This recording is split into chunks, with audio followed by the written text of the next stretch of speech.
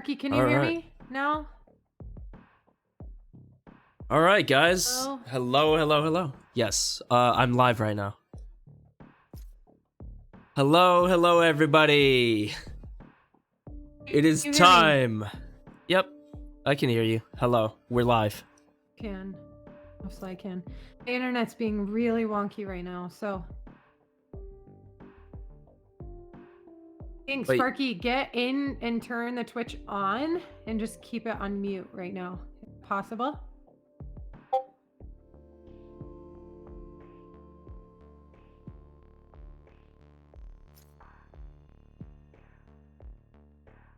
All right, we are live.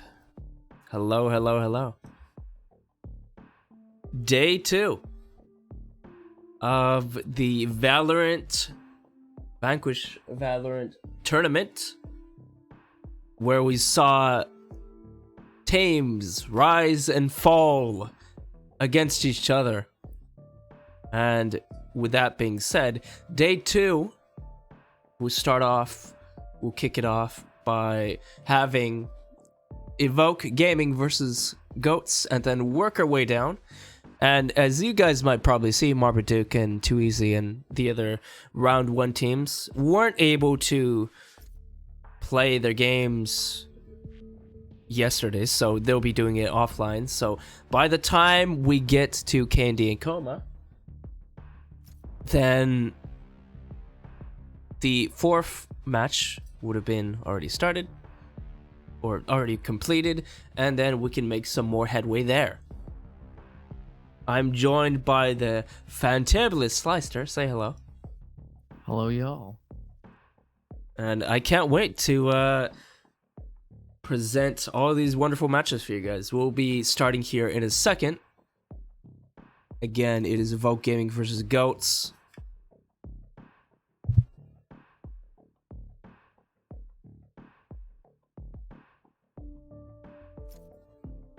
And looking at the two head-to-head matchups, Evoke Gaming got a bye week due to there being a missing player, while Goats easily defeated Swix yesterday. And now we're going to be starting.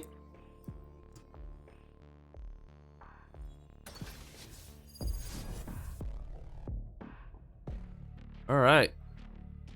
Oh no, there's a black screen. Oh no. Give me just a second. I don't know. Why does not capture? Why Valorant does not capture?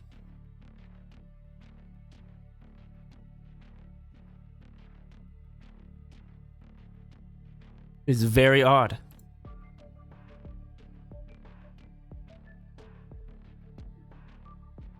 This always happens. All right, give me a second.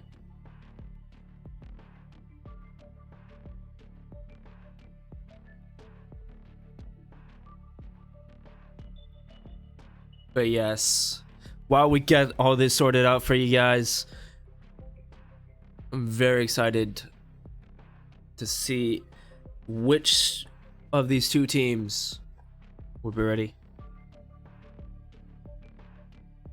Will be crowned the champion of this round 2 match.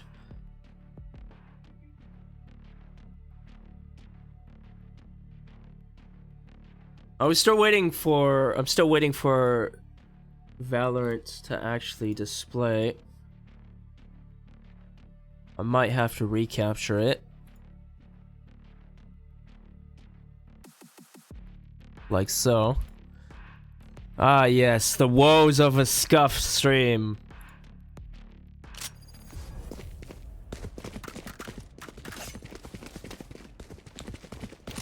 But fortunately, we are live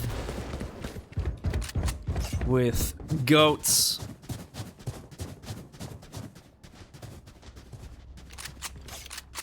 Yes. Just a second, guys.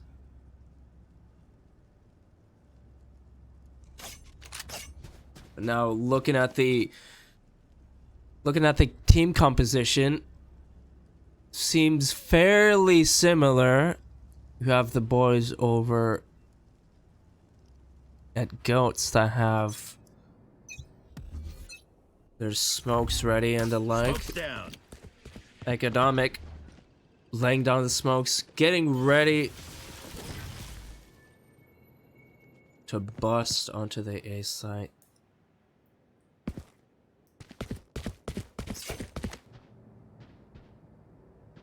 So it is definitely taking a long time. Usually when it comes to pistol rounds like these, rushing is extremely common and there isn't much setup or prep time for pistol rounds, but they are actually wanting to opt over to the B site after making some judgment calls. The first open pick should be happening at Cat, by the way. Stim beacon down. Let's on Stim Beacon, tries to get the frag, but it goes back and forth. Goats. Bowie though gets two. Will he find more? All on 2 and 2 now. Bok Choi and Ava Rose slowly pincer the remaining team, but no, they win it off of the backs of frags and nutty headshots.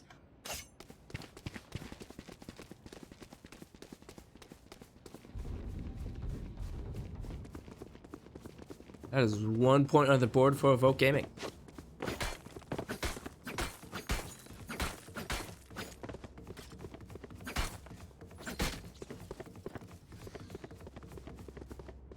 Anyways, I was saying in regards to class composition, all of this, with the exception of a Cypher and a Breach, all of this is very similar. You know, they have their Phoenix for the entries and defense. They have the Sovas for intel gathering, Brimstone for utility usage, Sage for healing, of course. Oh, you always gotta have a Sage there. And then you also have choose or pick your fifth, which can be Cypher and or Breach.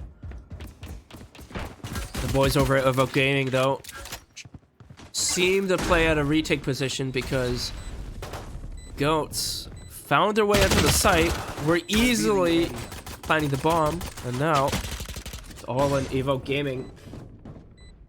At Elm, rather, taking out 2. And just a clean sweep by the boys at Evoke.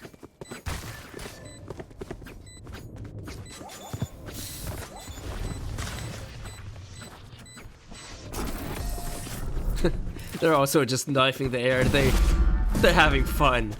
They're looking to win this game in a dominant fashion. And so far, they've been winning their gunfights. Not so much Yuto heavy, given that, hey, they're on the defense and they really have to they can only really rely on the Cypher and possibly Phoenix to put down like mollies or smokes and whatnot, traps. However, on the offense side though, you have to be expending all that utility. And Addison trying to get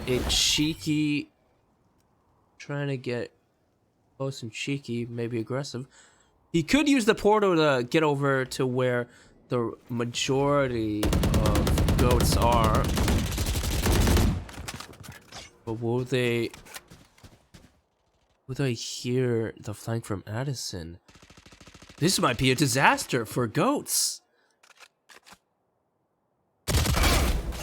Addison takes down 1. Will he be able to capitalize on that and find another? Possibly more. Oh, Dystopia was waiting on the angle. And he finds them for free. 4 and 4 now. Still favoring Evoke. Healing. Looking at the health advantage now. No no damage really has been inflicted apart from those No two more kills charges left. on each respective team.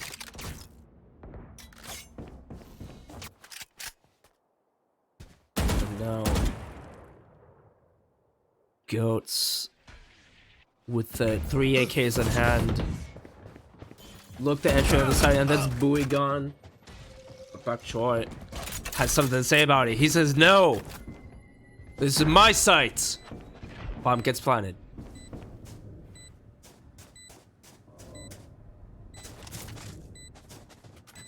Looking economic. Finds two! Nice spray control. That's what we like to see.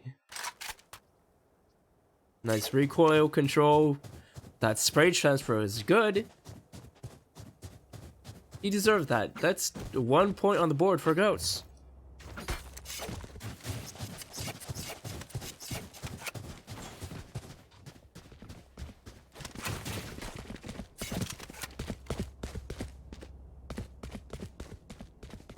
I got you, bruv.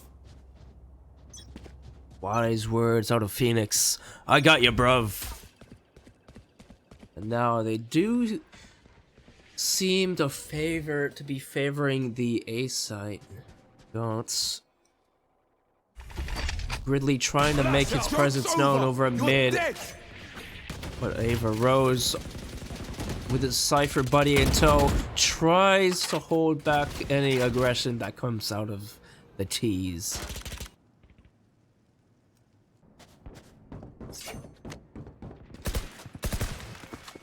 Economic no. Try to do what he does best. Get them frags and secure the round for his team. There's a flank on the way though. That's Addison again. A little bit too slow for my taste, but he might be able to capitalize off of this Phoenix. And that's the Sage gone and out. 3 on 3 now. Addison. Oh, you gotta check those quarters.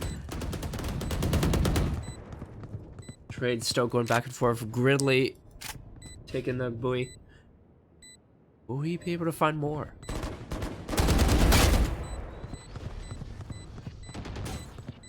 Ready.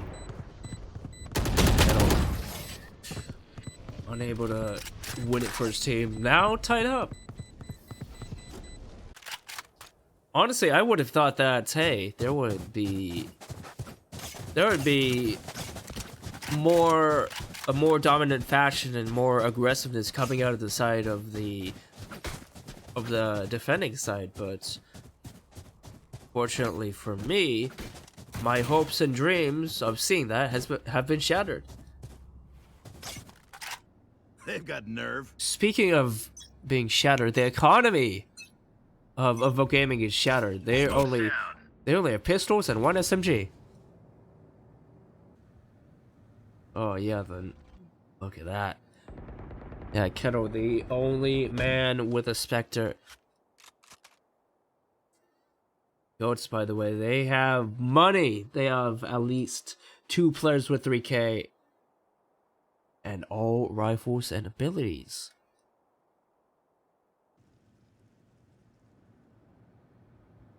Gotta love that. But there does seem to be... There was a split happening, but apparently there was more than meets the eye. They actually decided to go over to B. Orbital cannon goes out. Unable to find anybody, but Addison takes down the economic. Flashes out, tries to get the frags, but no. But he's unable to double swing with his buddy in tow. And seems like Dystopia has it under wraps. So the bomb is still being defused. Will the boys over at Goats be able to win it? Yes, they will. Dystopia takes down Kettle. The last man alive.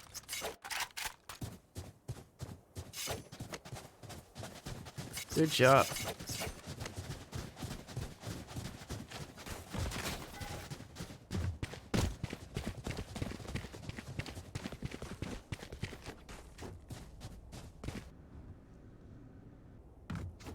Now, if you guys weren't here yesterday, we had numerous teams play, and of course,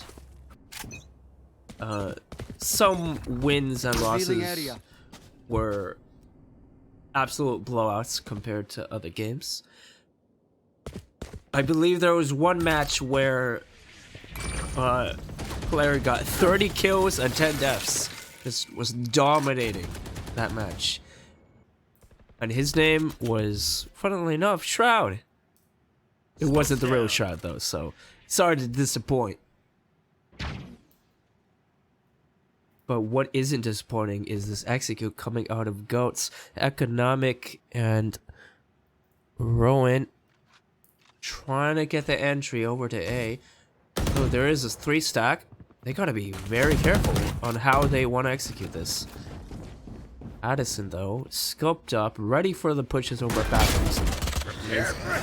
Rose to find Dystopia. We can only see, and we can only watch how this round is gonna swing. And Economic, and Rowan, the dynamic duel, taking down the CTs over in the heaven position. They are unstoppable right now.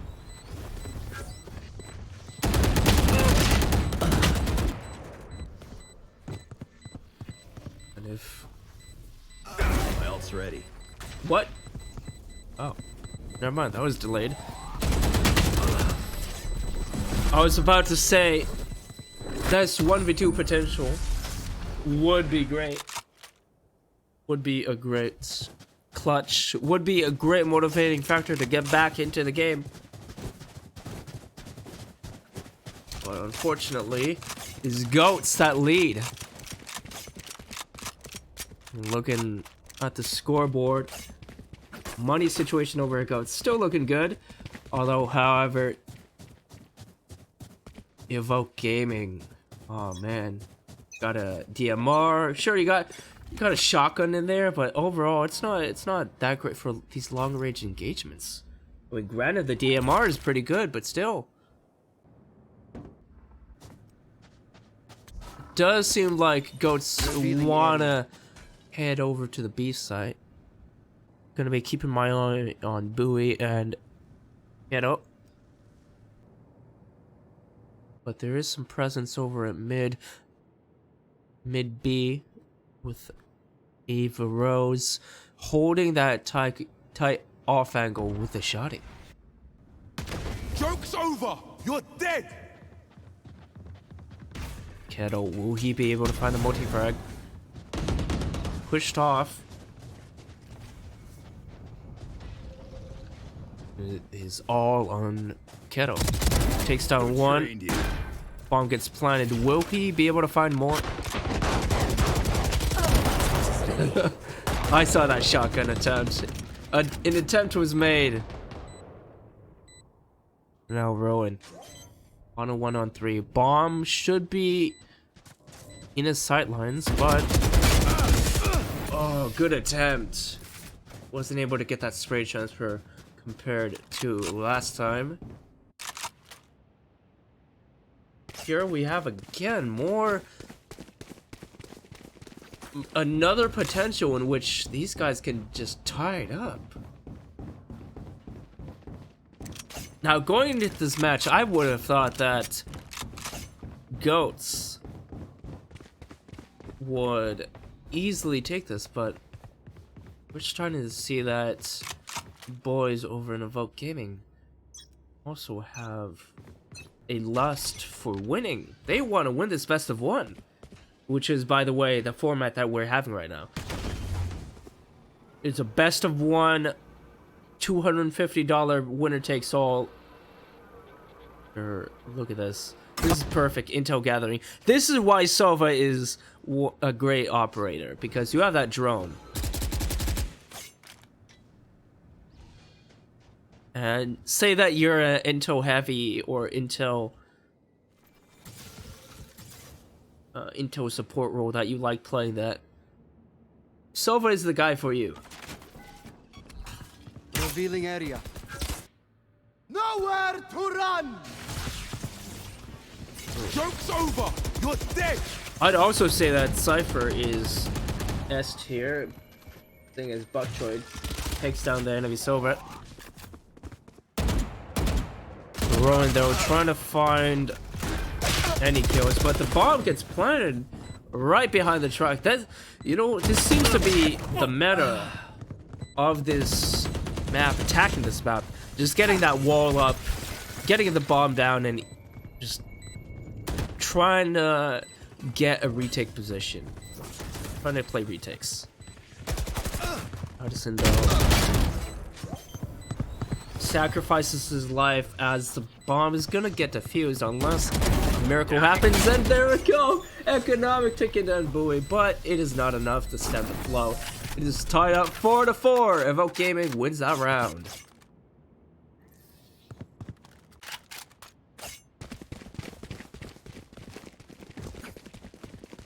Wow, I am very impressed by these individuals on both sides. Looking at the scoreboard, really, there isn't really a hard carry for any of these teams. Like, sure, Kettle is on 12, but you have Ava Rose on 8. We can overcome them. Is this a hookah play that I'm gonna see? Hookah rush? You have 3 players on here. They might try to make something work out slowly but surely.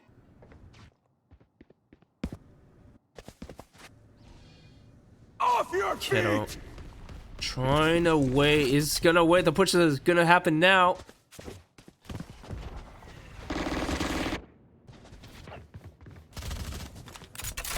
Really, it's the man, the myth, the legend to get the bomb down. Ava Rose on the back lines, trying to find something. Takes down Rowan. Godlike SMG. Nowhere Spots to out to his run! teammates like, hey, there's 2 there. Will he be able to find more? No, unfortunately not. Addison, though, takes down 2. It's now a 2-on-2. Bowie. Trying to get that 1v1, and he does. And it's all on Bowie. Versus Economic. Concentrate, Silva.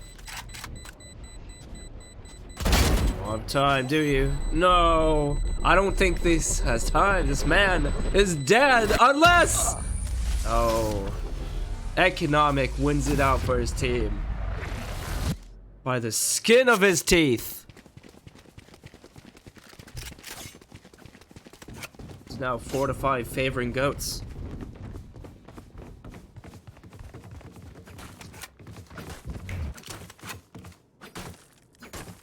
On an unrelated note, I made myself some coffee earlier.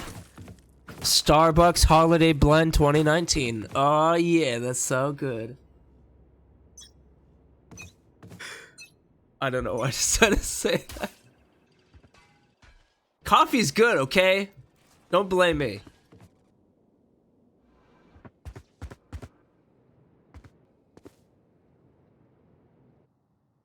Goats. Trying to worm their way into hookah yet again. If I'm Bok Choy and Keto, the main anchors of this site.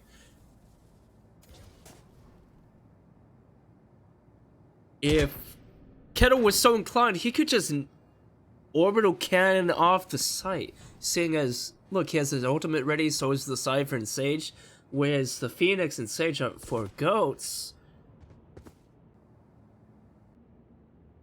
They're the only 2 on their team that have their ults ready. And the rest are 1-6, 3-7, 3-7 respectively. So if I were the defending side, I'd probably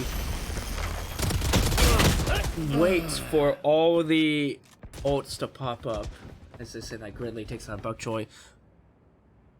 Keto still being sneaky beaky. Actually wanting to play retake with his friends, his compadres, so he can tie it up. Open up the sky! There we go.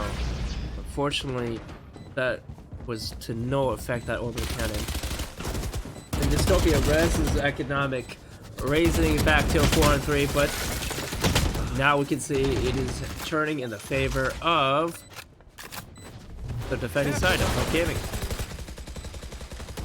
They're gonna get rid of that wall, but that is such a smart play. If you guys did not see that,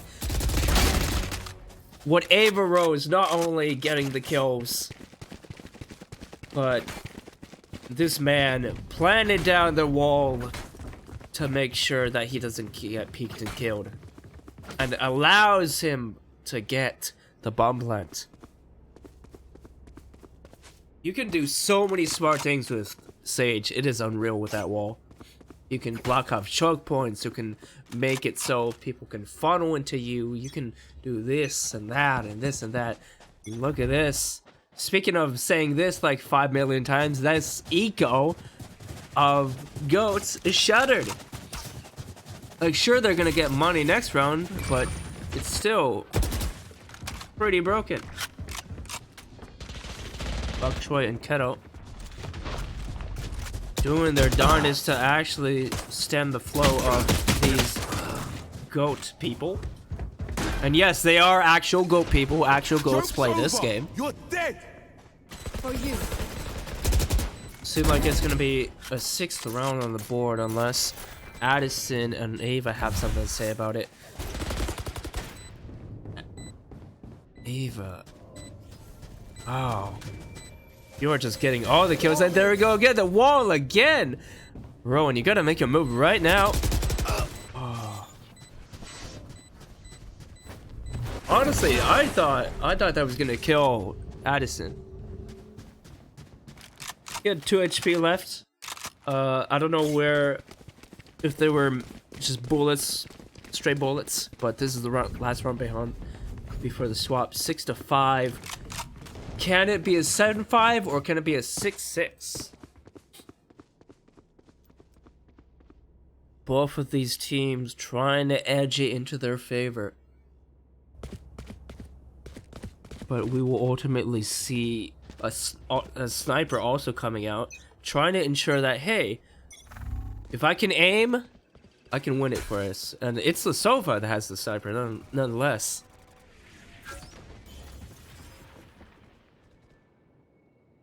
See if we can get anything done, but it's Rowan and Co. Still worming his way in. I was also expecting Addison to actually go aggressive off of a long B, but it seems like he's just gonna stay on site for now.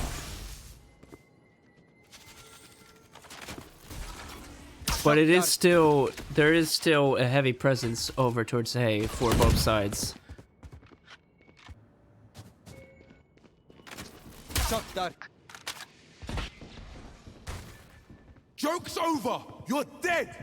Now we see the attempt to actually push into this.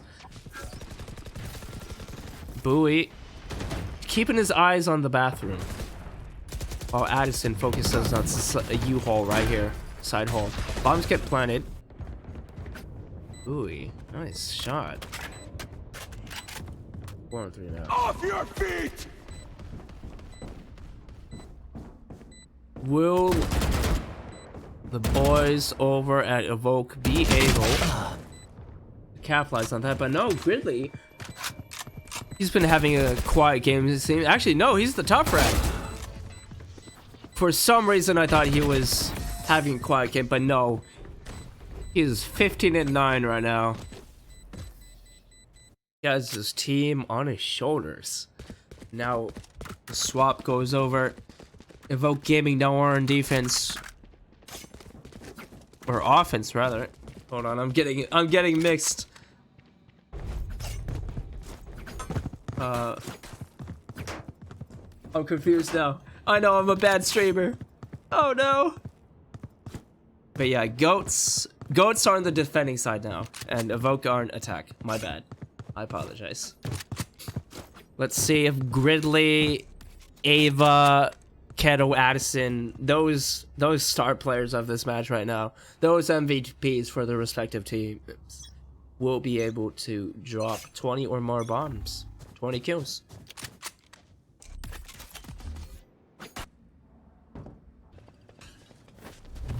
Rowan though. Careful now.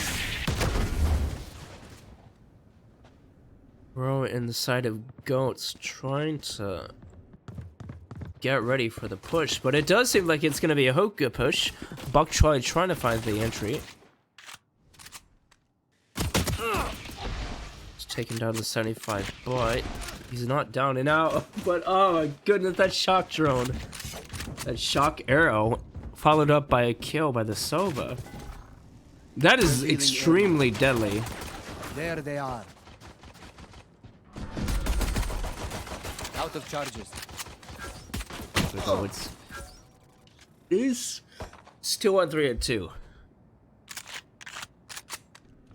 Dystopia, Gridley, and the rest are still waiting for Ava Rosenboy to push out.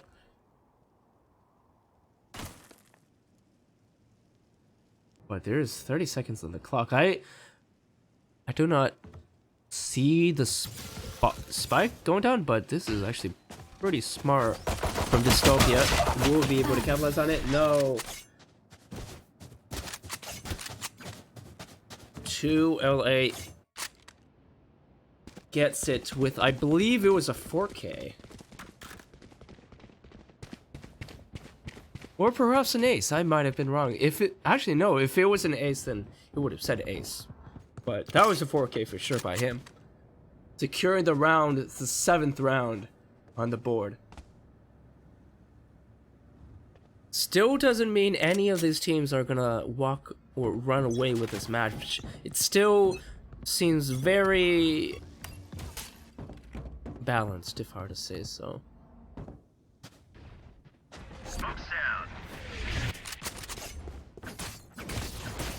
Addison Ray though taking out Dystopia really quick. They might just have to bomb rush, eco pistol rush onto the B site yet again. And honestly, I think that was their time to get into more favorable post-plan positions. But as we see now, the SMGs are prevailing. And we see Addison taking down one. Will we be able to take the last two? Unfortunately not, because Ron over here says no. This is mine. My bomb.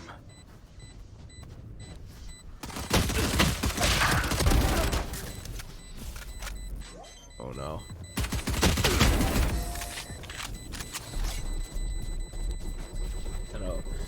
Kettle had the confidence to just wait there. He knew that, hey, I'm just gonna sit here, I'm just gonna wait for the bomb to be tapped, I'm gonna swing out, I'm gonna kill him.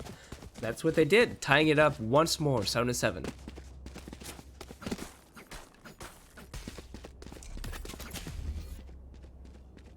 Looking at the money situation again, it seems like both teams are low on cash. However, Goats have opted to buy 2 rifles, while we're still leaving 3 of their players on either pistols or an SMG. I don't really see this as a wise decision. Their eco is really fragile.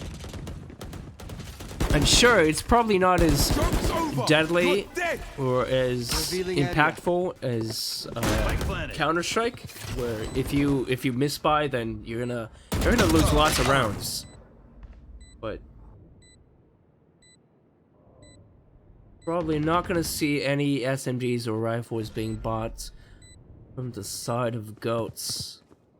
Evoke Gaming, however, they're gonna get the bands up, spend it, or perhaps they'll just keep their SMGs, farm even more money, and look at that. As I said, 4,200, 2,600, 3,600.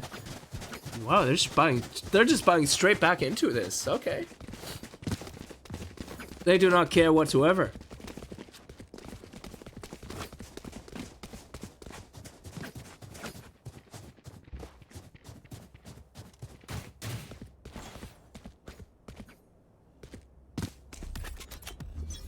Goats, however, Goats, however, are definitely, like I said, they're still buying into it, but they're Shot down. They're gonna suffer. Oh no! Economic gets the 2 for his troubles. That cheeky off angle. And Gridley finds down 1, and now it's a 4 and 2. Maybe I was wrong saying that, hey, their choices of weapons are not that great. Maybe I'm wrong. Maybe I'm just a dumb caster that just doesn't need to be saying anything. Just let you guys watch. Because who am I to say anything? What do I know?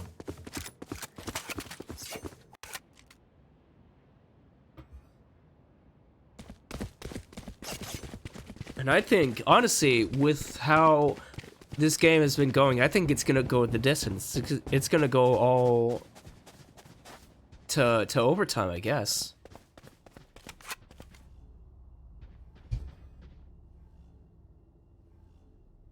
That's what I'm hoping. So we can see more nutty plays on the side of not only goats, but on the side of Evoke. Evoke, though, quickly making their way over to B.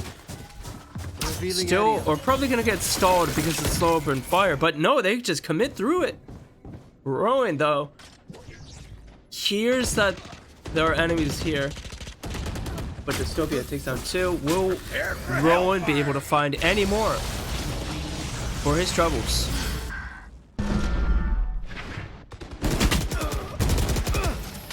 Unfortunately not, because the boys over at Evoke take down the defense in rather quick succession and find their 9th round. Keep in mind, guys, that it is 1st to 13. Is not like traditional Counter-Strike or any traditional game. They have their own rules. It is 1st to 13. Match point is 12. And with the way things are running, like I said, it very well might be the distance with a slight edge going to Evoke. Smoke's down.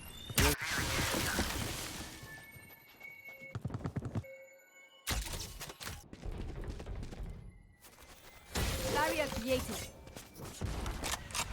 Oh god, oh, that is some impeccable timing from the side of Evoke. Honestly, if Dystopia didn't have the slow orb, he would have gotten the trade over to the other enemy stage. Smoke's down.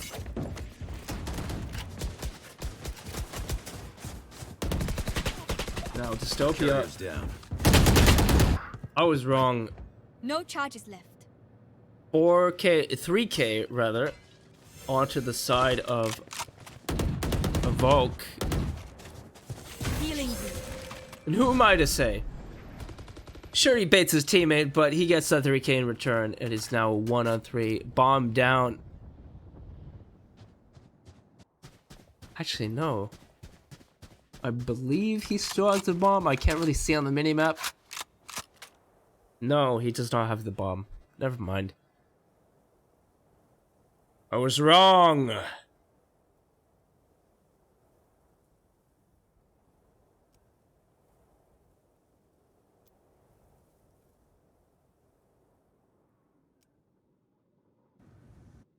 Guess he's just gonna concede the round. Keep his gun, keep his money. Look at that, he's on 5,200 right now.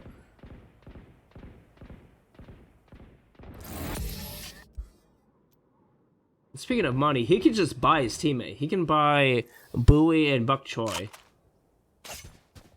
And still have a little bit of money left over, but I don't know if he's gonna do that. He did buy something. Money went down to 6,100. Ah, there we go. He's a team player. He bought Bowie in SMG. What a nice guy. Troy though. Honestly, I think that camera spot is pretty good. It's just that whenever you have people just spamming smokes and whatever, slow orbs, walls, then that camera isn't really of use, and it's just a hard counter.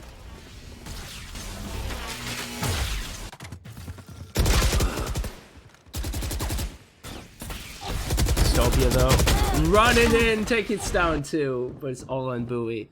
1 on 2. And I believe, yes, there's a health advantage for the defense. And it would be quite a comeback. But unfortunately, it's not meant to be. But the ball is over at Evoke. Finally, somebody gets to double digits. And that somebody is Goats.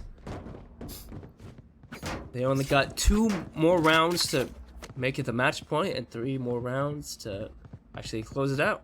First to 13.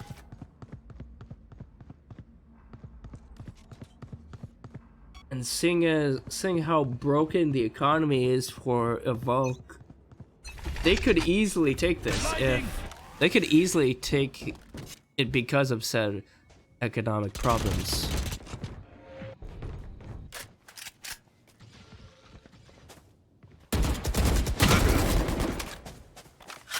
But no, Rowan being a little bit too aggressive, trying to close things out early when, you know, probably shouldn't take it. But 208 takes down 1 for his troubles, but Gridley finishing things off, and this very well might be an 11th round on the board.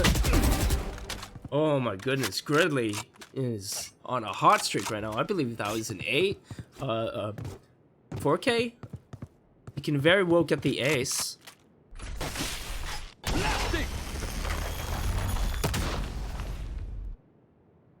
He's looking in the right direction. However, Rowan takes it down from him, and wow, way to steal your friend's ace. And that's scoreboard as well. Everybody's doing their part. Bok Choy though is having a little bit of an off game, 7-17.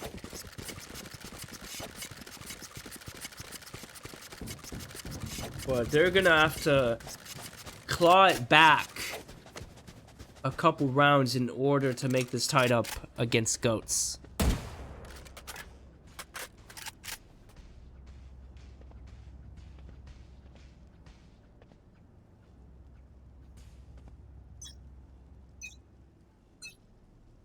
Will Rowan go aggressive again? He very well might. All he has to do is just flash out, but will it be too early or too late? Oh no. Oh, Rowan. No. You had it. That's unfortunate. Addison, though. He sees the players over that long area. Runs it back. Is unable to find anybody, seeing as that Sova has the sniper rifle. Is looking pretty heartbreaking for the side of Goats. Oh, with this sniper rifle, you can make it, or this rifle can make things done, but no.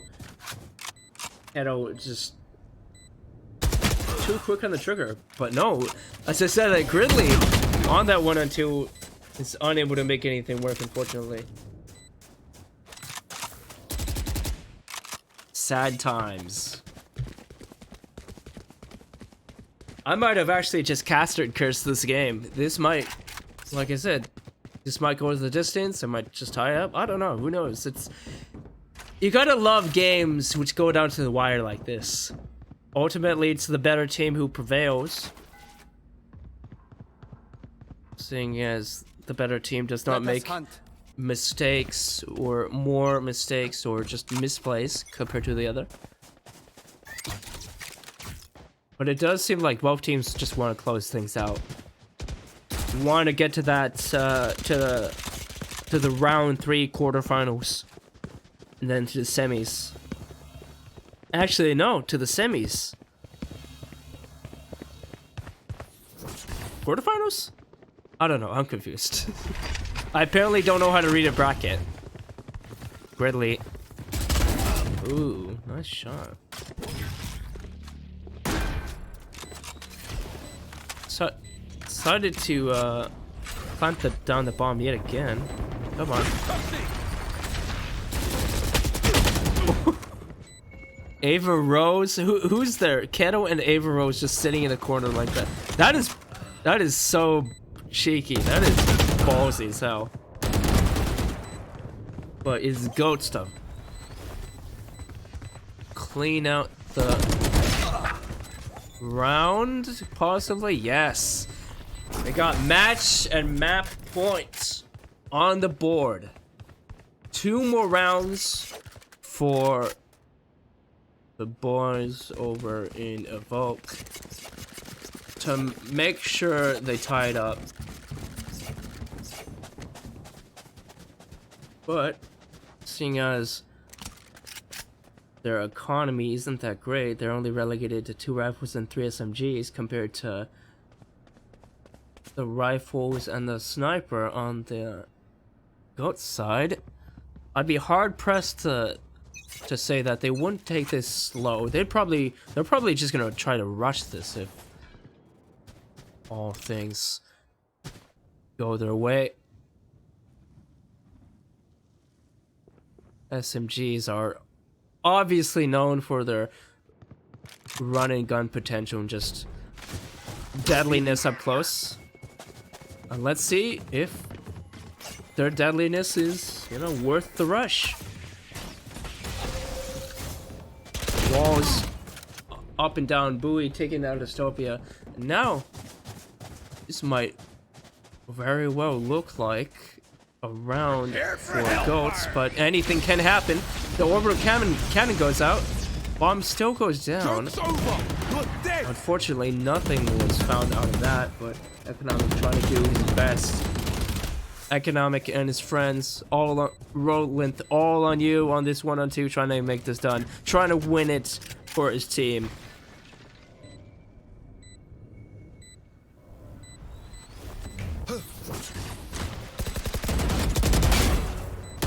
Takes on 1, is unable to finish Ava Rose, but that was a good headshot onto Keto. All is not lost if you are goats. You have the confidence, you have the know-how, you have the defending side. You don't really have to worry about, hey, let's execute here, or hey, let's watch out for lurkers. All you have to do is make sure they don't body you on the site, wherever they might go. However, they also do not have any ult advantage, unfortunately. And fortunately for the side of Evoke, they have 4 out of the 5 ults. And if Addison were to get a kill right now, he would have his ult too, making that 6. Prepare for hellfire! And obviously, ults are extremely powerful and very good for these end game scenarios. You could obviously just combo it. The Sova can use his arrows to clear out this area where Gridley is. You're dead!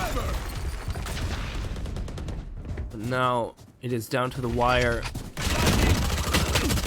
Oh no. Economic and Gridley, you have to see that. Another misplay by Gridley, I'd like to think. Because if you replay that, Gridley had his stun still equipped, and he didn't swap over his weapon. And since that player over on Goats peeked out, Evoke rather, peeked out, he was able to find that double kill. Now it is endgame. Whoever wins this wins the series. Let's just hope that it is not too drawn out.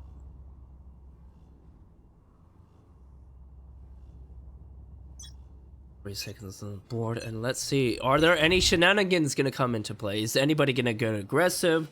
Is there anything? Gridley, though, he's gonna get aggressive over A bathrooms, but it does seem like it's gonna be a B split coming out of Evoke.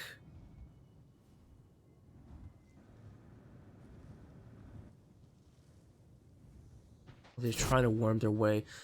Gridley's falling back now. He's probably gave his info to his team like, hey, there was nobody over at A.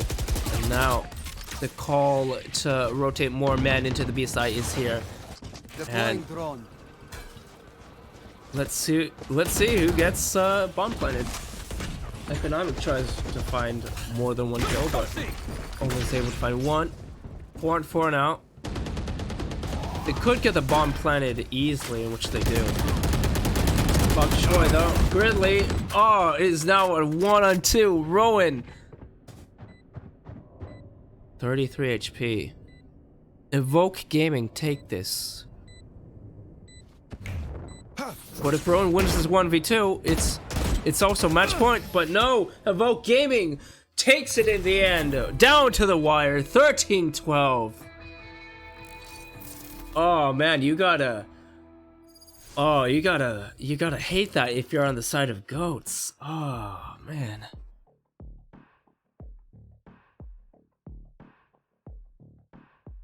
Oh, that is unfortunate.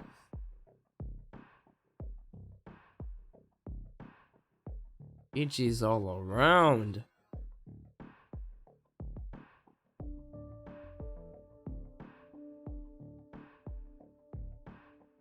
And keep in mind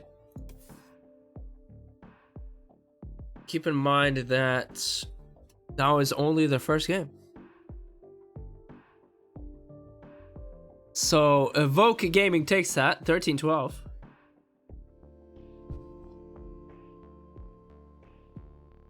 There we go. And now I'm gonna possibly update the brackets now.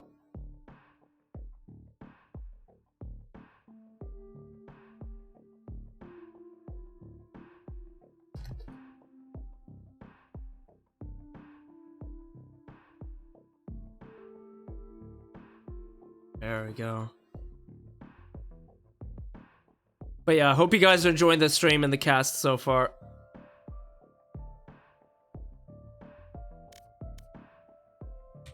GG's all around. We're gonna try to get the scoreboard updated for you guys in a quick second.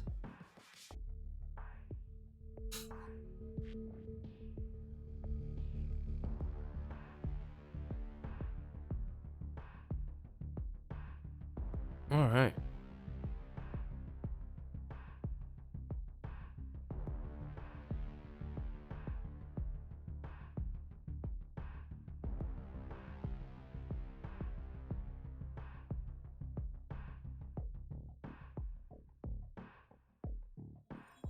Now,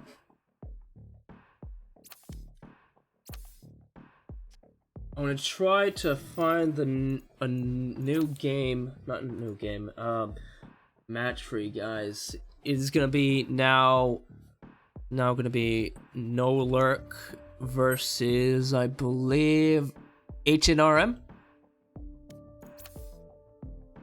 Yes.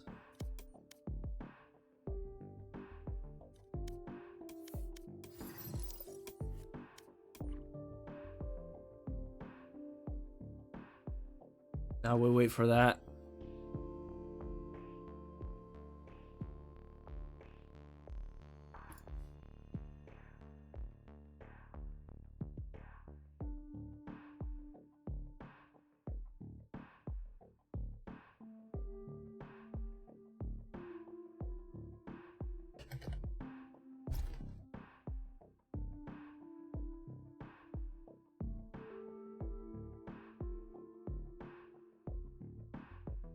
But yeah, now, if you guys...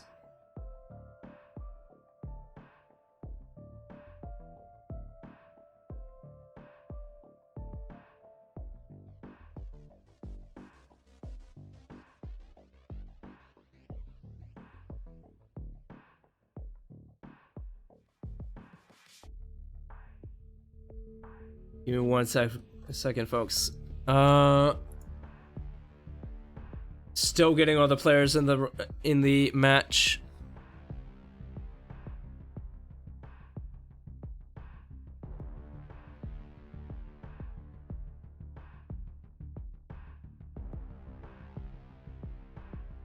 But yeah, for those round 1 matches as well, On the Grind won against Timeless Gaming. I'm still trying to figure out who won against Marmaduke. Okay, Marmaduke gets the...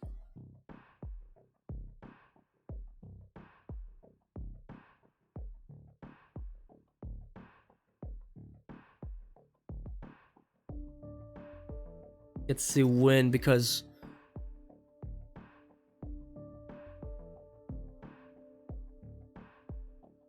there apparently wasn't, there was a forfeit or auto DC.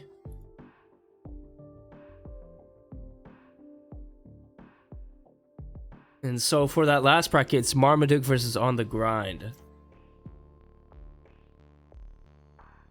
And then the next one is going to be No Lurk versus Ruby Randy's, and then Candy, Coma, and then Marmaduke and On the Grind.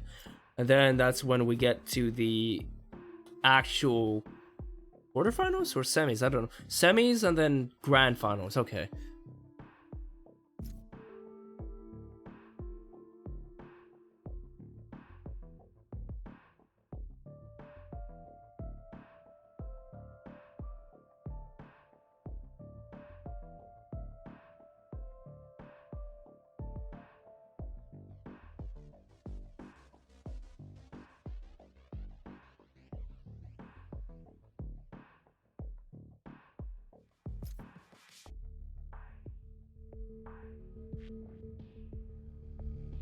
There we go. I also posted the updated image there.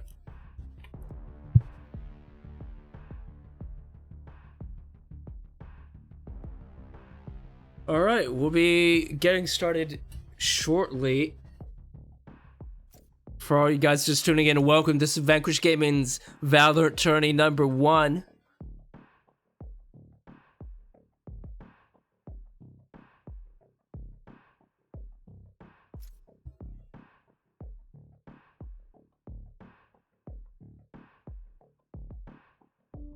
One more. We're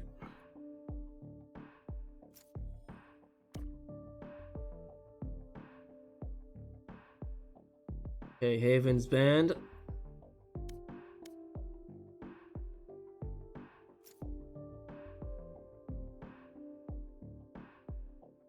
Wow, this might actually be a split map. Who knows?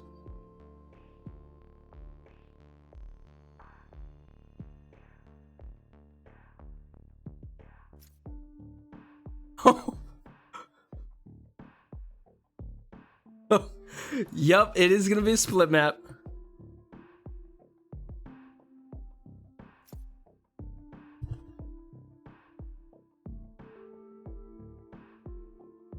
Alright, we're gonna start now.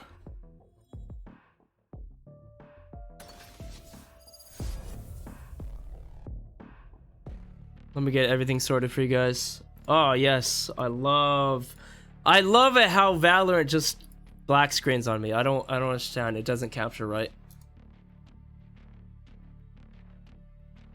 Well, now it does, but holy.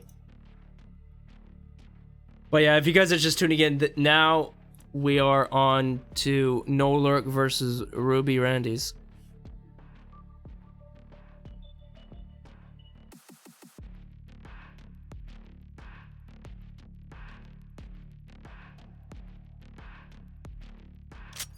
Been pulling jobs like this for years. And now Risky? Sure. we're actually gonna play a map that we haven't played before. Split.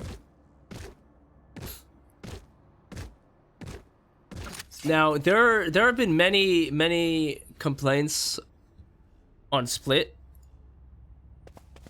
mainly because of the map being really one-sided. But we're gonna see if that's the case. We have no lurk on the attacking side, and we also have Ruby Randy's on the other. So I'm gonna make a prediction here. I think no lurk takes this. Extremely organized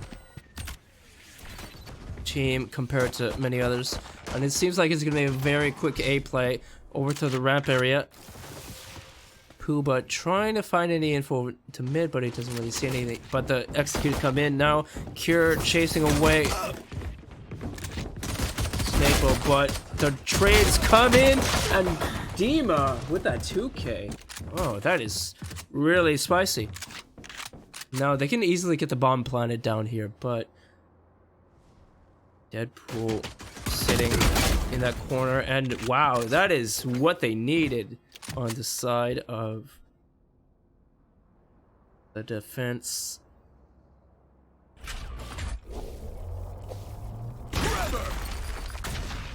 It's all up on DK. 1-on-1. If he wins this, he wins no lark the first round. He does have 30 seconds to play with, so he could just run over to B. Doesn't really need to be exploring anymore. White Eagle hearing that he's coming. But will DK be aware? Taking a smart move. I have retrieved the spike. Oh, White Eagle's gonna take this for sure. Oh, that is a juicy one tap. Yes, sir.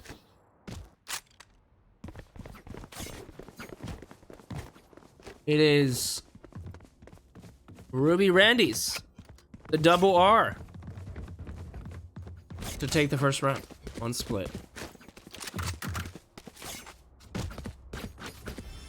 Now, as I was saying, people really dislike this map mainly due to the fact that it's really defender-sided, and some people have compared it to Nuke in CSGO, where there's a massive disadvantage for the T's, and there's a massive advantage for CTs.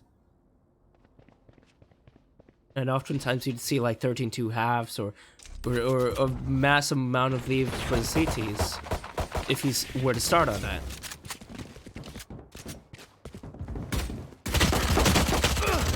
Ooh, Snapo. Getting that 2K collat. He tried. Stim beacon down.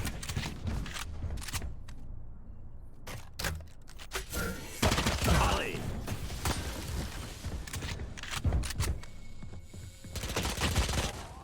And it does seem like, unless Complex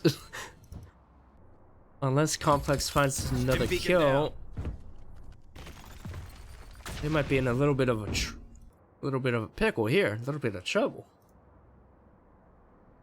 So as you can see, the boys over on the defense have it all unlocked. They have the rope, which he's just sliding up and down. They have off angles, and then you have Arzin and Ko on the side. And that's the second round. Gone in favor of the defense. Will Split live up to its name?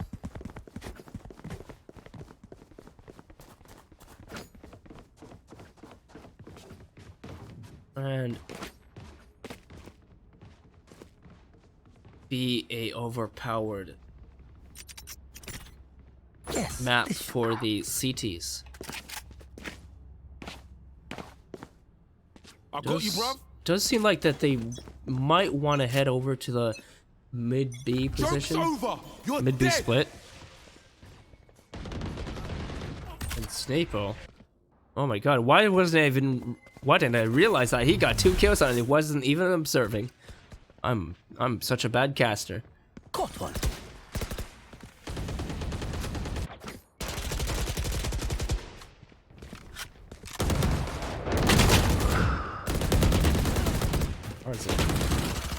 Snapo, you know what? Let him have the ace. Oh no. He got 4Ks in there. He's just pile driving through the enemy team. And look at that. Looking at the scoreboard so far, like, sure, it's in the beginning rounds, but he already has 8 kills to his name. That is nasty. That goes there. This goes here. A force to be reckoned with, for This is a sure. nice spot.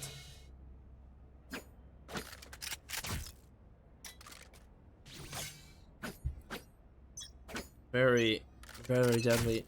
And that's why, honestly, you really shouldn't be going to B site if you know what you're doing, if you're confident about your fragging ability. Because B site is pretty scary in the fact that you come from that tunnel, there are so many angles like this one right here that you have to look out for, and you have to look at right in front of the side, and then there's just too many angles to clear as attacking the side to even make a proper execute work, whereas if you're over at A, you only have to worry about these angles right here. White Eagle got blasted, but this is 4th round in a row. Oh my goodness! Bring it home, boys! Bring it home, no lurk.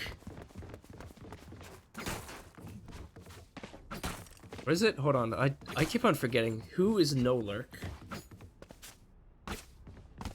See, this is why we should have graphics. I should have been more prepared and got myself some graphics.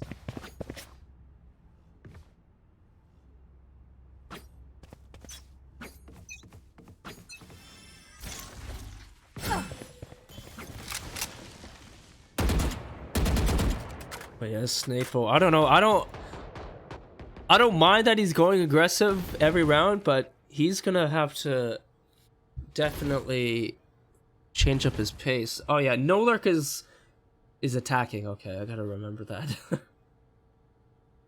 And then Ruby Randy's. I keep on forgetting that name too. Ruby Randy's. Seems like they just want to sit here. They're all sitting here. I think they're just waiting for Snapo to actually get aggressive. Like, you have this, you have this guy, etc. But the only round that they all stack mid is when Snapo does not go aggressive. Kerr leading the charge. Arzen though, oh, shooting down Shroud through the smoke. Oh, that sucks.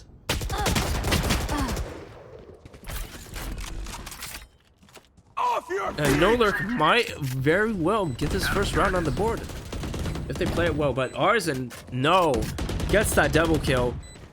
And okay. Caster's Curse is going in full effect now. Yesterday I was like, oh yeah, Caster's Curse full effect, but no. This is 5-0 lead for Ruby Randy's. My goodness. When it gets to like 7-0 or 8-0, then you know that the lead is insurmountable. That goes there.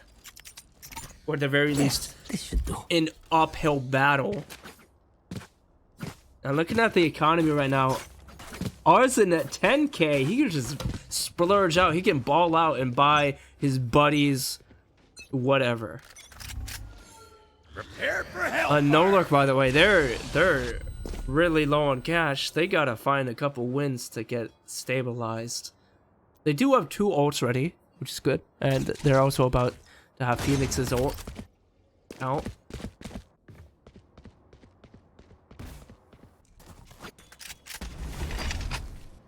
White Eagle, let's see what you can do. Snapo gets taken down. Too much hubris. And Arzen! Again! Another 2k!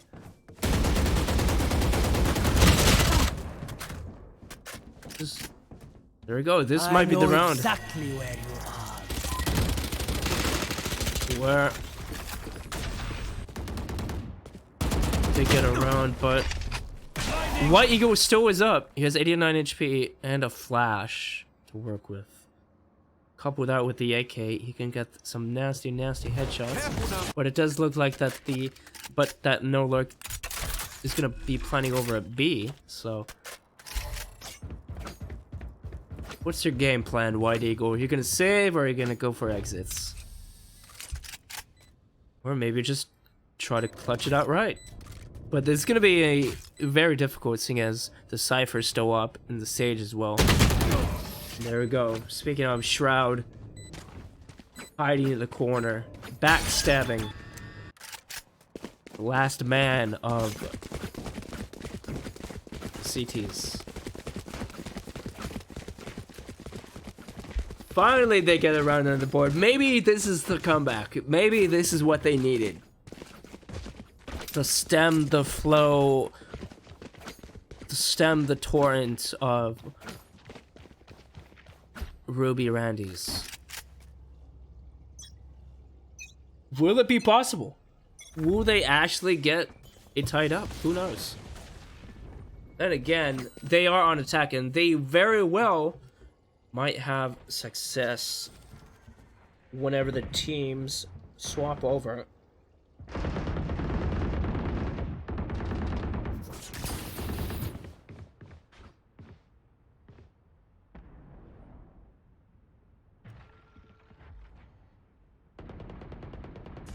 Joke's over! You're dead!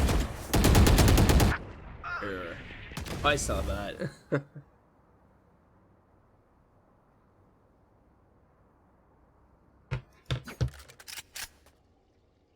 Complex and Shroud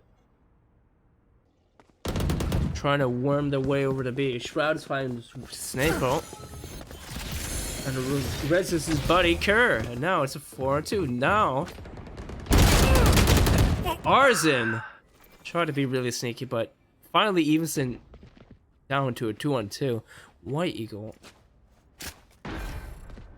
Fortunately for you, you have the high ground. But Joke's over! You're dead! Complex has his ult. Scary.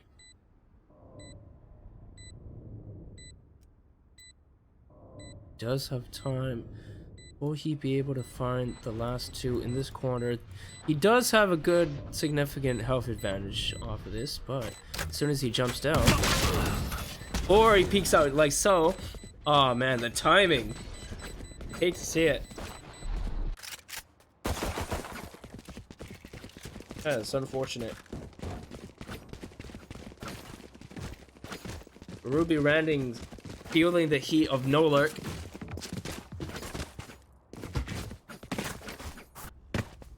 Now, this might, like I said, it is growing their momentum. So Ruby Randy's has to be careful. They must not let this advantage, the point advantage, slip. And maybe Snape will finally learn his lesson and isn't gonna go as aggressive.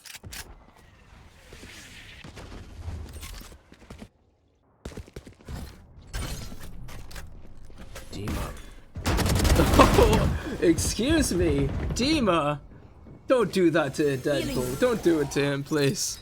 He does it anyway. Barrier created.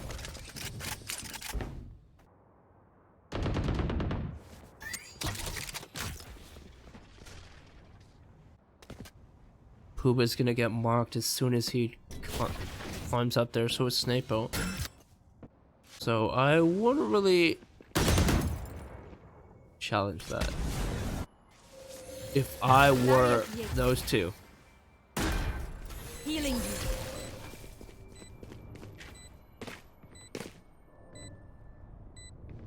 Now looking at the health advantage, 3-on-3 still is doable. The Sage, going by Shroud, is at 18 HP. All it takes is one hit. But they're slowly but surely making their way. And it seems like it's gonna be up to Complex and make it work. And Complex does! That is a perfect 1-on-3. Get your team's momentum even further. get it up even further, and then by the time you swap halves or swap teams, you'll be golden. You'll have the confidence you need to hold. Then you win it. And if I were Ruby Randy's, I'd be saying to myself, "Oh man, we're letting these rounds slide. What are we doing? We gotta figure out why we're just letting them walk all over us, even though they are on defense too. Keep that in mind."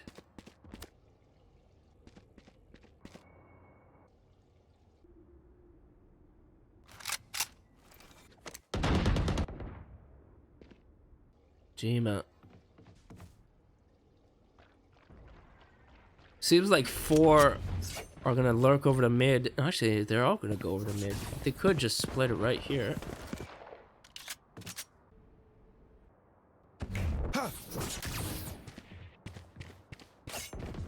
Does seem that they do want to take it over to B, so Arson has to be really careful. He knows where the 5 players are. He could get a couple kills for trouble, but will he only be able to find 1?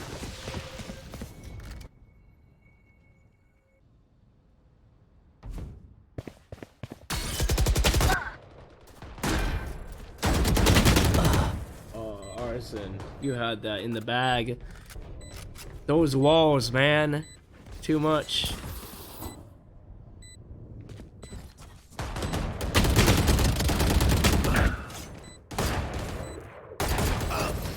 Shroud. Living up to his name. Getting those kills for his team. That is almost tied up. Like I said, you really got to be kicking yourself if you're on the side of Ruby Randy's. Oh, I apologize, guys. I'm a little bit tired. Even though I'm drinking this coffee right here. It's like this coffee doesn't do anything for me. Like I need to get myself some G4 or something. Oh no. Joke's over! You're dead! Snapo finally. Snapo and Deadpool getting a little bit aggressive. Finally, they had it with 4 rounds in a row consecutively, just losing, even though they had the advantage at the start of the game. 5-0. Smoke's down.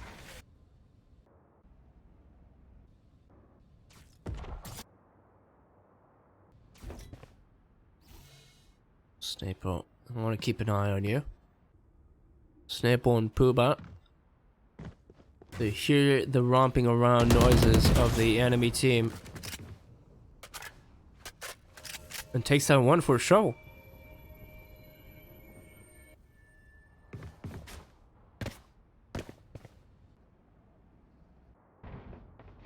All is quiet in the game.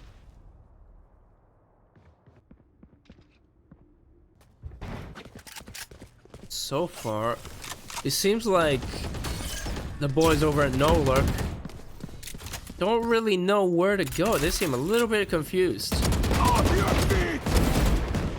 No, ours. Oh man. Oh, that stun is nasty. Off your feet, indeed. And you know what? They don't need the bomb plant to even go down to actually win this round. They could just run into the bomb site, even though the bomb hasn't been planted, just like wiping all out. It's flawless too.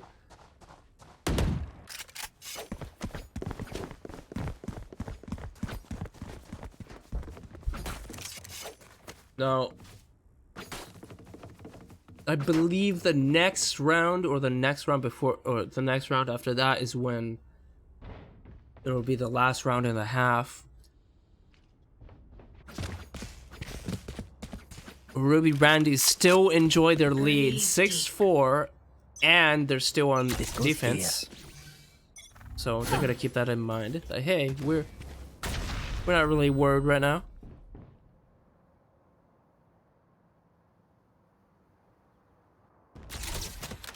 Deadpool though. Oh no! If he didn't look at that camera, he would have gone those 2. Oh, White Eagle takes down 2 with a nasty head removal surgery. Is that even possible? But Snaple wants to push through. Tags down 1, takes down another, and it's all on Shroud and DK.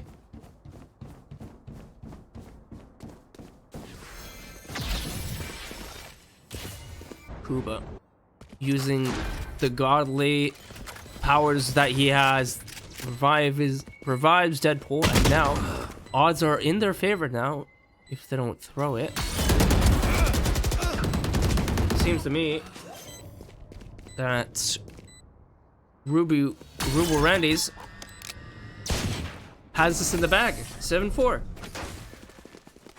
Further running away with this match, even though for a second it seemed like No Lurk was gonna get back into it. Last round before the half, and then we're gonna see if it's gonna be 8-4 or 7-5. Still, those scores Oh, this is a nice spot. are favoring Ruby Randy's heavily, though I'm pretty sure No Lurk might find a little bit of success as soon as they swap over. How much, it is determined on how well they position themselves, how well they communicate with each other when playing a map like Split. Down. And so far, Ruby Randy's are indeed holding them at bay, getting a little bit aggressive, but that's to be expected. Hellfire.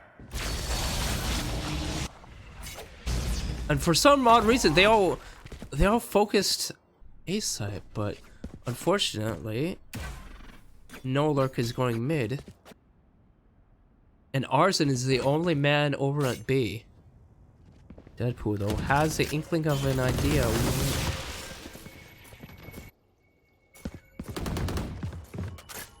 There's Dima and Shroud entering their way onto the B-bomb site.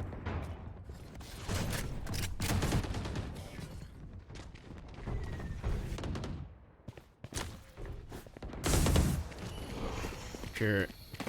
They have the site for free now, so it very well might be a 7-5 half. Snape was all like, no, I don't wanna die. I don't wanna lose this round. White Eagle without. All onto him, 1-4. This would be a miracle. This would break the confidence of No Lurk. But unfortunately, it is a 7-5 half. No Lurk is now on defense, and Ruby Randy's are now on offense.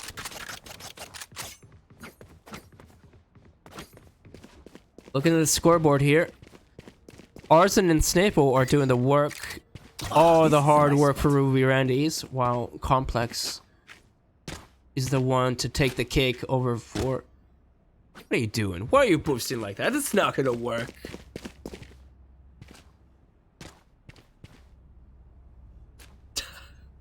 Boosting does not work in this game. Unfortunately. It very well might in certain situations, but not this. Now we see Ruby Randy trying to go for an aggressive mid play. There are 2 players over to the mid B split. That is DK and Kerr. DK though, trying to land some headshots, but is unable to do so. Kerr, however, repositions and sees 2, is unable to find 1. DK still at the bottom of the stairs, just waiting. Gonna play retake. Dima. Ouch. That's stun. Molly. Oh, Shroud. Takes down Deadpool. He wasn't paying attention. Takes down 2. And look at this. It is all on Cypher and all on Shroud. Gotta take your time. And no, Arzen, the master pistol player, clutches it out for his team and wins them the pistol. Fortunately for them, they can buy whatever they want. SMGs, upgraded pistols. But it seems to me that they're gonna go the SMG route. Fair. Just shred down your enemies easily.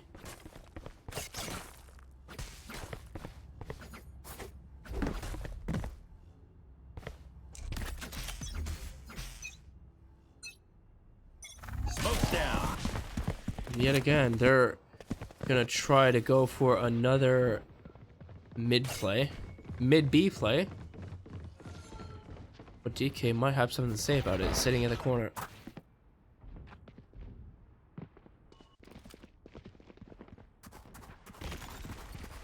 Dima. Unfortunately, walled off is unable to find anything. So they're gonna have to be funneled to this heaven position, which DK and his friend find too. And now they're all stuck up in this heaven position. Let's see where this goes. Should be in the advantage of. Oh, Arzen. No, that lineup. He found 2. And that was a blunder.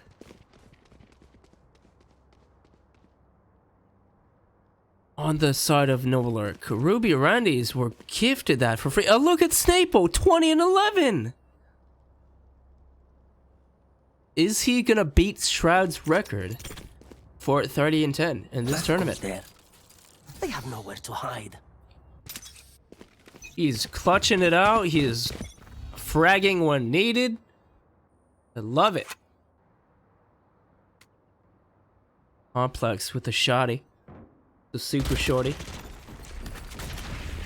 Smoke's down. Will he be able to find anyone for his troubles? Oh, it's only to find one because that shotgun sucks. Every other shotgun in this game is actually good though. The Bucky and the I think it was called Judge. Smoke's down. Oh no, Dima. Out of here. Hate to see it. All on Shroud. Takes down 1. Is that 20 HP? Probably is gonna get peeked in right a second, but I didn't really see the use of that. Then again, he was only gonna keep the gun and run. Clever. Seeing as he doesn't really have any money, but he might be in this one and done position if they're gonna double peek him like so. Arzen and Kuba. No, Arzen though. He just knows. He had an inkling of a feeling that Shroud was there. But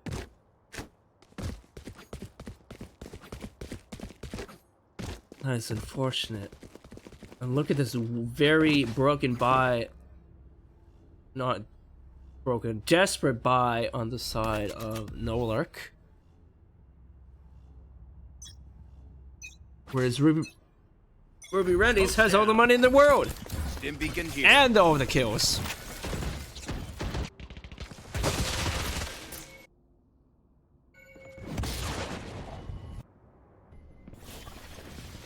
Sure. Carrying the footsteps. And Shroud letting them pass through. Cure takes down 2. Pushed by another.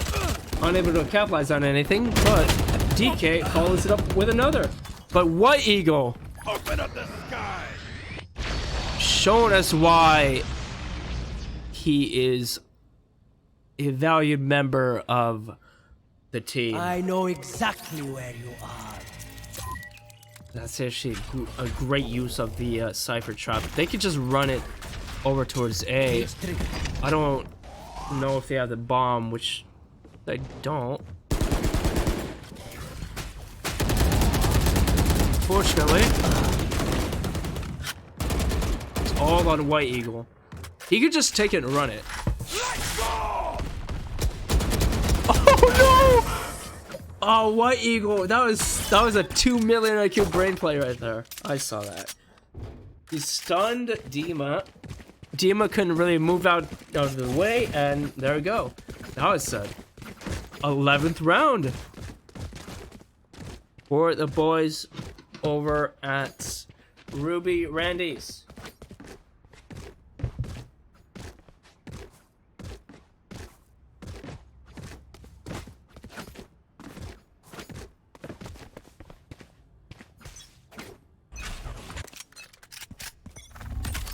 Joke's over. You're dead. Yeah, they're just wanting to close this out in fashion. In very quick fashion. Flash out. They're just gonna run through, but Dima has something to say about it. He says, no, I want to challenge your potential winnings. Sapo on the lurk, on the flank, takes down Dima. Now it's a 3-on-2. But Complex with the LMG. Oh my goodness.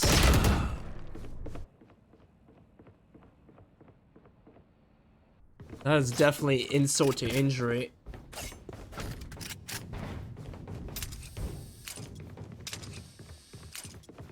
Look at that. 23-7, 21-13. These two last remaining men are just Spike planted. living it up right now. With the side of no lurk. They have to concede this once more. Unless DK has full charges and full HP. However, Arzen is holding this close angle, so if DK decides to go close, in which he has to go right now, there'll be a trap waiting for him. And Staple as well, up from heaven. This is no problem. Even if he kills Staple, I doubt that there's going to be enough time, which Staple reminds DK that this is his match. This is my land. My Valorant game. My tourney to win. And it is match point for Ruby Randy's. And if you guys are just tuning in, welcome. This is VanQuish Gaming's Valorant Tournament number 1. We are on group stage 2, or round 2. And this is No Lurk versus Ruby Randy's. The winner of this team and the winner of any team or any game today will progress, as it is a best of 1 for all matches. Barrier created. Prepare for hellfire. There are many walls to block off Ruby Randy's and many slow orbs, so Randy's have to be very careful. But yeah, they don't really want to concede to this. Like, look at all the men over at No Lurk. Oh, that is rough. You get the headshot too. Oh man. White Eagle still lives with 35 HP. I know exactly where you are. Yeah, finally, No Lurk realizes that, hey, they're gonna take it over towards A. No more charges left. But Arzen holding this aggressive position yet again.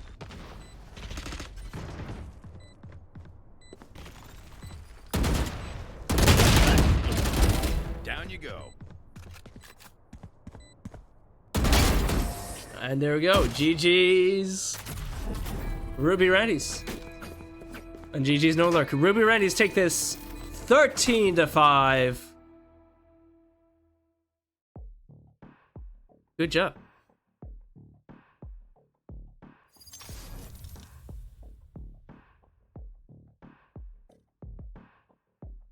That is a GG's. Let me quickly update the scoreboard.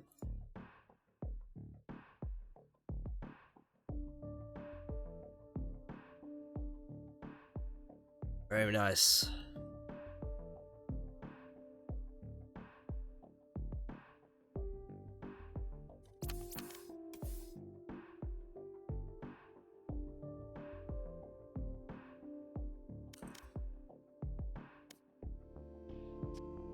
Alright. That is a GG's. Now we're waiting on the next game, which is Candy versus Coma.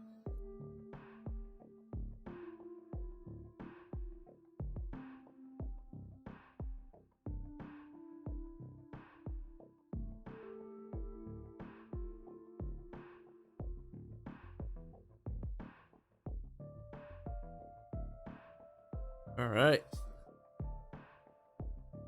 But yeah, if you guys are just tuning in, we're currently trying to get the next team in.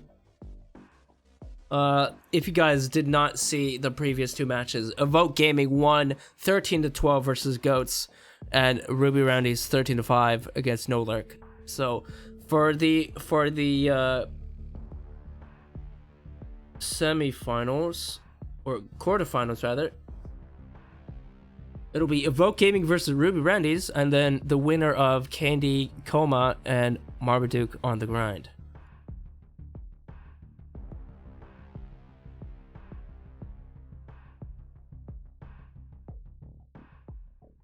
So let me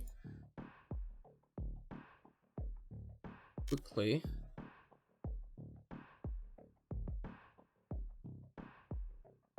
I know we have to update the bracket as well. I apologize.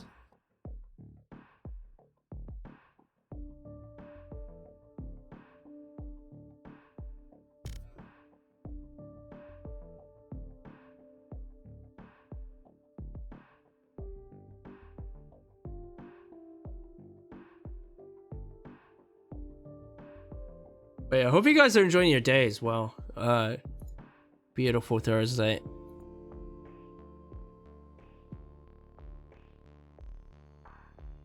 Been nice.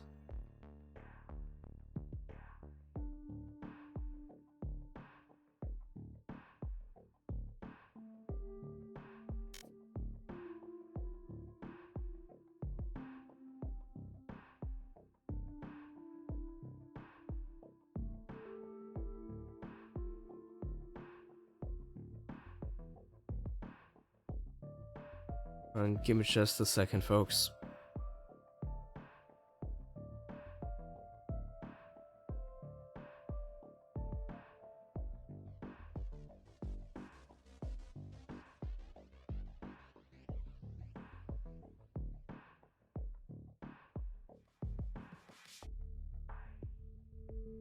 But yes, it has been definitely very interesting matches as of yet.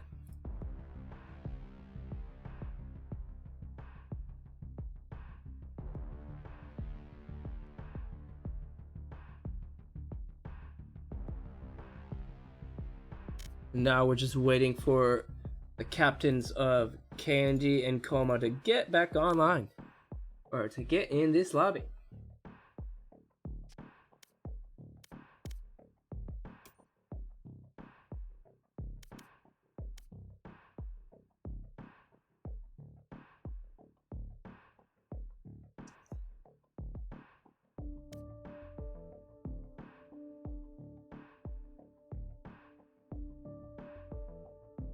Yes.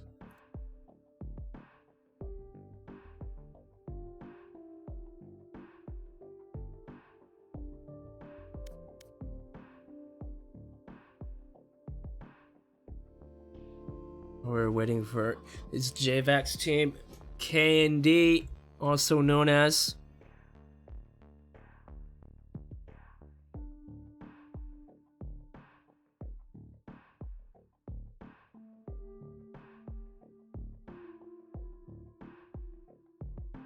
But yeah, hopefully these matches will be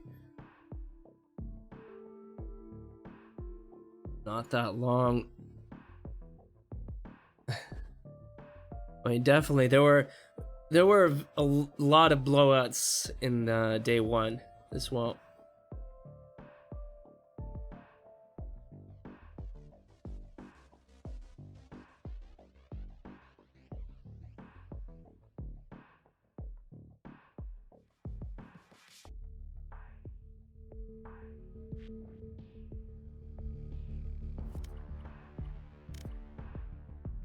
Right.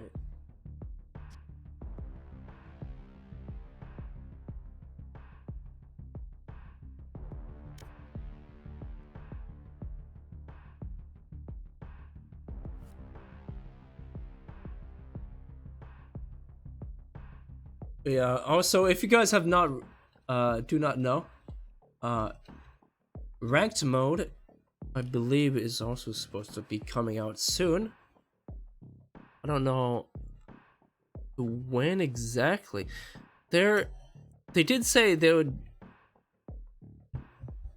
do something. They would update it. They would enable it rather soon.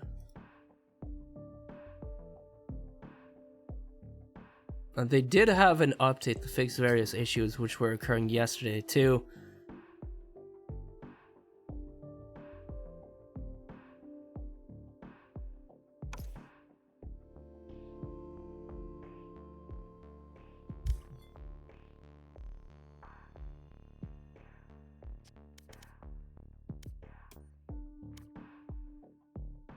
Getting JVAC's team in now.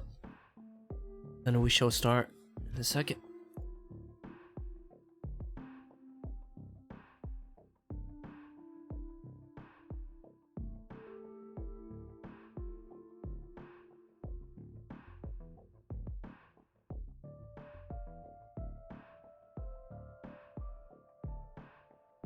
So yeah, if you guys are just tuning in, welcome. This is VanQuish Gaming's Valorant tourney. The prize pool is $250. Winner takes all. Single elimination.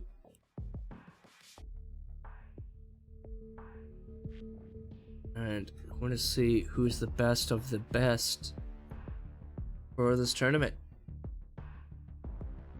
Yesterday we had, like I said, we had lots of blowouts. We had many clutches and many interesting stats, like one player going 30 and 10.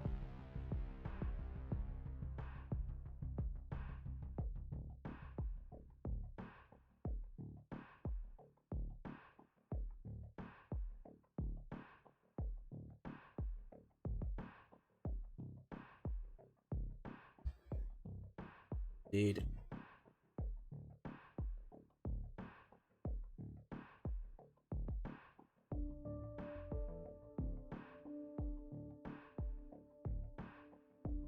If you guys also want to hear a quick trivia, Kombat and Rex are also a part of VanQuish Gaming as content creators.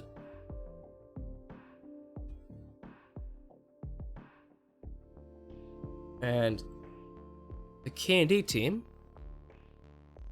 are also definitely very skilled individuals, so it is definitely going to be somewhat of a rivalry here.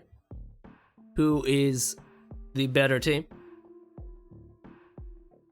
And who is stronger in these head-to-head matches?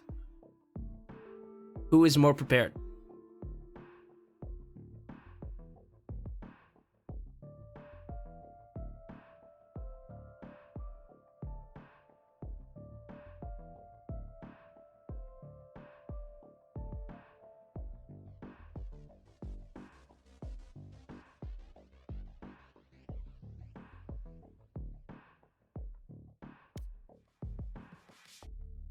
Still waiting on two more players on the side of K&D.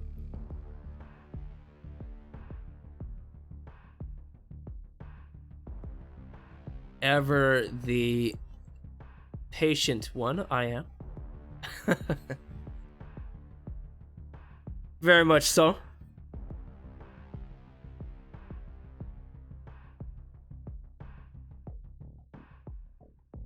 Also, if you guys are interested in VanQuish Gaming, feel free to follow us at VQ Gaming. That's our Twitter handle. And we're gonna be having a very busy weekend and week coming up because we're gonna have the last week of the Gears 5 Pro League, which we are in, and the last week of RainbowSix Challenger League 2. And our Apex team is gonna be participating in ALGS qualifiers, so gotta give all those teams we have some love.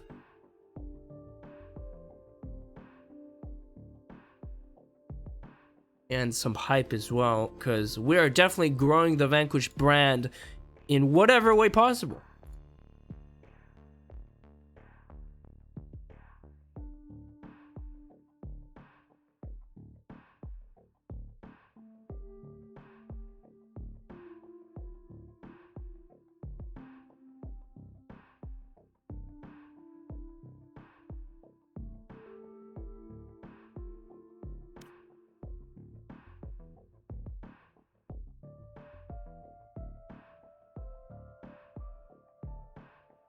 Still waiting.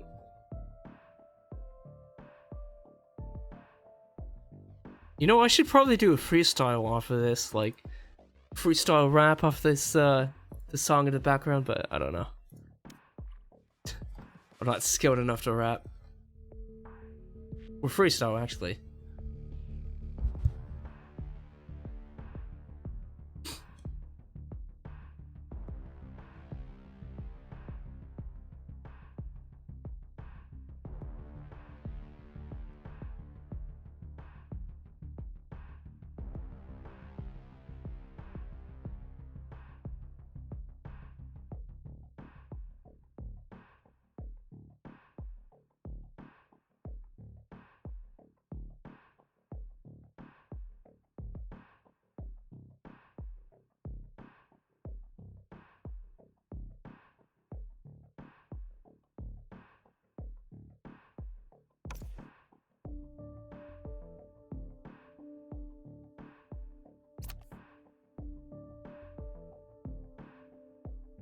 Yeah.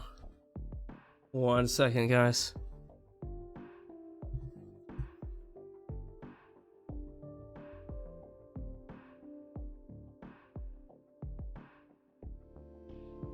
We got one more player still waiting to join.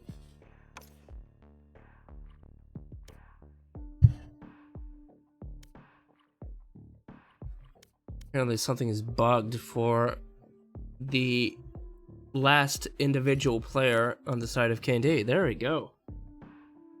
Or at least I think.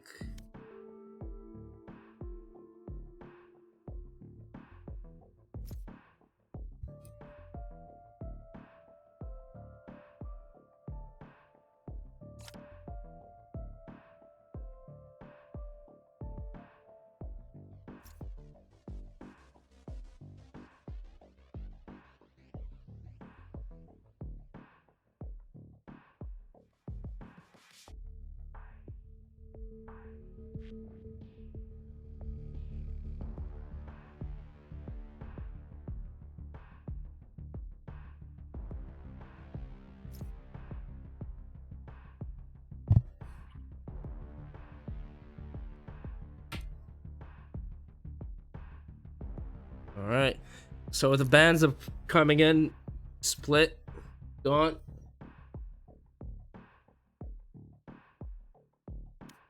Bind, gone, so last is Haven. Last Haven. There we go. Okay.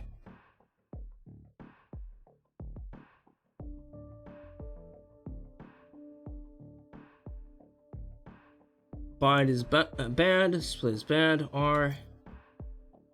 Alright. Once all the players are ready, then we'll go.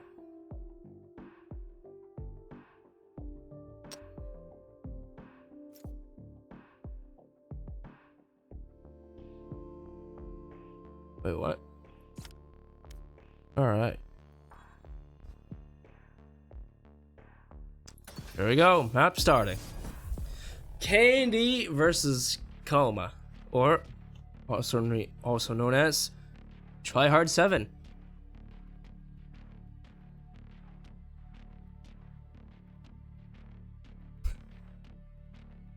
It's a quality name, by the way. Very good.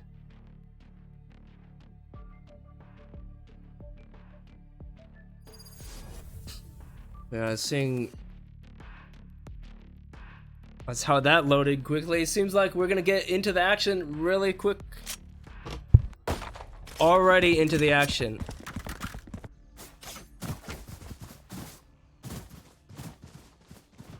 So we're gonna have Team Coma, also known as Tryhard 7, versus KND. KND being on the offense, while Coma is gonna be defending. I'm just gonna say Team Coma, or I don't know. I don't know whether to say it's just Tryhard or just Coma.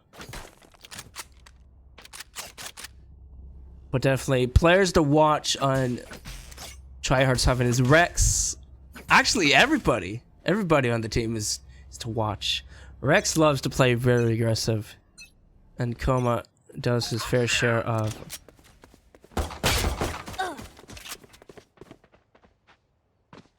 supporting whenever that's needed. But Rex, I saw, gets the dink over towards Wolfen. That's a name. That's definitely a name and a half. Coma taken down by JVac in that really aggressive position.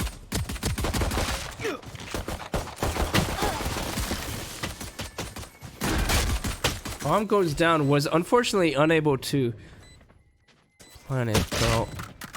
Oof, acquiring 2 targets at once. Unfortunate. It's all on. I don't know how to pronounce his name, unfortunately. Enigmity? Is that how you pronounce it? I don't know. But first round goes to Candy. Spring Lemur getting the 3K. And the boys over on Tryhard are smart enough not to invest entirely into the round.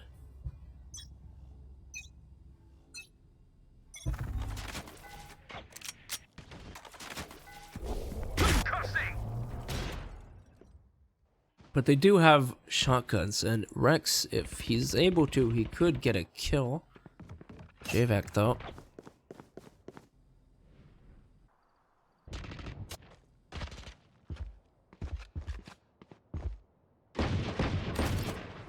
Got one, and Snoobs takes down Omi, and JVac again.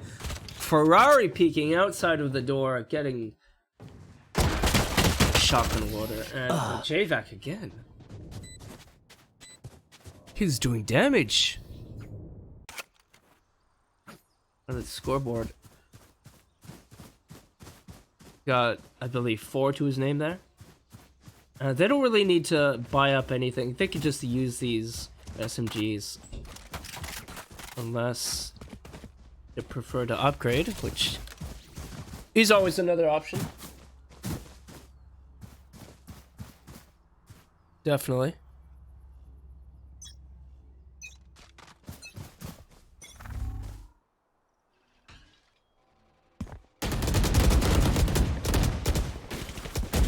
Spring Lemur though.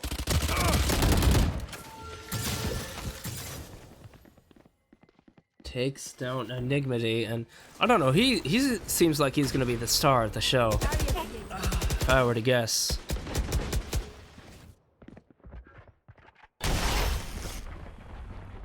Clearing out.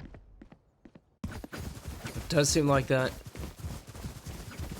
Candy do seem to be working their way back to over towards C, a site in which they have had some success. I mean, all of the success, actually. Given that they've hit the site and they are proud of doing so. Looking at the map, I believe there's actually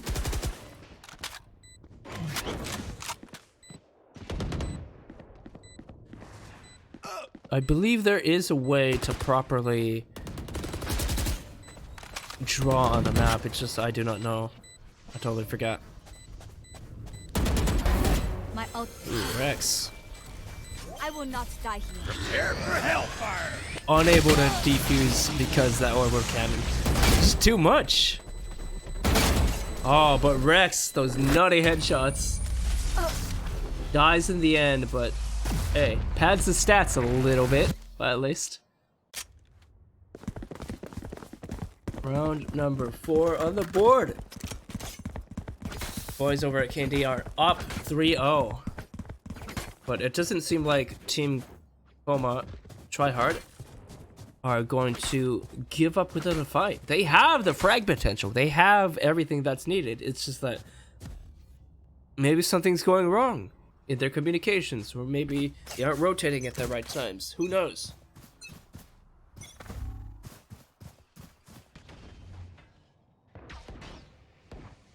But Rex, always their aggressive player, always finds one for his troubles.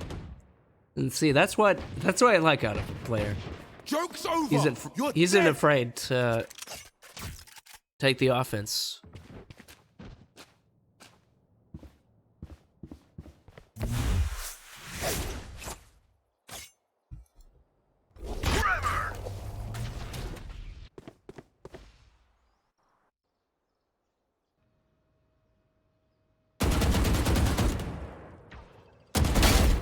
Ooh. Lil homie. I like his username. Pretty good. Oh man. Rex again, he's just too good with that revolver. We gotta keep an eye on Rex. Hence his name, he is wrecking things. And Dr. Kegel also played a part in clutching out various rounds in the first day, and there we go. He does his fair share. Gets 2K. What's not to love?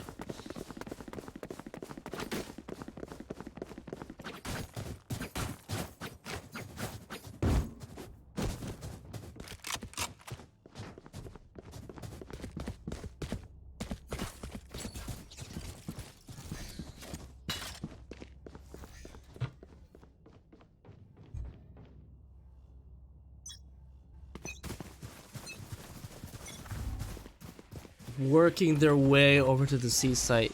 It is K&D once more.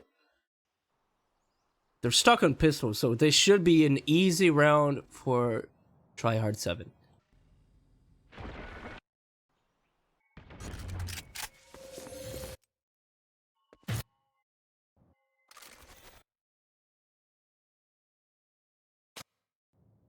Okay, I gotta stop doing that. See how many kills Kombat can get. Gets 1, gets 2.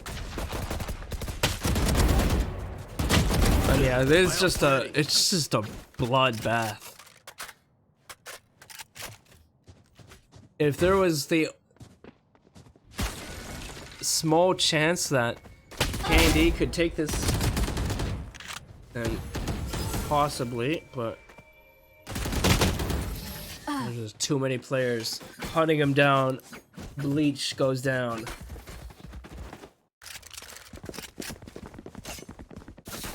Something you should never drink.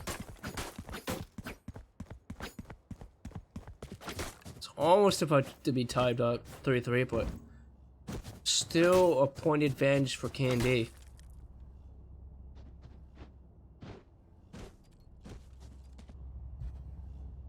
Let's see. Is Rex gonna go aggressive yet again?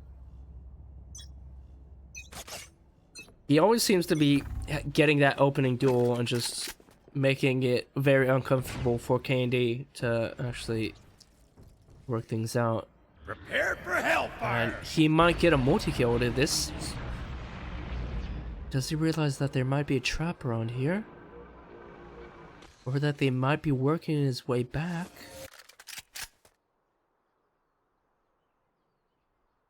Perhaps he's just gonna sit here.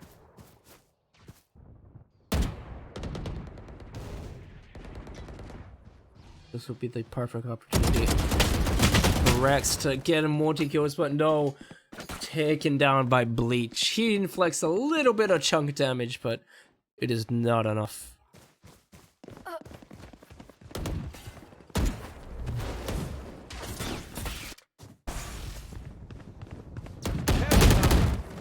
Oh, that Peruvian wide swing, that is insane. Little homie. Little homie takes down Kegel. Unfortunately. It should be the bomb down.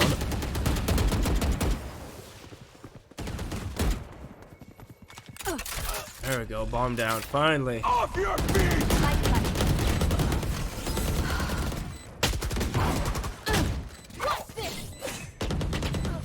Alright. The boys over at Tryhard 7 aren't really giving it up. Not yet. It is a 1-on-1. Jet is 14 HP.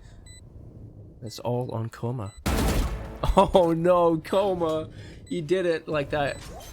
He did it dirty like that. Wow. And there we go. Tied up 3-3.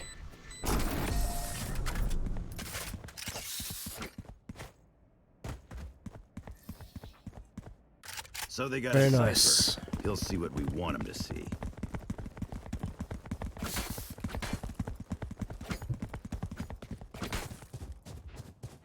Very nice on the side of Tryhard 7.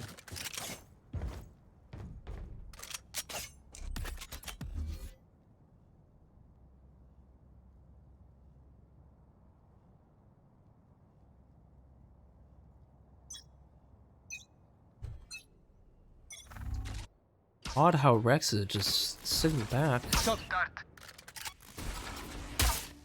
Shock dart. Doesn't really want to make a pattern known. Pattern at all. Nowhere to run!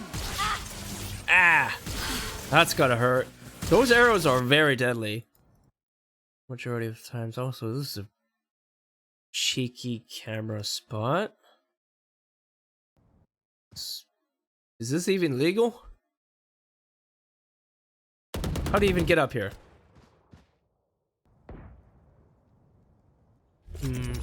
Revealing area. Odd camera placement, but Rex takes down a spring lemur. No effort whatsoever.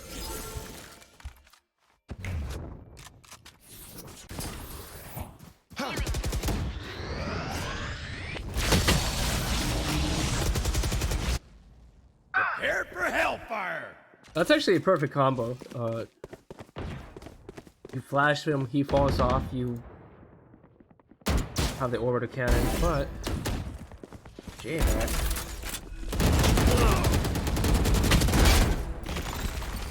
And walk in, try to get the secured victory, but it is Tryhard 7 to get it in the end, 4-3.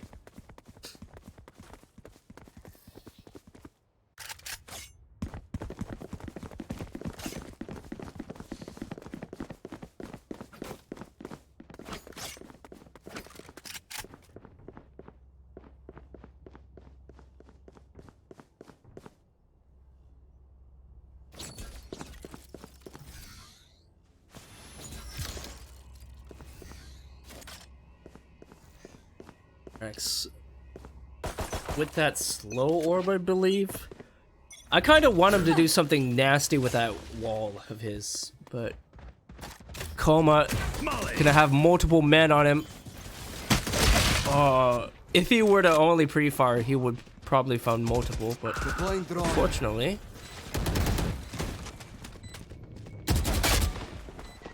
that's not to be found. We have 3 members on the defending side. Going through Garage, but we're unable to capitalize on anything unless Rex and Enigmity find this 1-on-2 with ease, which obviously it's it favors the. Prepare for hellfire! Oh no, J-Vac takes down Enigmity, but Rex, does he have time? I will not die here. I don't think he has time. No! Oh, wait, he does! Wait, what? Wait a minute. What happened? Oh, no, the bomb exploded.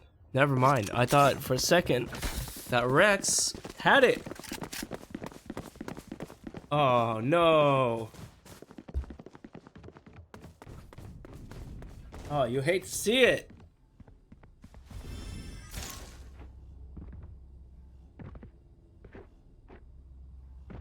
Unfortunate.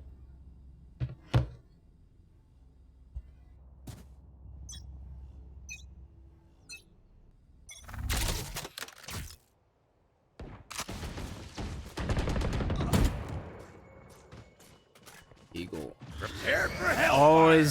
Always the person to get destroyed first. It's never the other players on Tryhard 7.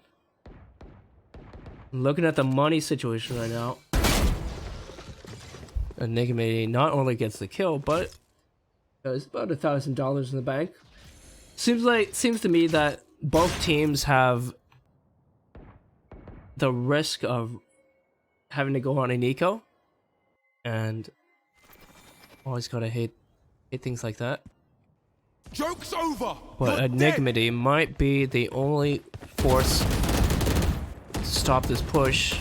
He's unable to find down one, but can he find more than just damage? I know exactly where you are. Unfortunately. Blinding.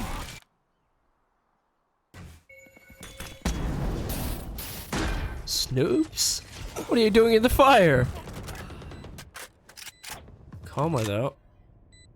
Takes down Wolfen. Unable to take down JVAC, which he is just way too quick.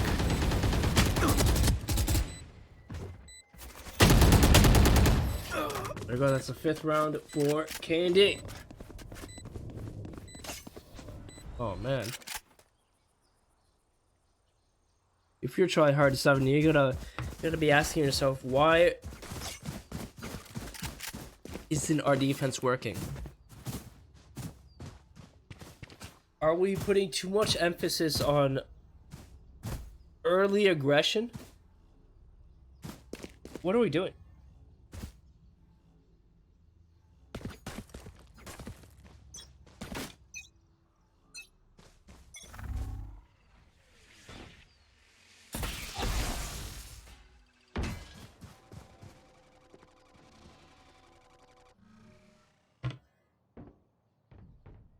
Oh, homie.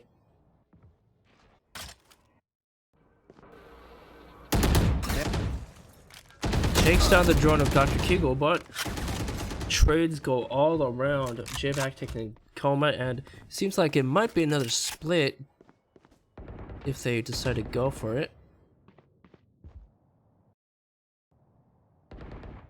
Yeah, it seems to me that they might very well go for it.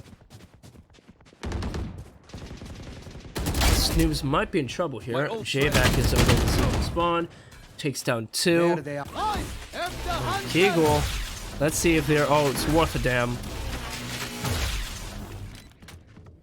And unfortunately was able to tag 1.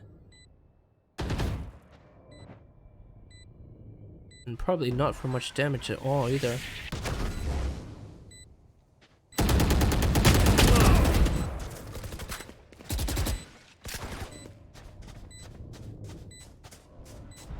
Eagle. Oh, if he would have focused the Sage long, then he probably would have done the kill. But Spring Gleamer cleans it all up, gives him the 6th round, and possibly the half as well. Next round should be the last round before the half. Don't quote me on that. Actually, yeah, it is.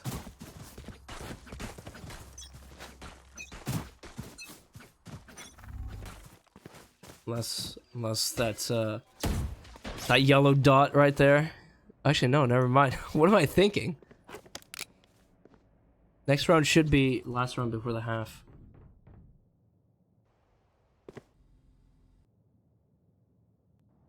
I see Snoops getting a little bit aggressive into garage, just holding this off angle, trying to work any picks, and he might find one right now in the form of Phoenix.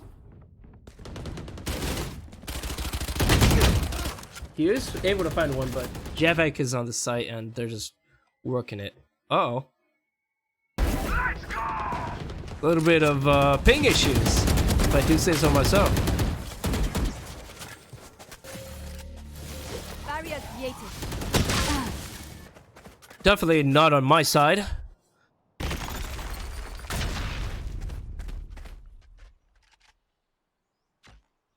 And I can't even see other people's pings, so that's unfortunate.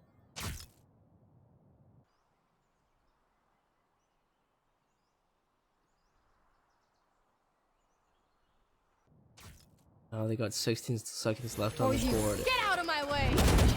Health advantage still in the favor of Candy, but Enigmity gets that last 2k and boom. 5-6 for Tryhard 7. And it lasts round before the half. There we go.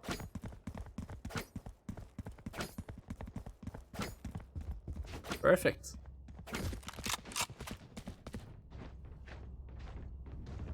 If they're able to tie it up, then they'll be a little bit more relieved, but they'll be Keep up. Tryhard 7, that is. They'll be a little bit disappointed with themselves that they won't be able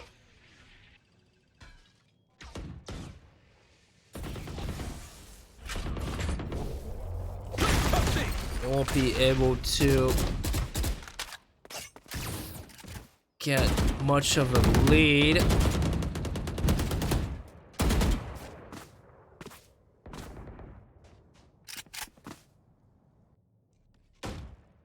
As much as they'd like.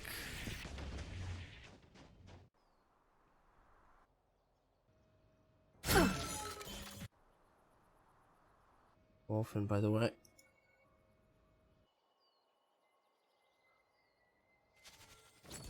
All of them working their way over towards B.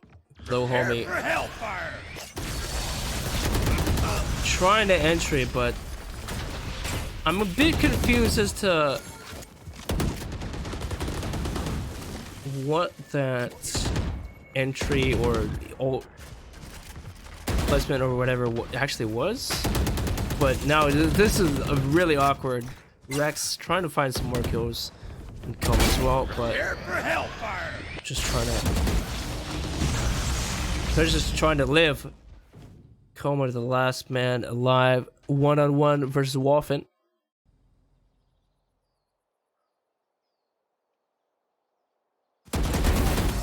And Wolfen takes it. 5-7. Now, Candy swap over. Candy and Tryhard 7 swap over to their respective opposite sides.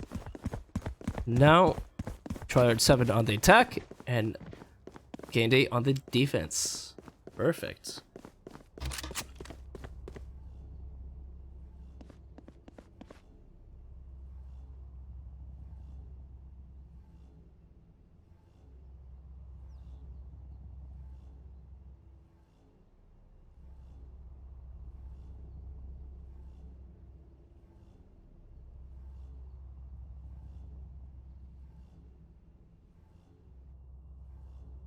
My phase coming in. Something tells me Spring Lemur might get a little aggro, but speaking of aggressive plays, Tryhard 7 decide to go all stack into the C site. Hopefully not get slowed. But fortunately for them, they should be getting the bomb down any second now. Unless they want to wait for the opportune time, which, oh, there we go. Opportune time. And it seems to me that unless Bleach wins this 1v2, then the boys over at Tryhard 7 should take this 7-6. Oh no. Oh, that burst. That burst does not work. And Kegel with a small but noticeable teabag. I saw that.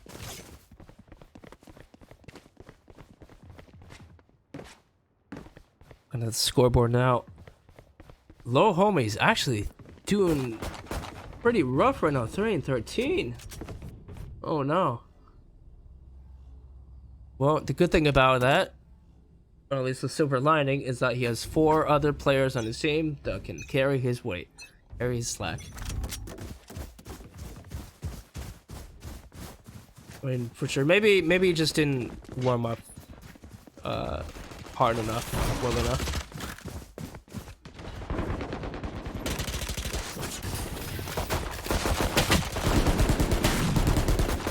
Oh no, Kegel!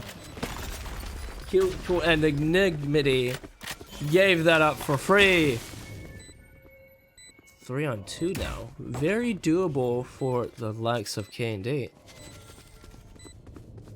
But Tryhard7 have good post plant positions and smokes ready.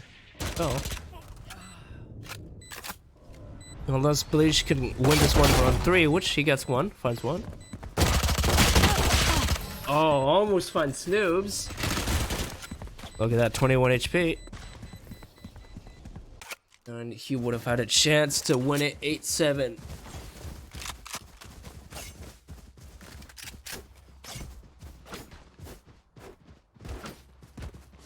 Alright, it is tied. 7-7. 7 piece.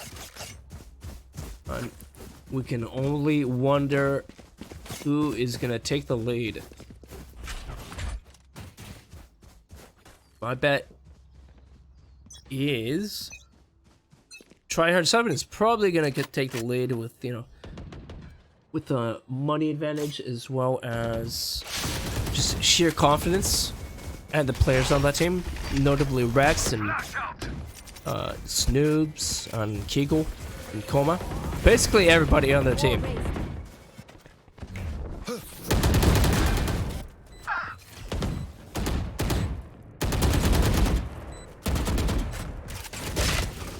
Oh, that is a nice shot on the Snoobs.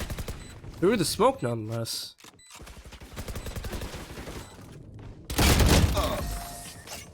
But it is a back and forth. It was a back and forth affair. Getting trades here and there.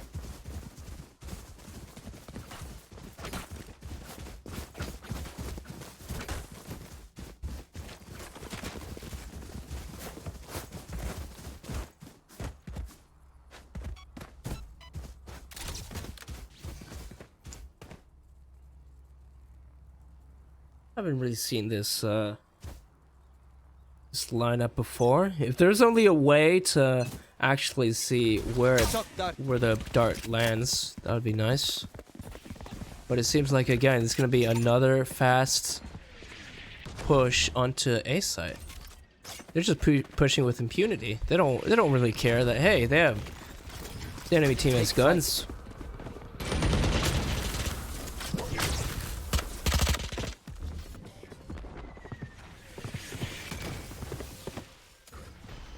Spring Lemur, by the way, still holding that A short position, just waiting for anybody else to push by. And it seems like Coma is gonna Team Coma is still gonna disengage. What? Some nice movements onto from Spring Lemur.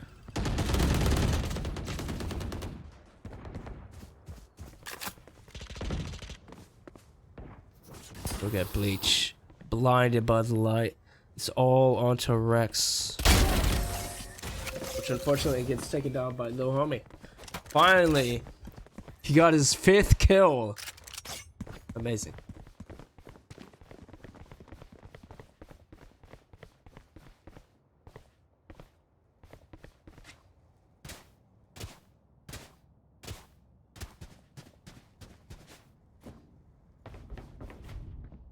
Yeah, if you guys are just tuning in, welcome. This is VanQuish Gaming's Valorant tournament. Best of 1 series. And it is a 250 prize pool. Winner takes all. Hope you guys are enjoying. My name is Sparky. I am the observer and caster right now. I know I can't do two things at once, but I try. Enigmity taking a little bit of chip damage. Oh, Dr. Kegel secures his place onto the garage. My ult is ready. Tried to peek over the mid, but hey, they're still losing bodies over on the tryhard 7 side. And they're gonna just double peek it. Unless that happens, they get slowed and blinded. Hey, it is should be the side of tryhard 7 to actually get this. Unless there's a massive blunder from their side. Oh no. Kombat.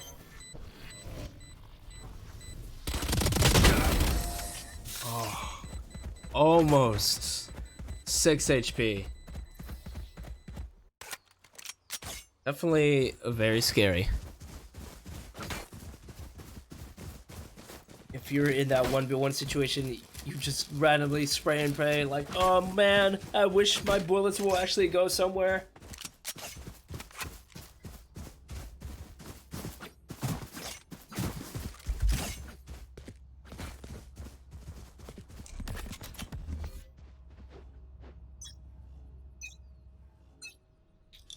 Smoke's down. Tryhard 7 trying to work their way into mid again. B-side, they got their ults ready. And just gotta make sure that they time it accordingly. Into the site now. The orbital cannon ready and waiting.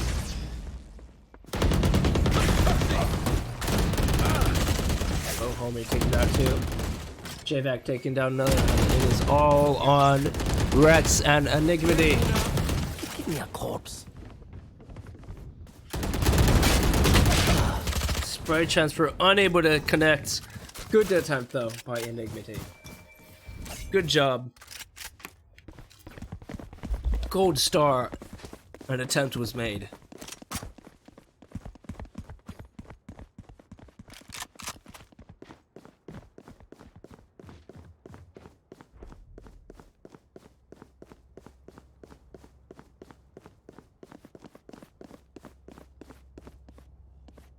Nine to 9 the score. Speaking of score, Rex carrying his team. So is JVac. So the two titans on either team are making sure that hey, we don't wanna lose this. Or if we do, it's the end of us.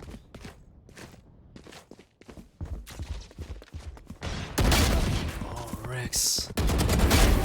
And JVac to follow it up with a 2K. Perfectly lined up. Tried to find 3, but Lemur cleans it up. Now it's a 1-on-3. Enigmity with the SMG takes down 1. Wallfin on Spring Lemur though. Cage triggered. Where is everyone hiding? Are together. And there you go, the power of teamwork. Whether you bait your teammate or just stand right next to him. Either or works.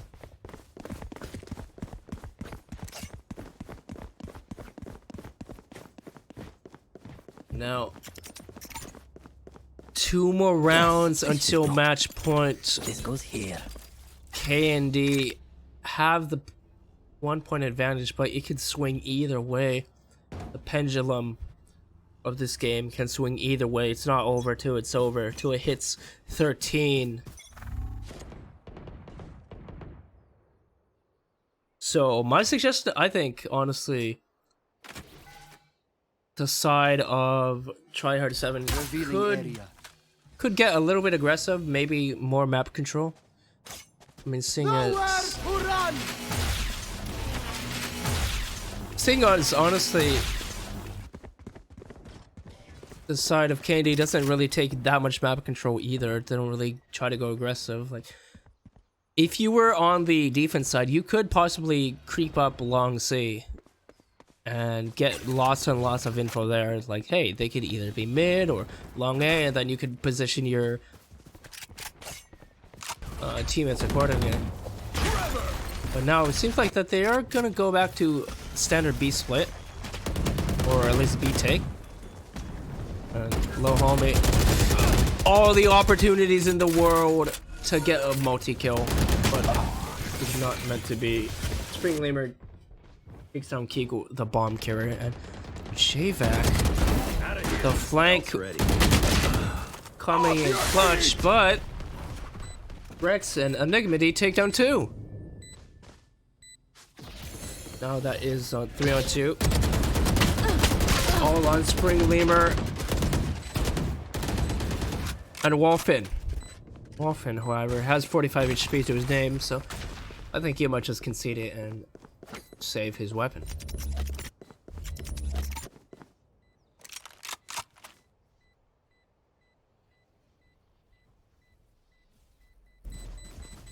And further tying this game up. 10-10. This is like what, the second or third match we've had where tying up was in inevitability. I am impressed. That goes to show that, hey, these teams can get real competitive, and these teams can keep on fighting until their last breath.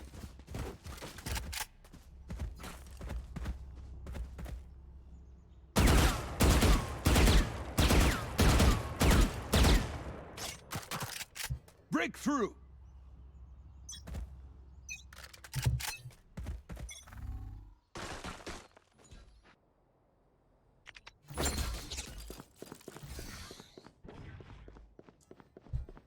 K&D waiting for that split push to occur,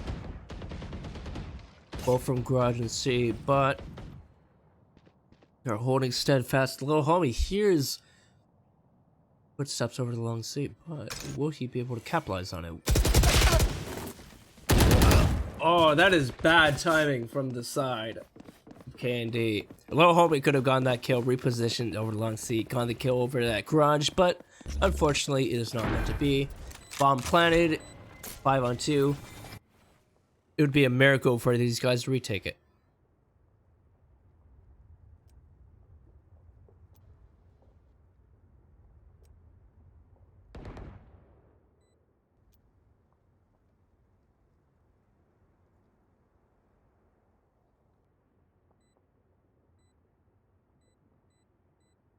Look at the scoreboard once more. Now things are starting to even out in terms of kill potentials and just frags in general. The boys over at Tryhard 7,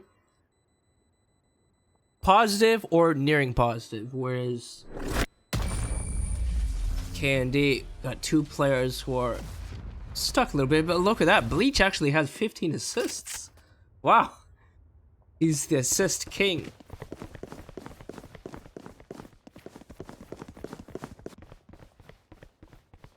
Goes to show that him hoping the trades come in actually is worth it, even if he's not really getting the kills himself.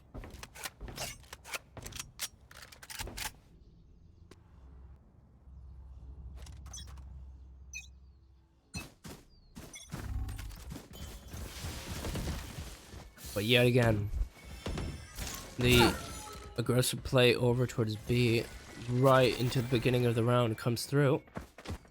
Revealing area. He was trying down 1, and yeah, it is gonna be a split over towards C. Get out of my way! Oh, that's gotta hurt.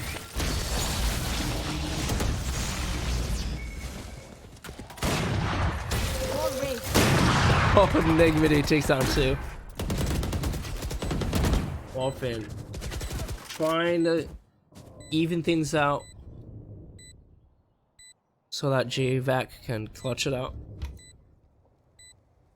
But will he be able to get that first team in? Nope. Match in series points for Tryhard 7, aka Team Coma.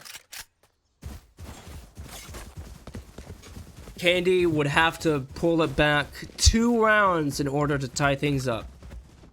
Will they be able to do so? They have enough money to buy at least a weapon. But they're banking on the fact that they're gonna win this round and then fly up even further. And even if Tryhard 7 loses this round, Coma has 9k in the bank. He's not scared.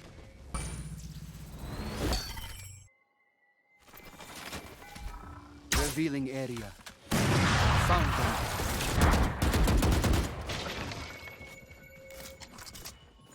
Take flight.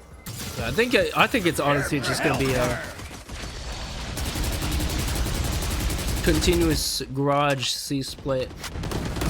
You guys, Coma and Rex are the main entries onto the site.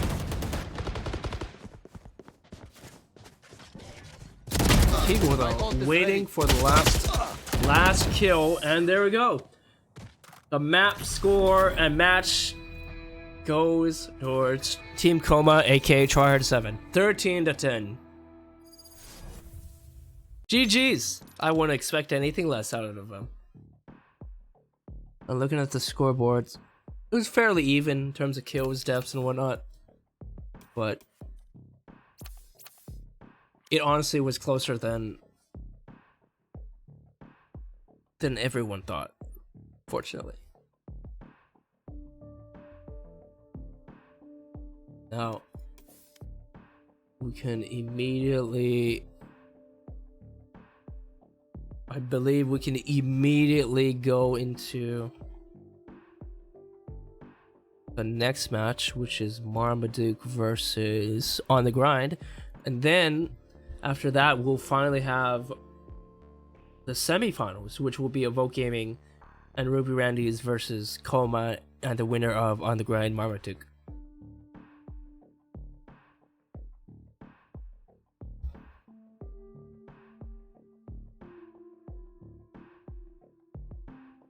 So why don't we do that?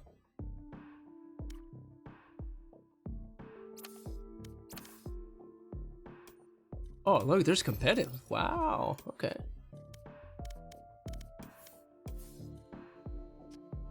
Wow. They actually added competitive now. Wow, okay. I'm ineligible to do so, but I need to grind out more.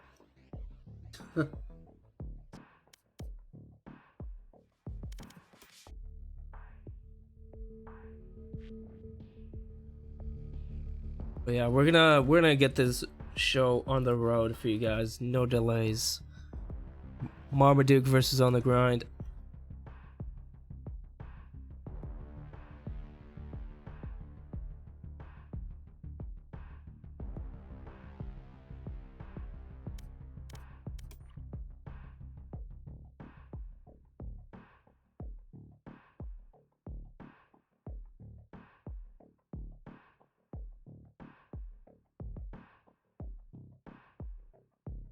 And really, the main reason why I didn't want to swap over to the to this back is because Valorant doesn't really want to capture, oddly enough.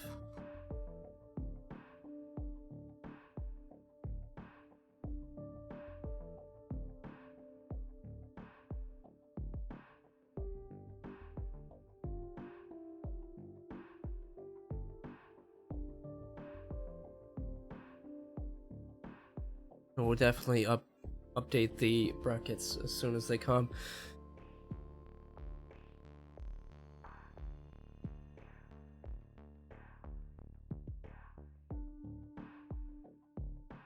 Trying to get On the Grind on here.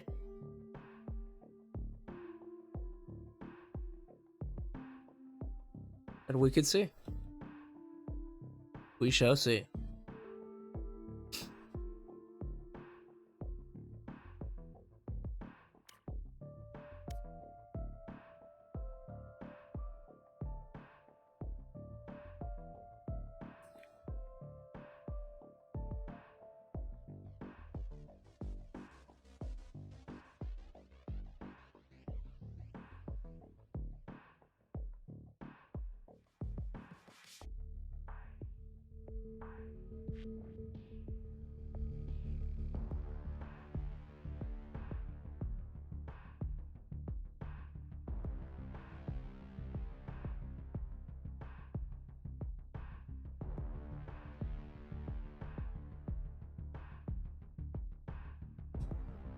Also, if you guys are just wondering, what is VanQuish Gaming?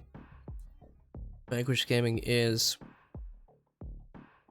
a esports and entertainment organization that was recently has new management, and now we're trying to get stuff down, trying to expand the VanQuish brand where we could not previously have done.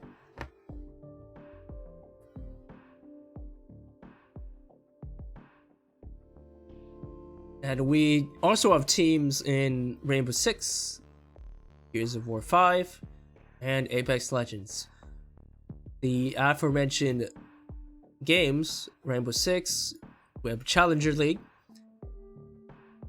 Gears of War, we're in Pro League, and Apex Legends, we've been doing LGS qualifiers, Apex Legends Global Series. And we're obviously going to expand it to more games as well as time progresses, but definitely for now. We're also going to see the viability of getting the viability of Valorant as well. And that's why right now we decided to do a tournament just to gauge how many people will, how many people will do a org run tournament. See how much hype there is. And more.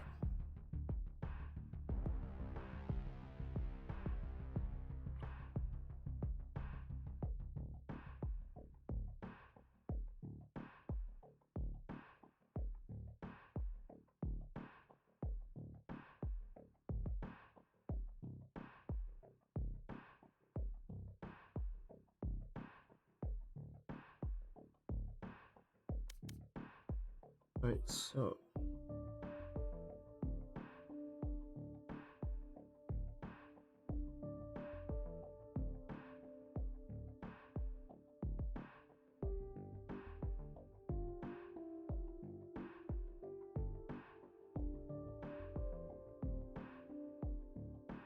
still trying to figure out the map bans here. Haven was banned. Bind was banned, and now remaining is Split.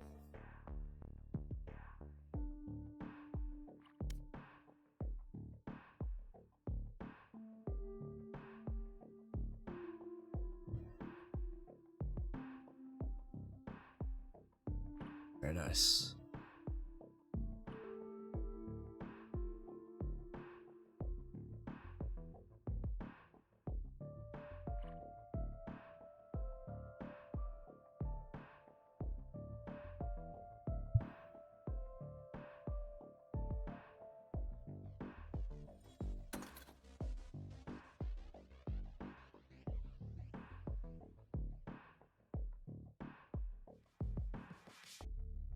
But yeah, also if you guys are taking a look at the bracket right now, it's not updated. The updated bracket will come to you guys shortly, but the next matches which will occur will be Evoke Gaming versus Ruby Randy's and Kombat, and then the winner of Marmaduke on the grind. And then after those semifinals, it will be the grand finals. See which team will take home $250.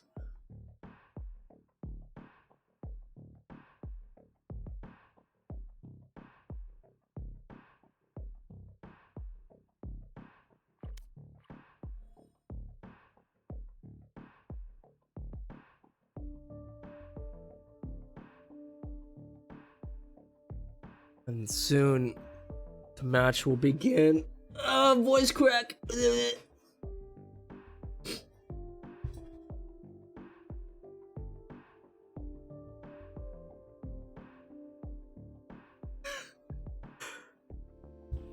Yes.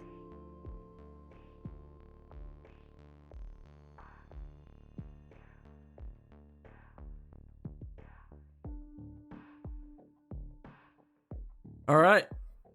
Are we starting?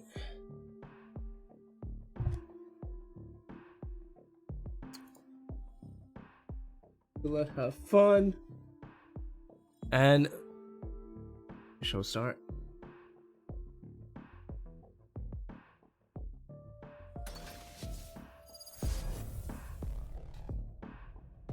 No, you guys might see a black screen for a second. It is, I don't know. Valorant is very picky with me. But this is gonna be the final round 2 match versus or Marmaduke versus On the Grind, and then after that we're gonna be doing semifinals. And I cannot wait for that.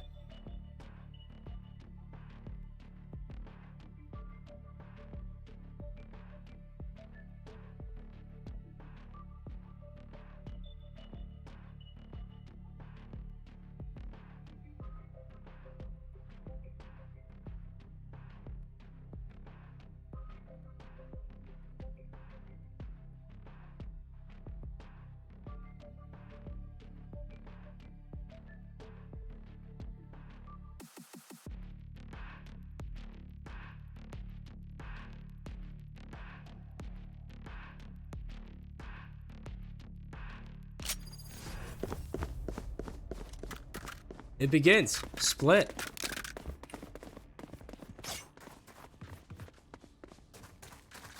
Yes.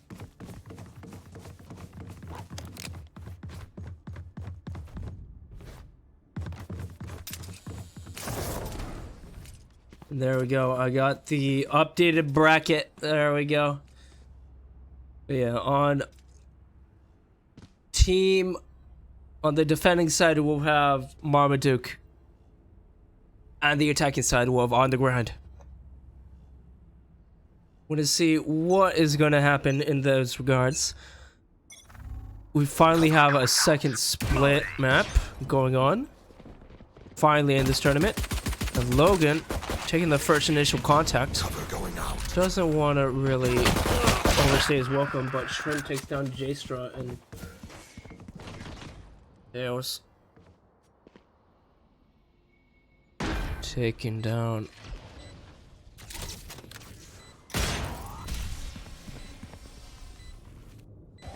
Oh man, that is such a long blind.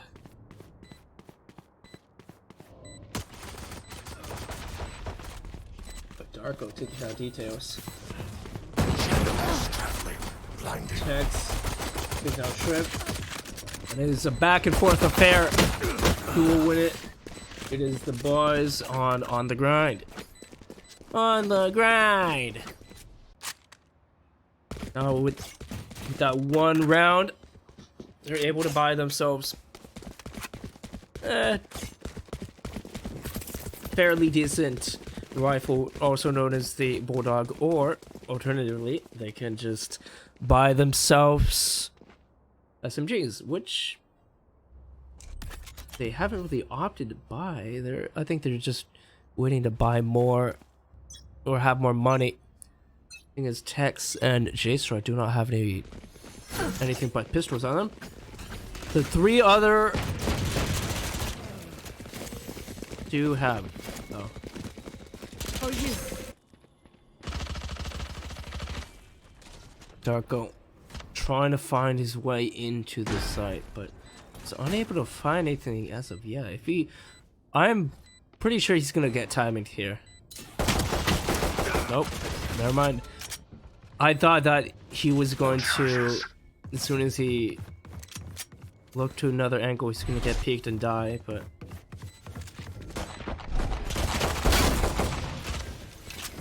fortunately for me, that's not my wildest fantasies of that is not gonna happen. NRBCS and Texas, though, taking out the last of the remaining Marmaduke forces and gives themselves a second round on the board. Clean sweep so far.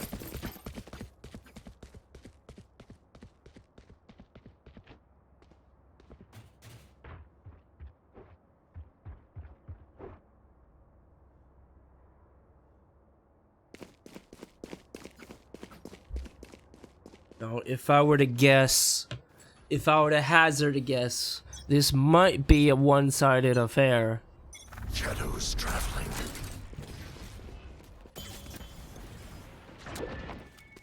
Spectra. Or I might be wrong.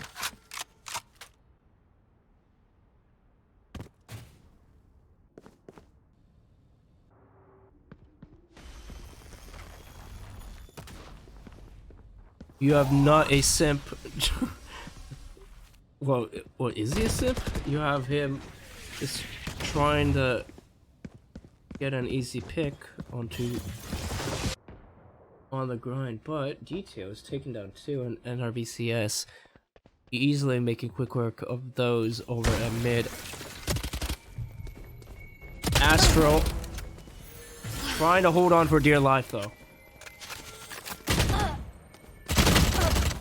Unable to find any consolidation kills, unfortunately, but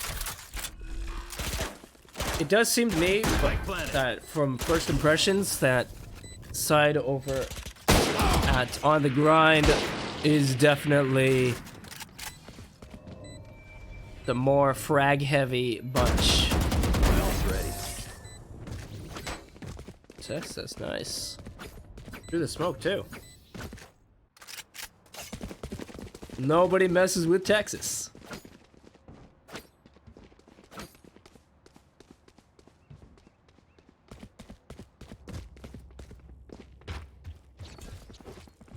Tuck, tuck. Still looking at the money. Oh yeah, they're looking good. On the side of On the Grind, Marmaduke, by the way, or however, Going out. has 2 snipers on the board, but alternatively 2 rifles and an SMG that they can easily regret buying onto this round. Shrimp just waiting for it. Was unable to find a singular kill, or at least some damage. But Simp was, or is still looking, spots one, but is unable to find another as his vision gets blocked in. There we go. He's getting bullied right now. And that's NRBCS with a cleanup kill, but man, he was unable to find anything because of the cyber cage, and then his teammate got killed by the flanker over at ropes. And then he got blinded for about 2 seconds. That is rough. You hate to see that.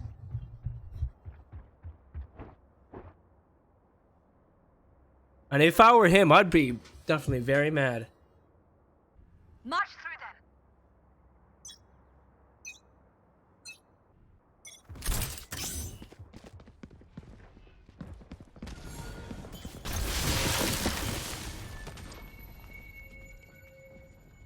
Details. He is all about the details because he's checking every singular corner. Here's the rope. If he peeks this, he might get crossfired, but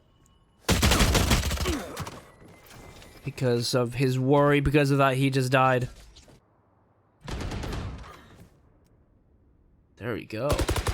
Side of Marmaduke picking things up. Down to a 5-on-2 now.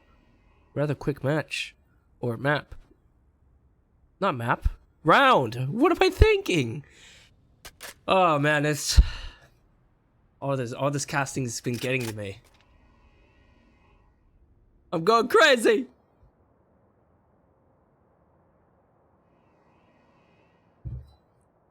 Also, the lack of G Fuel as well. I'm gonna have to... I have to make myself coffee! I don't have any G Fuel anymore. Goner. Texas. Actually checking the corners. There we go. Bomb down on B side. Planet. Brand 2 doable. Very doable if you can get yourself into a nice post plant position. However, Tex is all the way in the entrance of B set, so he's gonna have to link up with his group. And Texas takes out 2. Cage triggered. Oh, Texas. Off the backs of immortal men like him. Does his team prosper? 5-0. There's the score line currently. Marmaduke has to find a way into this game.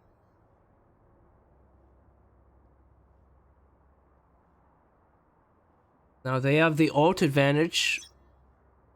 And they have guns to boot. But when you look at that in comparison to the other team, it pales in comparison. Speaking of paling in comparison, Details taking down Astro. And a little bit of the friendly fire there. If there was friendly fire. However, there is somebody in the corner. Not anymore. They have the B side for free.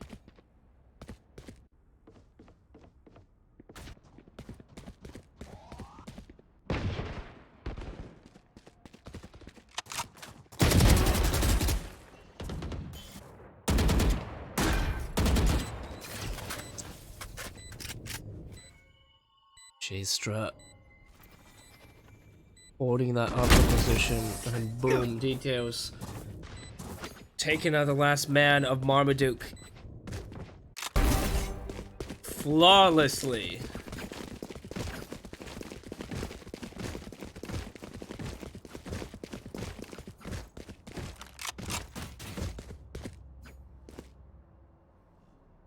And when your team or the enemy team gets this much of a lead, you gotta start worrying even more so, because it's gonna be 6 extra rounds that you have to play to actually even tie it up. There we go, just Details, just everybody on the side. For you, my ultimate is not ready. Just everybody on the side of on the ground, just My ultimate is ready. just running in. And the res comes in too. This is just 4-on-1. Pokken. Will he be able to clutch it out for his team? Gets one tap. Gets peeked from the Sage, but oh man, after he got that one headshot, I was confident that hey, he's gonna get it. But a valiant attempt on his part. Oh man, look at the money on NRBCS. 12K and Texas 10K. Like they're saying to themselves, yeah, even if we lose rounds, it's fine. Yeah, we could just buy up consistently. Whereas Marmaduke, with 0 points on the board, they will have to consistently be careful about what they buy. But look at that, still got a bunch of rounds on the board, so hopefully this won't be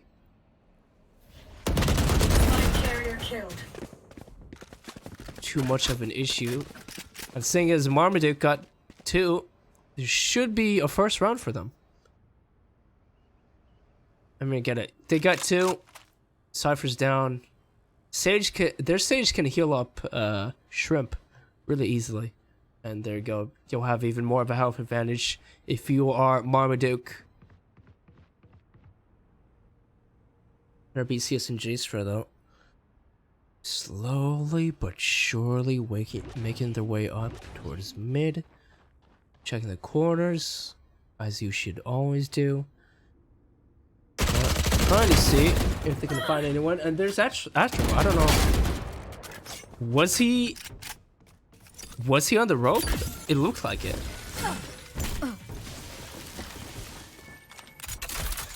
And now the lead, the 5-on-3 lead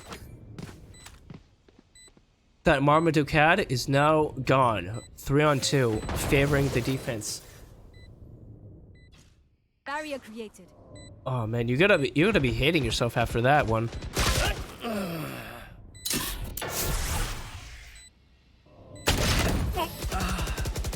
Because that could have been a round in your favor. That could have been a round that, hey, that you would have said, hey, we finally got some momentum, even if it's only a little bit.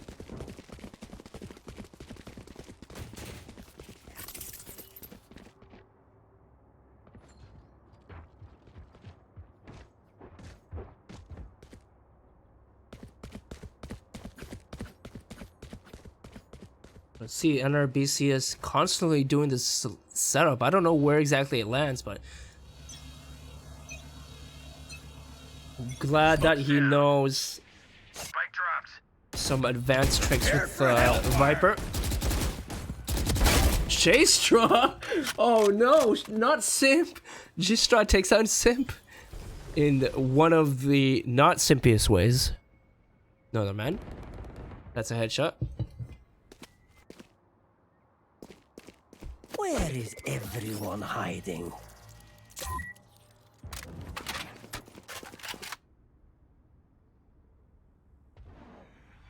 D4 or details. He could get the lone player over a B. Actually, no, there's no more B players. What is... There's somebody at mid. I see that. And that was Logan.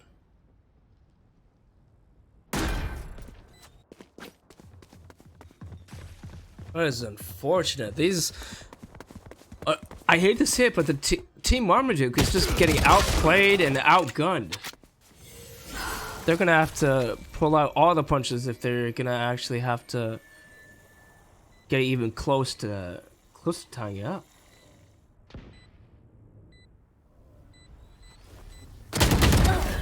No charges left. No charges left.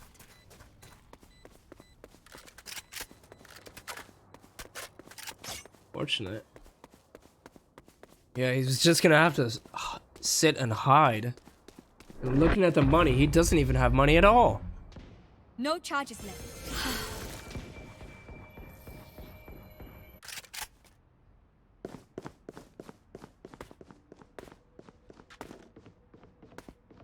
And with the way this is going, this very well might be a flawless half from On The Grind. And look at that, Texas 13-1. He is a powerhouse. He is unstoppable right now. And kind of do not know what these guys are doing right now, but okay.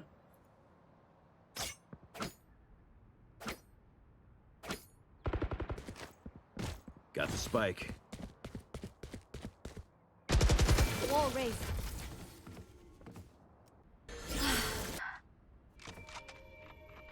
Now, hopefully Logan or Astro will be able to bring this into the team's favor with a man down. No I charges. mean, they have ult advantage, but as I say that... Shadows traveling. Nice, Logan. But as I say that, On The Grind also has an ult advantage. And not only do they have the ult advantage, they have the frag potential too. So they're just bullying Marmaduke. Poison orb emitting. See what Shrimp can do in this 1v4 situation. Then Logan also teleporting. They probably heard him too. So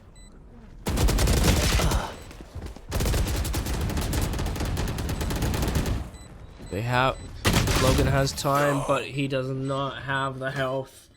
NRBCS taking down Logan, and what is an absolute blowout so far. 10-0. Marmaduke unable to capitalize in any advantage given to them, or even have an advantage to begin with. On the grind though, they're just pumped full of money. They're happy all running around. They have the kills. What are they gonna do more? Marmaduke, like, what more can they do?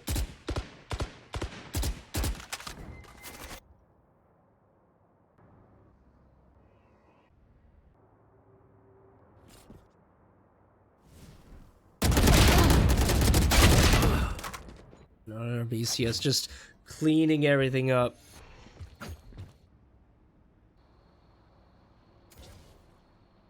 Cage triggered. But Astro making things known. It is now a 3-on-3. Can there be a comeback from Marmaduke Healing you. in the very tail end of this match? Is it possible? Prepare for hellfire! Logan says yes, but is unfortunately taken out by the orbital cannon. 2-on-2 now. Shrimp and Astro. Astro unable to connect. And Tails and Texas just close it all out. 0-11. The Madmen's. The Madmen, might I add.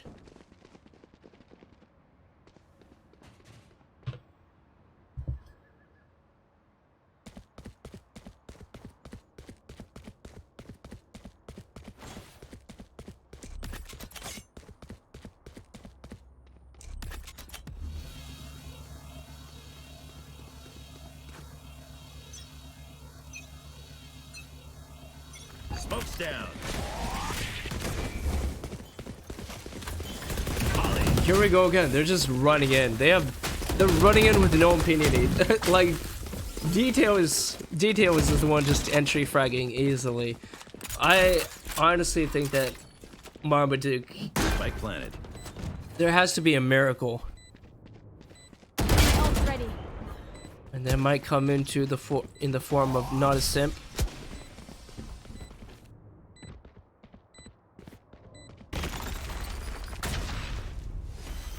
Perhaps. Oh, that is such bad timing. Cover going out. I'm pretty sure Simp was safe here, where Logan was. But oh man, look at that, 0-12. Match point on the precipice of just absolutely bringing it home. No worries whatsoever on the grind have to face. Marmaduke, however, have to get 12 rounds in a row. No mistakes. No misplays. It is, I believe, an insurmountable task. Oh, this is a nice spot. Especially in the fact that on the grind also Helpless mice. has the defense roll, and that apparently is very, very one-sided on this map. But not a simp takes down Details, and this could be an easy start to the round.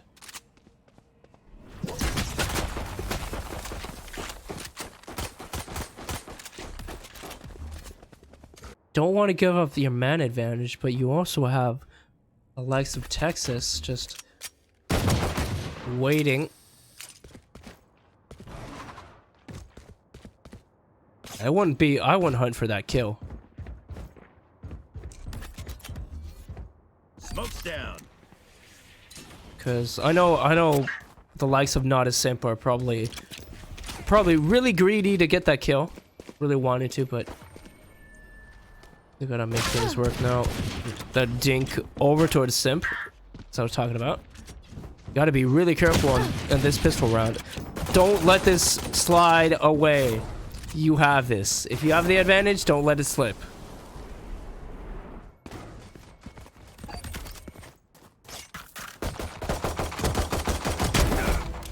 Oh no. They had the advantage. They had the advantage.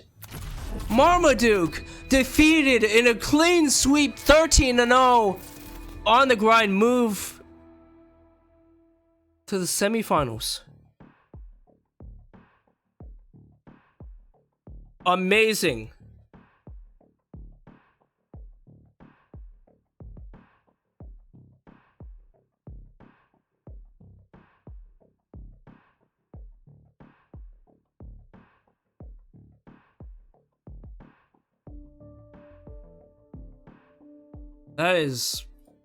That is heartbreaking if you're Marmaduke.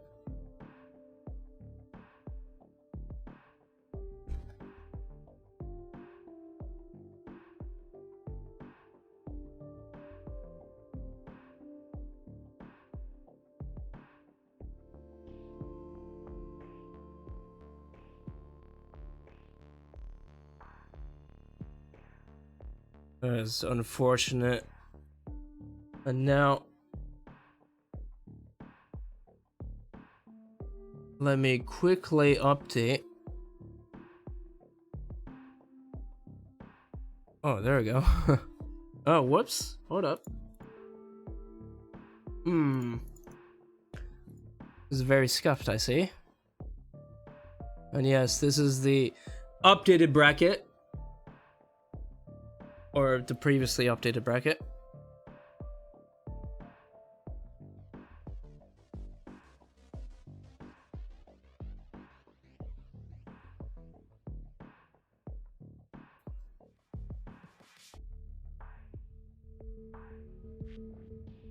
No.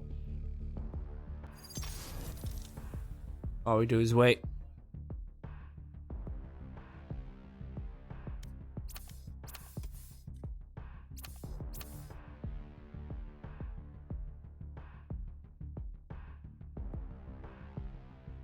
But yes, the semifinals are now active, are now updated. It's Evoke Gaming versus Ruby Randy's and Kombat versus On the Grind. I know we're a bit slow to update it, but all in good fun.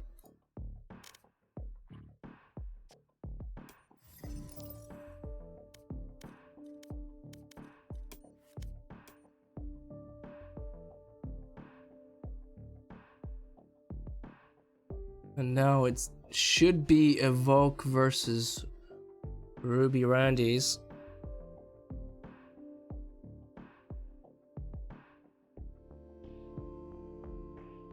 So why don't we do that?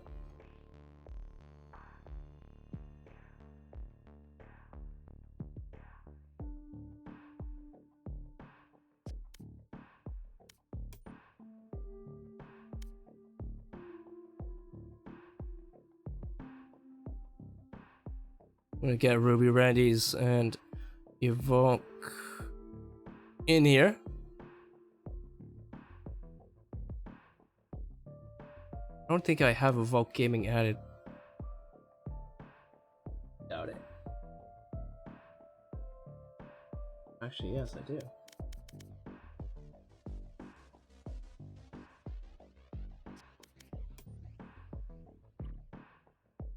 There we go.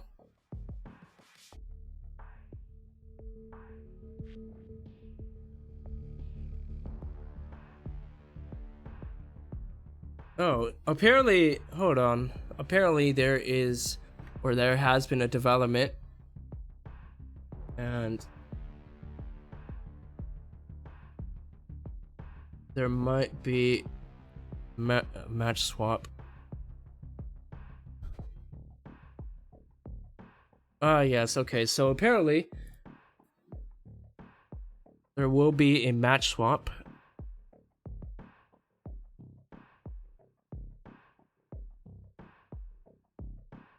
Now,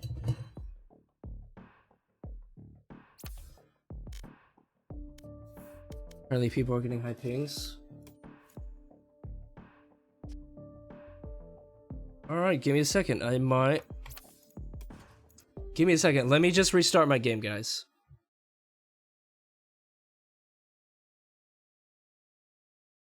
For some reason, I don't know if it's gonna help or not, but I'm gonna restart my game, and then we can continue on with the action.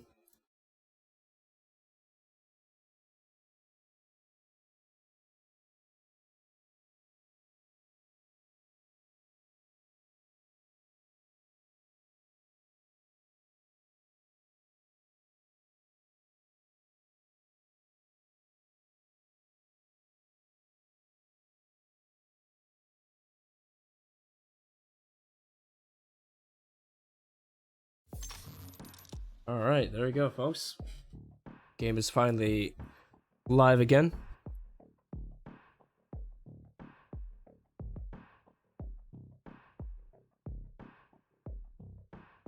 Still waiting on...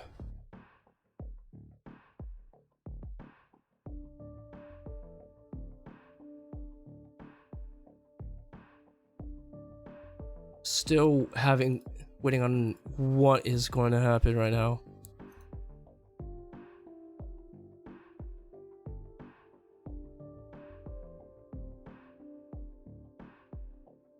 But for right now, hope you guys are enjoying the cast right now. I know I'm not the greatest caster, or observer, that is.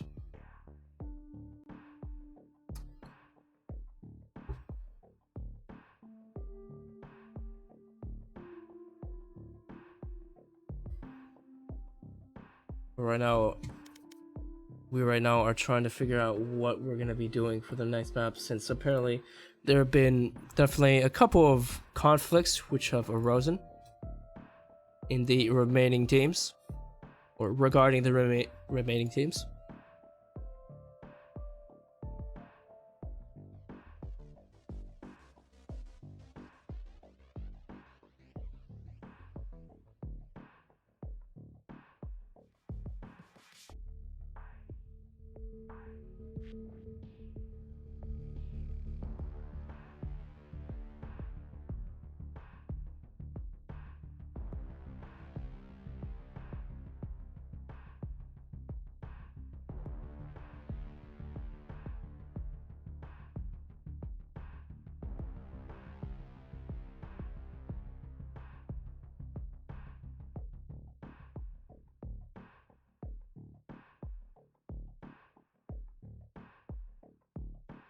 But yes, we'll definitely get you guys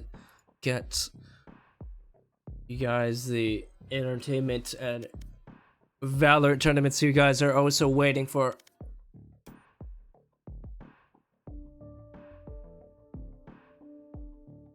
Just a little bit of technical delay right now. Not so much technical, but still a little bit of a delay.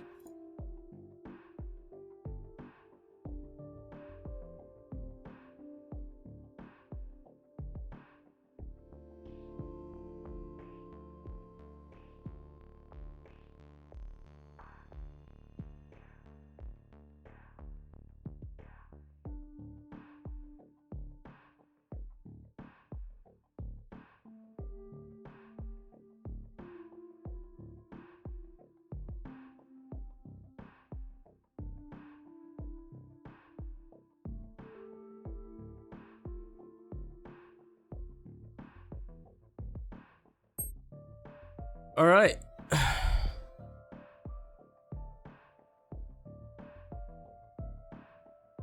So we got word. All right. So apparently we are going to get back into the action. Vote Gaming versus Ruby Randy's.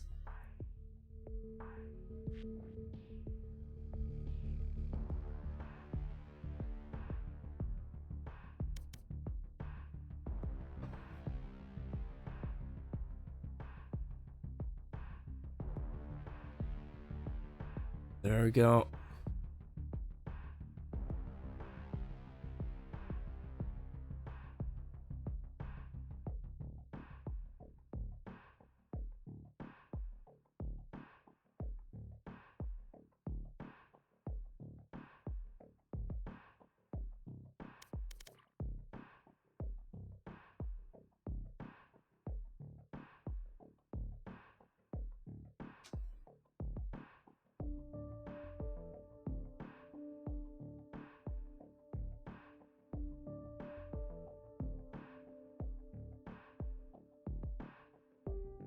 And then after this match of Vogue Gaming and Ruby Roundies, it will be Coma and On the Grind, and that will determine the last two teams to make it to the grand final.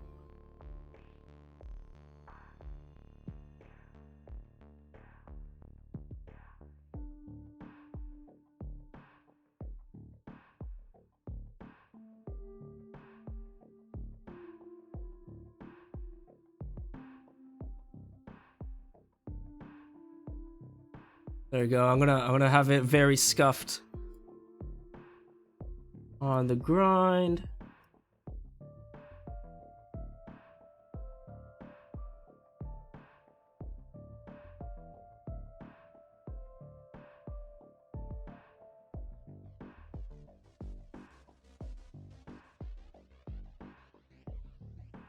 I know this is the greatest this is the greatest scuffed stream ever. There we go.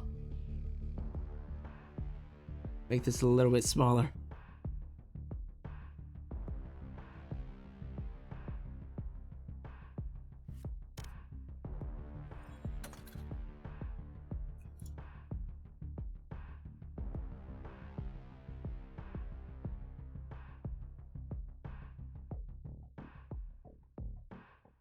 Yes. And yes, we're gonna intermission also for a moment. We're gonna bring in another guest. We're gonna bring in a guest to help me co-cast to make things a little bit more bearable for you guys.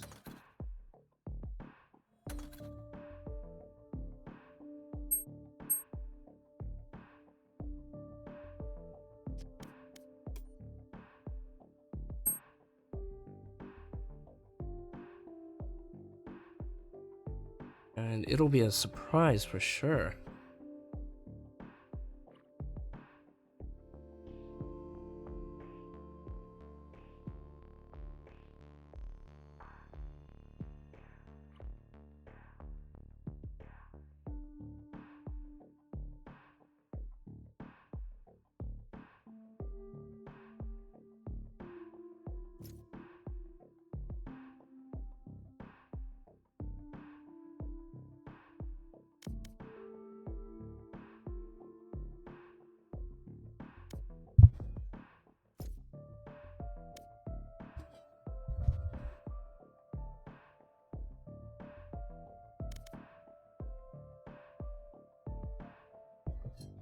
Oh man, cold coffee. Oh, I hate it.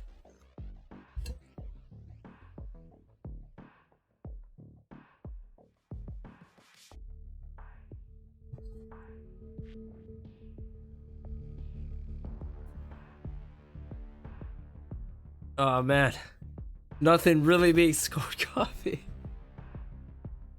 Oh Jesus.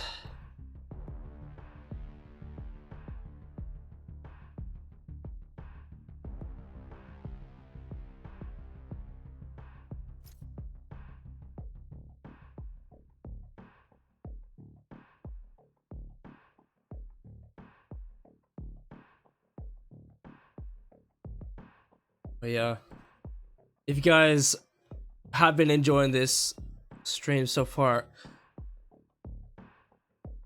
why don't you consider following us on Twitter? Seeing as we are a esports and entertainment organization trying to grow, and we have been, of course. Our Twitter is @VQ Gaming. Give us a follow. We're gonna have, you know, like live updates, team announcements, bunch of org related stuff, and it's always nice to branch out into other games such as this to see what's up.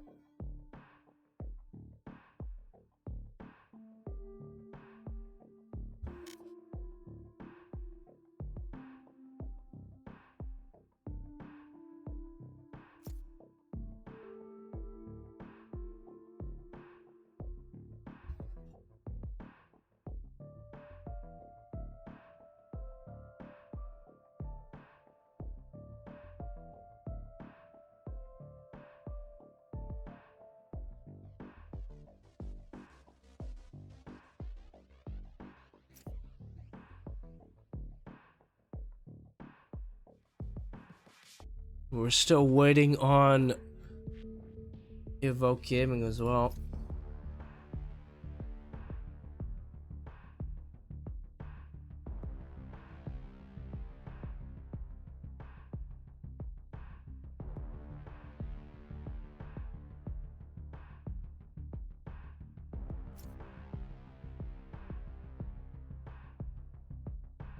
Trying to see.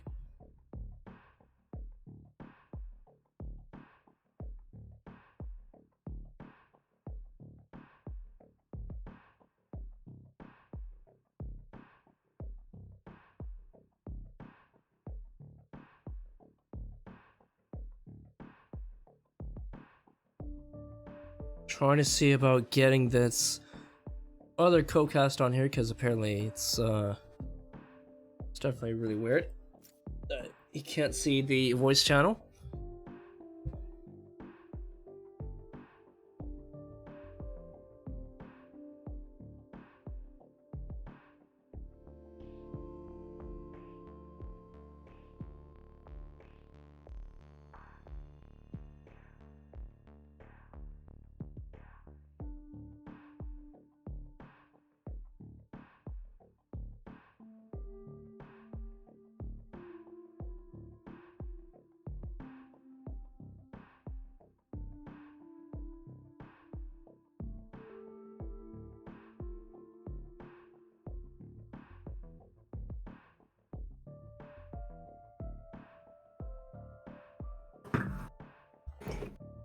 Hello?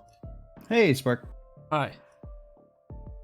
And yes, for all of you guys tuning in, this is Remorse. I mean, actually, no. Let me. Why don't you do the honors and introduce yourself?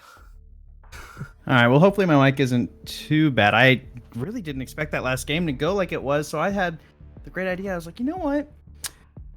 I think I'm going to change my mic arm. I'm going to move it from behind my monitor and have it coming in from the side, you know, so I could be a little bit closer to the mic. So, you know, I'm not like yelling as much to try and get some good quality. So I'm hoping that's coming in relatively clear at least. So that should be, it's kind of like a quick and dirty fix that I've going on for it. But I'm Remorse, Brad Hickey, and I am the coach for the RainbowSix team for VanQuish. Well, glad to have you on here, and definitely I've seen your streams as well. You've definitely been picking up Valorant quite well, and hopefully with you being on here, you can, you know, enlighten us with whatever strategies or whatever teams are employing and what have you. Let me invite you to the lobby so you can get the observer room. I'll certainly do my best with that. Yeah, should be interesting. I mean, I played primarily, so Counter-Strike was my game before Siege. So a lot of the eco type stuff, learning the general mechanics of the game did come fairly natural, just because I mean it's something that I was already used to. I was already ready to be doing. And yeah, and I got familiarity with ESCA and, you know, pugs and all that stuff, so fairly well versed in that. As for observing though, I apparently cannot observe and cast at the same time, so I've been struggling. So yeah, that's something that's always really challenging. I've tried to cast a couple times in Siege in the past, and I've mostly always kind of tagged on as a second one because I was like, oh, controlling the camera, being the guy that like gets roasted whenever you miss that sick 3K from the guy that you expected to get slammed on the like solo push on the other side. Like, oh yeah, for sure. Yeah, that's always a tough job unless you have a replay system. Yeah, or like actual production and like full production that had that ESO and DreamHack and whatever actual companies have in use. Oh yeah, absolutely. I mean, and it makes such a big difference when you don't have to worry about that too much. Yeah, for sure. But currently, we're still waiting on 3 more players. I don't know where they are exactly. I want to give them a heads up. But we do have Ruby Randy's on the defending side. Evoke Gaming is supposed to be on the attacker side, and from what I've been seeing, they've been playing in pretty well fashion, pretty just regular default plays and whatnot. Ruby Randy's on the other hand, players to watch out for. I think Arzen, he is a pretty good cipher, really aggressive type of cipher too. Doesn't really employ that many of his traps or whatever though on attack. So he's the Phoenix main that got pushed onto Cypher? I believe so, but from what but he's definitely, from what I've seen, he's definitely a Cypher main. And Snappo, I think he's the team captain. He is the Phoenix. Ah.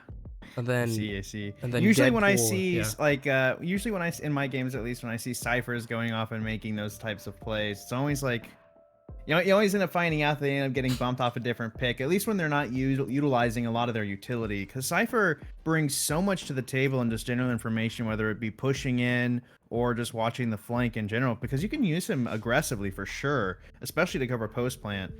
And it is a little frustrating sometimes to see it not being utilized to its full potential. So I do sometimes assume, that's the guy that really enjoys Jet, but then everyone always brings up, Jet doesn't bring a whole lot to the table in a comp area other than like individual plays in certain situations. But generally, you kind of want to drop that. And, if you're going for frags, you're taking Phoenix.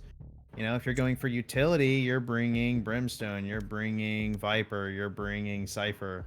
So she's in and of course you're bringing Sage nearly always, but she's in like a really weird place. Yeah, for sure. And we can definitely talk more about that as the game is about to start. The map is going to be Haven, and predictions? I think Evoke Gaming might take this fairly handily, but who knows? Semi-final, right? Anything can happen. It's a best of 1 semi-final. Those are always exciting. Yeah, unfortunately, we only have enough time for best of 1s, but if we had more time, then it'd be a much longer series. But here we are.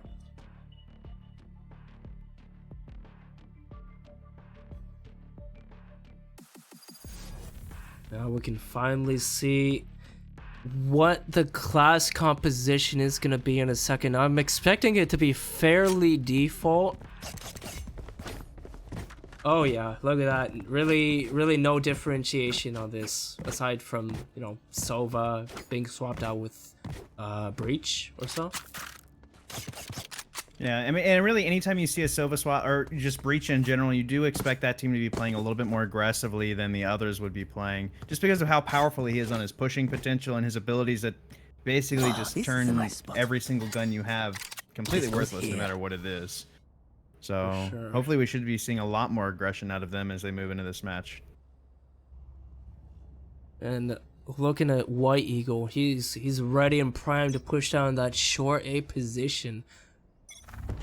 Oh yeah, he going for it, gonna meet into a stack and gets contact, falls back, and doesn't really want to waste any more life, or his life.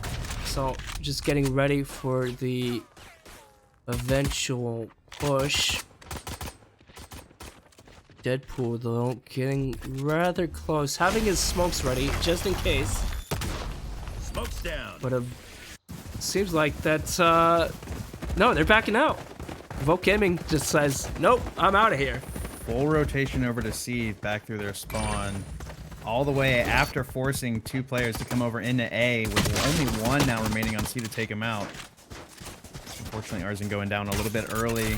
Not able to rotate over quick enough before this plant goes down. And they really should have this here. I mean, not when Oh, Snapple and Deadpool are hitting their shots. Puma also chiming in, but Ava Rose says no. This is my bomb. unfortunately, with the flank coming through there, it really seemed like that was their round to lose there. When you get bombed down and you have 4-man on site, the other team over-rotated into A.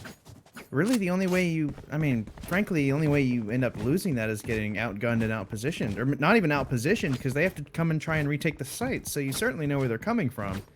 So, it's a bit of a question as to how you lose that strong of a position early on. Now, they were able to get the plant down, so they should have some somewhat decent guns if they wish. Looks like they went full ghost across the board with 1 Spectre. And any armor? Looks like, actually, yeah, across the board, light armor. Yeah, I'm thinking that Addison with that SMG is just going to be the main entry fragger, seeing as, he has the Phoenix roll and trying to get onto the site. They have it for free. They can easily post it for long, but they just want to secure the entirety of the site. Bomb going down, and it seems to me it is not going to be planted for long. Hold on. Oh no, it is. It's yeah, it seems like it is partially planted for long, but they do have the flank coming back out, and once again, looks like they've lost complete control of the site. Despite getting that early take, they are not able to hold it and clear off the remaining players. I mean, that's a 5-man take, and they didn't even kill the guy on site before they planted.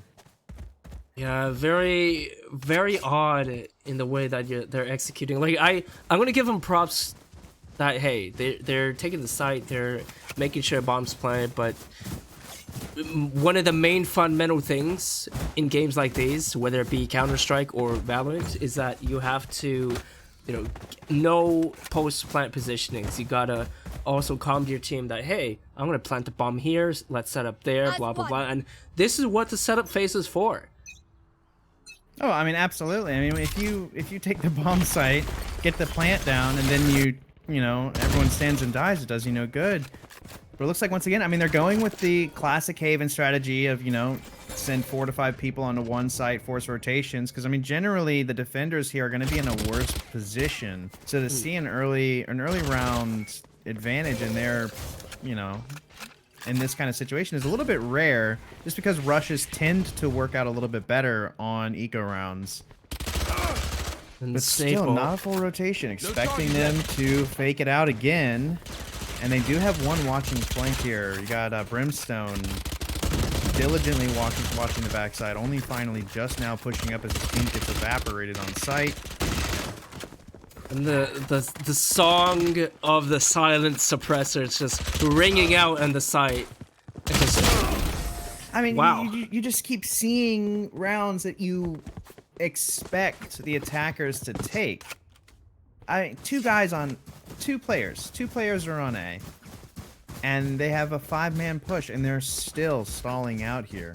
I mean, they've done somewhat of a good job actually getting the plant down early on, but we're still seeing... Yes, this should do. I mean, That goes there. I don't know. Maybe it's my spectating being off, but I'm still not seeing a lot of good utilization off of the Brimstone pushes that they... I mean, they're getting the smokes down, but then they're not actually making a move off of it, or they're getting the Sova information early. Joke's over. But again, not making a move on it. We're already seeing an ult come through here, a pick from Snappo right off the rip, and we have him holding that middle garage position. Still 2 people staring down at that garage door with a slight B push. 2 people coming in on the flank now, trying to take mid window.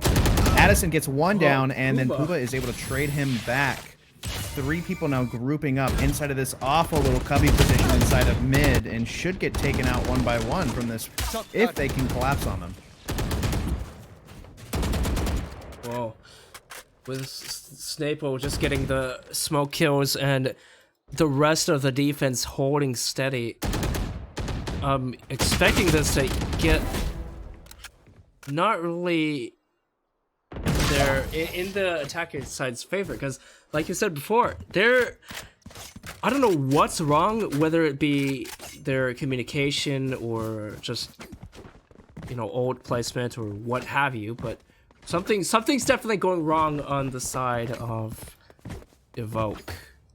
Yeah, I mean, honestly, if you ask me, it seems like they've planned for the first 30 seconds and then nothing after that.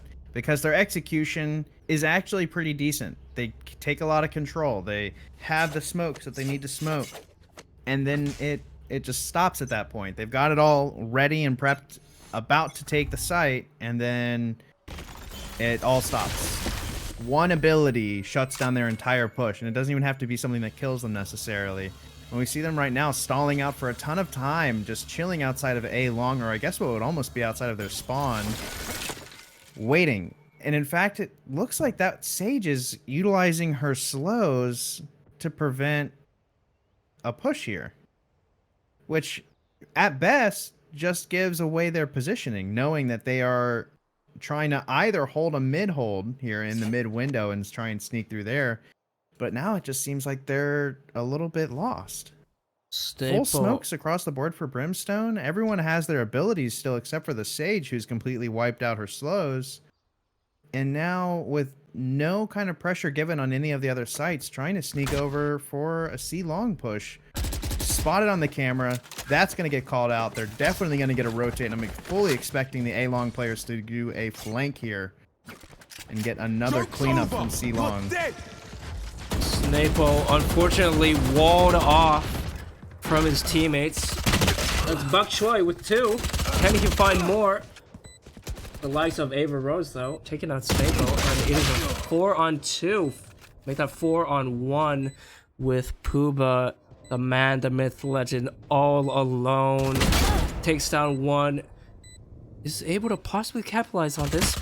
Turns around. Is able to 1-on-2 heals. Very smart move on this heal here. But there is limited has time. About 5 to 10 seconds to push this. Needs to kill both. Has to push 1 more to find. That's Addison. But the distraction plays by Puba. Actually. That was a great play on that retake from Puba. Unfortunately, he did run out of time there and needed to push that a little bit quicker. I am surprised to see that the A players stalled out on their rotate. I don't know if you noticed it or not, but rather than push through the attacker spawn to go into a C long flank, they actually backed off of that and ended up retreating back through the CT spawn, coming back around through C long. So they actually ended up stacking up, coming through the, I'm sorry, not C long, but coming through the CTC spawn through that upper hallway. And unfortunately, when you end up trying to go in single file through there, that really sets up the team to have a really great multi-kill, which is what we saw from Bok Choy. Right, so and really great move from him. See, Remorse, what separates a good player from a great player in those regards is that the great player isn't afraid to take those initial engagements and those engagements at all, whereas a good player would be like, yeah, I might push through and I might die, but you know, you gotta have that aggression. You gotta not be scared of getting that info and possibly dying for it. Right, absolutely. I mean, and in this game, you are afforded a lot of flexibility with that. You have a Cypher with his camera peek. You have the abilities of being able to peek with Phoenix or Sage and then healing up that damage if you get hit up too much. So long as it's not a headshot, it's a worthwhile peek as long as you have those 2 characters. They were able to get a successful, once again, going back to their original plays of faking out one site and rotating back. The Brimstone ultimate comes through, not getting a kill on anyone here. Snapo taking down 1. Oh, that drop down though. That is really deadly. Again. 5th round. Looked a lot better to start. Had that early rotate, I would like to see them be doing this a little bit quicker. If they're going to be swapping off the site, they need to remember you got a minute, what is it, minute 45, minute 30 to actually make things happen. And once you wait that long, you lose the illusion of a fake at that point. Once you start to back off, you really, the other team knows with certainty you have no other choice but to commit. And it really just, if you're gonna fake, you know, you have to fake a little bit early on, because otherwise, what's the point of doing it at all? Looking at the money situation as well, it's not looking good for Evoke. They're stuck in all SMGs. Like, sure, they might be able to win this round, but Revealing area. on the skin of their teeth compared to the other defense that has 4K, but Push comes in. Buri. Almost dying to the flames of Snapple. Speaking of him, he's still alive, and the rest of the defense is ready to just pounce and get that bond. That is game. Not Or unless he game, but dies. that is a round. Yeah, it's really surprising. I mean, I mean, to an extent, I think you might have to pin some blame on that Sova there. Somehow missing on a guy defusing in a stationary target with that ultimate speaks to maybe potentially some unfamiliarity with how it functions, or just generally unpreparedness. But that's one of the major risks you make by going B, or I guess really any site, and playing for that long hold, as so long as the enemy Sage is still alive and you have not confirmed whether or not they've utilized their wall. Because a situation like that is nearly unwinnable due to how long it takes to destroy the wall. If they can immediately jump on the diffuser, or jump on it and start diffusing it, there's really nothing else you can do. Sage with a very early slow ends up actually, I think, zoning her own team out more than the enemy, making it impossible to assist them in any way there. You're just gonna go trades for trades. Yeah, I think it could have gone definitely differently with White Eagle in that short position, actually having to focus T-spawn and not long, because I'm pretty sure he got called, hey, there's somebody there, and he had to check there, then he died. Smoke's down.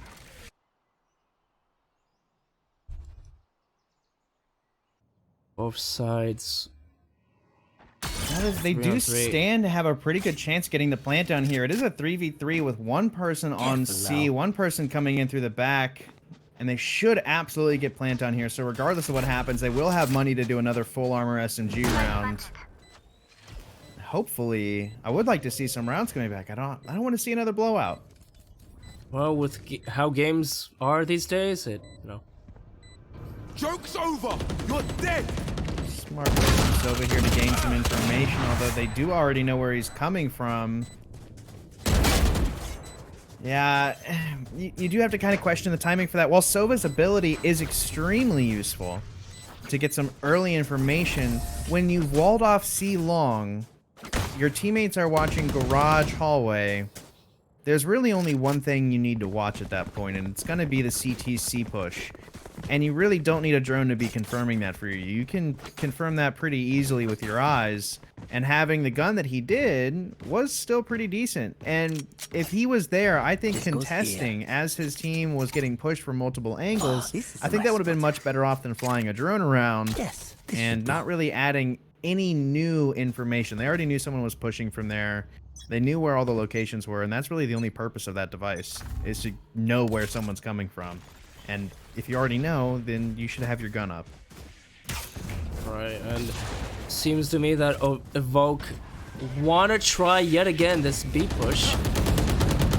Really impatient and just want to go through it, and Addison pushes through the smoke, spams, unable to find anything, but the bomb is about to go down. Deadpool, however, takes down 2. And Addison swapping weapons. What are you doing? Oh man, Addison, no, don't do that in the middle of a fight. That is unfortunate. 8th round on the board for the defense. I don't know. I think you just gotta ask yourself, ask your team, like, can we please do something different? Can we please not rush B site entirely? Let's just slow down a little bit. Let's take a little bit of time to breathe, and it'll all be fine. It'll work out. I mean, while there isn't anything inherently wrong necessarily with... Oh, hold on, my mic. I spun it around the wrong way. There it is. While there isn't anything inherently wrong with doing a rush on attacking on Haven... I mean, I don't want to be too harsh, but... When you get killed by ours and just rushing out long C, then that's what will happen, yeah. Right. Oh. This is probably one of the first times I've seen Arzen with the sniper rifle. Watching that long C position. However, Bok Choy and Addison grouping up together, making sure they get the refrags off of each other, trying to find a way into any of these bomb sites. However, there is an aggressive player in the form of Deadpool in the garage doors, falling back, not wanting to give them the advantage. But it does seem like that the boys over at Evoke try to get into the sights. Puba, he was waiting for it. I knew it. I mean, still has... Oh, never mind. I was going to say win potential. I mean, you know what? They're stacked. Unfortunately, could not get that transfer over. Or even one of them, I think. Let's see. He hit them, looks like once each, I believe, there. It's a bit unfortunate. Definitely was a winnable situation there. I think it would have benefited him to at least stick the plant regardless, just to get the money. I mean, when they're already on a loss streak and you can potentially get that plant down, I really think that you should be going for it. When they're still sitting here, I mean, look at this. The other team, Arzen, 10,000, 6,000, 5,000, 8,000, 8,000. I mean, you're in a situation where, I mean, you might as well save, like, full save a round properly instead of continue to force this. Despite the fact that on attack, you're generally going to be closer range, they're still trying to take C long running SMGs, which just seems like a mistake to me. Snapo getting hyper aggressive over in this mid position, sees the smoke and hears the gunfire from Bok Choy. But speaking of, Bok Choy uses ult and now is working their way over to C. Should have the plant. The wall over at long C should guarantee that too, but White Eagle trying to capitalize on that. Snapo, 2-on-2 now. But no, it is heartbreaking to see this.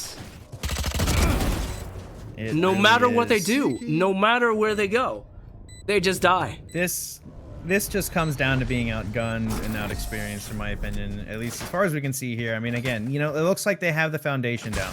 They know what they need to do to take the push, but they don't seem to know what to do after that. I mean, they had every advantage in the world there. Bomb down, man advantage. Like, everything is playing into their favor there, but because they're watching the wrong things, you had your guy that was exposed to C long, who wasn't watching C long, but was instead trying to watch C, or whatever that hallway's called. Hold on. You know what? C-Link. There it is. Okay, cool.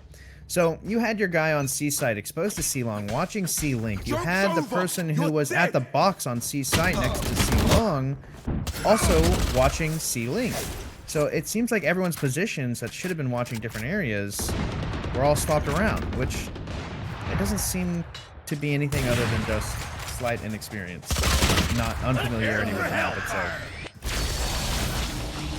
Arzen was unfortunately taken down, but Deadpool found one. Will they be able to stem the flow of these CT players? Kettle, the last man, finds one, finds two, but the wall! He could have found Puba easily if it weren't for that wall. I think what was actually pretty impressive there was the fact that he landed the shot on the brimstone while in the midst of being walled. Now, we're seeing the sides get swapped here, and honestly, I'm not seeing, in my mind, them getting any defensive rounds here. It looks like they're stacked up on C and B right now, leaving one person on A, which is generally the hardest site to rotate to. Given its general distance and relatively limited pushes, you have to come in through the short or go in through heaven, both of which are easily walled or smoked off. Looks like they did rotate that over a little bit, but this is definitely the smarter move, trying to push A here early on. Clearing out the site. I just see this as being a quick plant straight onto A. For sure, and just as you say that, despite the Sova and slow orbs, they're just gonna go for it. Flash comes out, but I don't think it'll be We're starting to enough. see a little bit of a rotation from B and someone going to the flank. We'll see if they have anyone watching the back. And it looks like they do. Keto taking down 2. This might be doable, finally. Another round on the board, possibly. Now, what I would highlight here is Arzen is left in a 1v2, managed to take out the flank, and the bomb is planted for long. All he has to do is wait for the defuse. There we go. Great job by that Sova up in heaven, taking Arzen out on that peak there. Managed to get the round. A bit of a big, not even a bit of a big play, a big play coming out from Deadpool there to end up taking that round back for them. Because honestly, or excuse me, not Deadpool, but Keto, I believe, was who ended up getting that double kill on the site right after the plant went down and then cleaning up the planter immediately after. Good job on them, but they're gonna have to pull out Here. a miracle out of their What goes there? hats. They're gonna have to play perfect in order to at least tie this up. Oh, without a doubt. Look at that! Look at that! They all have the CZ on the side of Evoke. Yeah, it's a great weapon here, and they've opted to go no armor, just straight CZ. If they lose, they go full save. If they win, look at this. They just lost a Phantom and full armor off of that. That's not something you want to see. And Ruby Roundies should be getting the plant. Maybe the CZ is the new meta, new pistol meta. Well, it just has go. a ton of kill potential close up, and when you're going for a rush play, that's all you're ever going to expect to see is close up.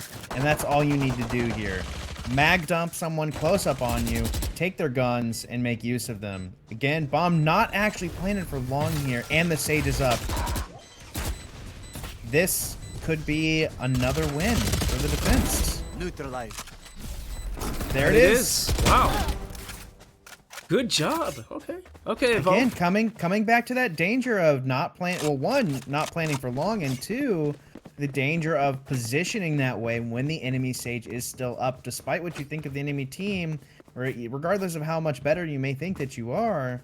A wall is not something hard to utilize, and if that's still up, you need to treat it as the most dangerous thing that exists, so long as the bomb has been planted. Yes, this should do. And definitely, as you said, I must weave my web. don't get overconfident with yourself. Even though you have this massive round advantage, it can very easily slip from your hands if you aren't careful. Addison, though, all stacked up on A and mid. Not really giving any contest to C, though. I don't know how I feel about this. They can look at that. You see that they're trying to work their way over to C long, but will the boys from Evoke realize that?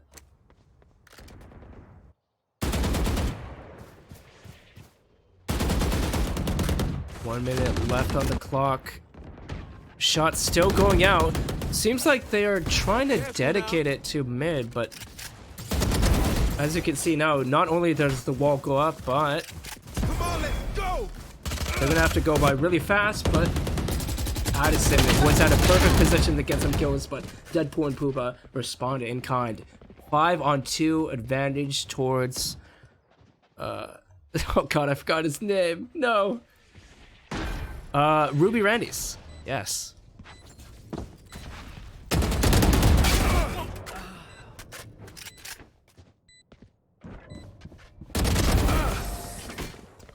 Match and map point. Wow. Looking at the scoreboard, Snaple has 20 and 10 KD. Yeah, I mean, And look at this, because of their save round, despite the fact that they lost it there, look at what's happened now. Look at how that's flipped. Despite the fact, again, you know, they lost the round, the other team won the round, but the amount of economy damage that was done in that round to the defense was too much for them to be able to survive into the next. Just with a single loss, their economy's destroyed and the other team is able to full buy with full armor. Meanwhile, they're sitting there with SMGs and half armor. I mean, SMGs in these very close positions can be a benefit, but I don't know why Bok Choy is just running around when he knows, or at least he has an inkling of a feeling that, hey, the enemies are here. But as you can see on the minimap, Addison, prime position to get kills, or possibly 2 more, finish this game out easily. Are they wanting to go for it? Marzin and Puba, the combined forces, take down Addison. That was a good play from them here. Their best opportunity, in my eyes, is to go for that C push, plant for long, and try and focus down that Sage early on if they can. Or take her out in the process, which it does seem like she's the most likely first one to die if they decide to push there. They should be going for a through garage push and trying to kill someone watching already in C and trying to get a back shot to take someone out early on. And they're definitely weighted towards B and A here. They do have to go quick though. 10 seconds left on the clock. It all comes down to this. Wall goes up and the plant. They have the plant. The enemy Sage is alive, but she waited far too long to actually decide to push up here. At least if it was an attempt to push off, but we do see some danger here with the wall off. Manages to get the kill onto the Cypher and secures the round again. With the inability for them to actually push through. My bad. Yeah, other team. Yeah, they are bringing it back. It just seems like there's a bit of overconfidence on the attacker's side here. They seem to not be playing anywhere near as diligently as before, with seeing a lot of them getting picked off in somewhat predictable manner, especially the mid-window fight that just happened there. They knew exactly where that guy was, but rather than use their abilities or anything else to push him, they didn't really care from what you could see there. They just ran at the guy and went for a straight-up gunfight. Unfortunately, they lost it there, but maybe another round or two of a loss might change their mind a little. They're working ever so slowly over to the C site. With only Bok Choy there to stop them. I mean, that cyber cage and laser is not that bad, but he got walled off and he's essentially stuck. He can get that kill, but no, Snapo takes down him and Ava Rose. I know exactly where. Keto finds one. Can he find more? 33 HP. And it is over. 4-13. Bit of a misplay off of that ice wall, but still managed to pull it back in the end. Great job from the attacking team there. See, I mean, it seemed like, in my eyes, I mean, not to say that the defenders, you know, got lucky or anything. That's not what I'm trying to imply, but it absolutely seemed like the attackers became complacent after their dominant 11-1 first half, going over into the pistol round. Definitely seemed like they were a little bit more relaxed going into this. Let them get a couple rounds, realize that you can't completely treat them as if they were a joke. And it managed to buckle down and clean up the remaining round with that final important push. Let's see, what do we see across the board here? We're seeing an economy. Let's see how that economy score went down the board. Yeah, that's the biggest thing that I would want to highlight here from the other team, or from the losing team rather, is their economy rating in general.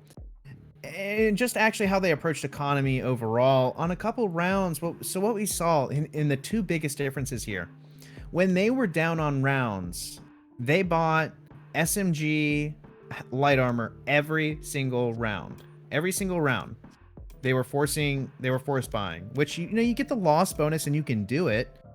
But in comparison to doing a full save, going with your, whatever, pistol of choice, they decided to go with the CZ there, and doing as much economy damage as possible, trying to get the bomb planted. Those are your two goals. Get a kill or two, get the bomb down. If you've accomplished those two goals, you have done your job sufficiently, because all you've invested is $400 or 400 credits, currency, whatever. You've invested 400 bucks. The other team, they managed to take down a guy that had full armor and had a phantom. So that's 3,900 of damage that they did for 400. That is a huge gain that it's not something that you necessarily see or even really think of directly until you actually look at it. But doing that comparison where they took out 3 players of their team, all of which who had a similar loadout to that, all they lost cumulatively was 2,000. The enemy team cumulatively lost almost 10. Like that is massive. That is absolutely massive. And it's those small things. It's those small things like that that can make a big change in the long run. And hopefully they'll possibly rewatch the VOD, possibly talk it over, see what they need to fix for any future tournaments they ever play in, or just competitive in general. Because I mean, I'm not saying that they are bad players in at all. I'm just saying that there's definitely many things that they have to fix, and as you highlighted as well, that it can only make them better. Yeah, I mean, ultimately, at the end of the day here, what we're likely seeing is a group of friends, coming, playing out, having a good time with their buddies. Some of the teams here are actual groups, or they're actually trying to make a run for stuff, and I think we do see that difference here. I don't really know how else to explain the 13-0 that happened, or what was it, 13-0, 13-1? Yeah, I think it was that, yeah. So, I mean, you're going to have two very different types of groups that are coming into this, and you can't really fault them for that. It's not something that we can really attribute really anything to yet with how much this game is in its infancy. I mean, this came out, a couple weeks ago. So, not to be overly harsh on anyone anywhere, it's just, I mean, when you see stuff like that, I mean, you can identify it, and I'm sure that a good bit of them, either simply don't care, and that's fine. That's totally fine. But it was a good game. Definitely some great plays coming out from the other team that we got to watch, and I think that there was, if they were interested, there was a lot to learn from watching that other team there. All right, so for the next map, it'll be Team Coma, aka Tryhard7 versus On The Grind Esports, but apparently they get mad ping whenever I host things, so Remorse, if you're able to host it, that would be splendid. See if the ping issue would fix in that regards.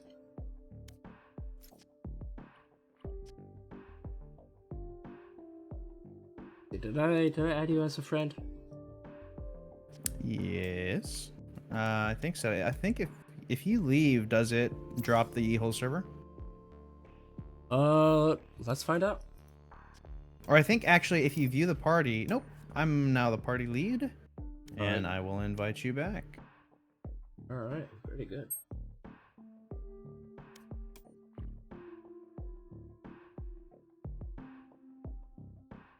There we go.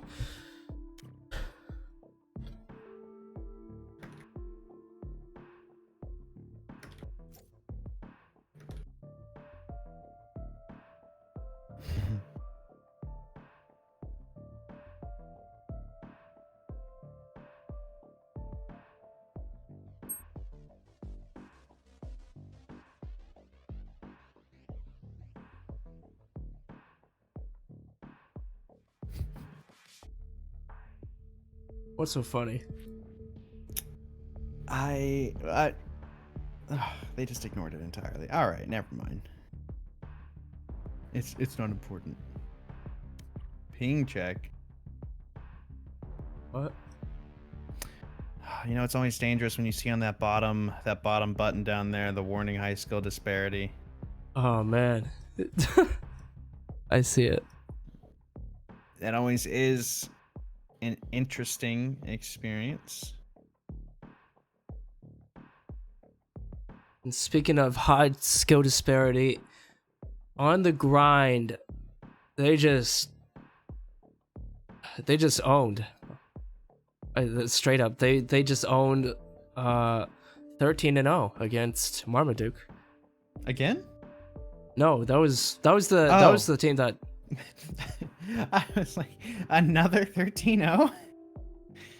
It's like, No, this is the second semifinal, and then the last one will be grand. And then whoever's taking the grand final will be taking $250.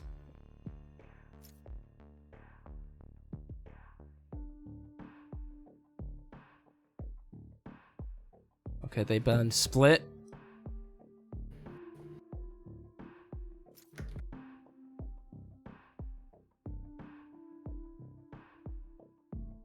Play body. Wow. Wave check. Nice. They actually are going to be playing Bind. Nice. All right.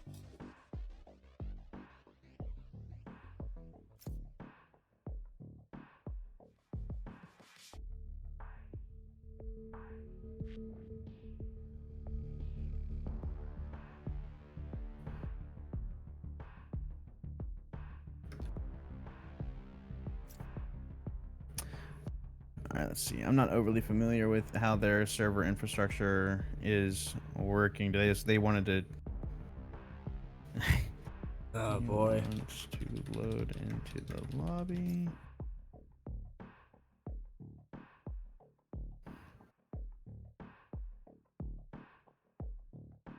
So if you guys are just tuning in, we're trying to fix some technical issues in regards to ping. 90 ms. Okay, I mean they did 13-0 with 90 ping, so.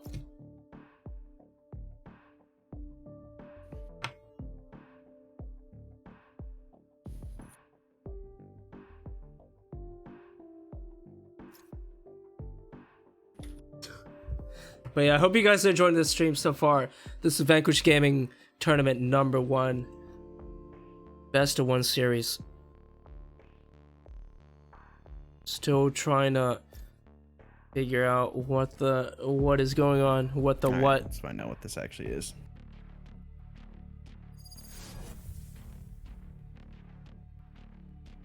Alrighty. Where is that going to be located? Or actually, we can't really see that in this menu until they actually pick here. So I guess that's not quite developed yet, unfortunately. You can't even see ping at all if you press tab as spectator. It just says 0. That is. You can only see your own ping if you have advanced settings on. Yeah, which I do. Or actually, I might have literally everything but ping turned on. Let's see.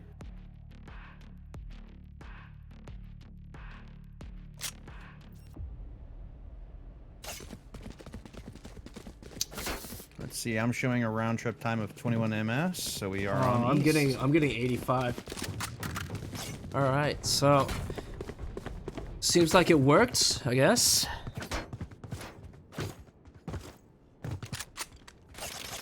So without further ado, we have On The Grind Esports on attacking side and Team Coma, aka Tryhard7 on defense. From what we saw in the previous game, On The Grind Esport absolutely obliterated Marmaduke 13-0. Highlight Texas right now if you could. It looks like he's trying to set up a oh no, he gave it up. Looks like he was trying to line up a heaven molly actually right off the start. Decided to back though. But they do seem to be ever closer to taking the site as NRBCS in details try to line up the breach and all the other utility. Very smart usage of that cipher there. Pushed out and fantastic bomb plant. Healing. Look at that. That, I thought, was initially a miss wall, but ended up working out flawlessly, just barely inside of the plant. No more charges left. And Bit of there, a whiff off of Rex. And the attackers clean up very easily there. definitely a highlight to note in that regard, that they have the fragging capabilities, they have communications on their side, and from what I've been seeing and from what I saw from last game when they played against Marmaduke is that they have actual coordination, and they trust each other to enter the site, make plays, frag out, and all that stuff, compared to the other teams that we've seen, which aren't as developed as these guys are. Oh, right. No, these guys are, they were running preset mollies and things of that nature, clearing out specific angles. They're about to clear out bathroom here with what I would imagine is going to be free. It is a shotgun, though, I do believe. It doesn't matter. Institute tap. And there we go. They're Again, going to try to with get this the wall down. Brilliant again. wall. Spike planted. That actually... Okay, then. It's amazing.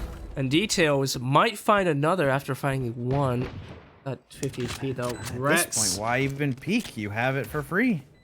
trying to find a way into the site. Rex finding one onto Tex, but Texas and Co. waiting for him to peek out.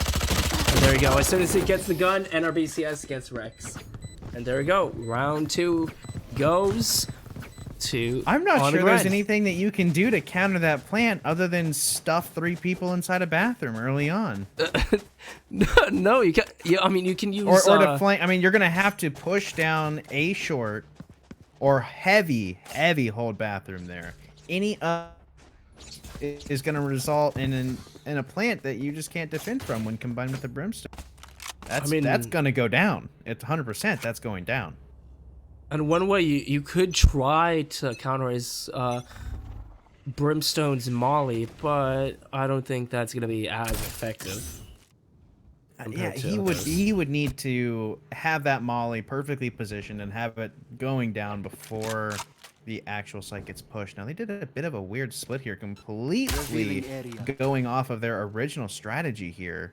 They are spread perfectly across the entire map, slowly going back to where they dropped the bomb earlier. Looks like they're going to try and lean towards a B take if they are able to kill the one player on B site currently. Snoods, with the breach, manages to kill the lurk.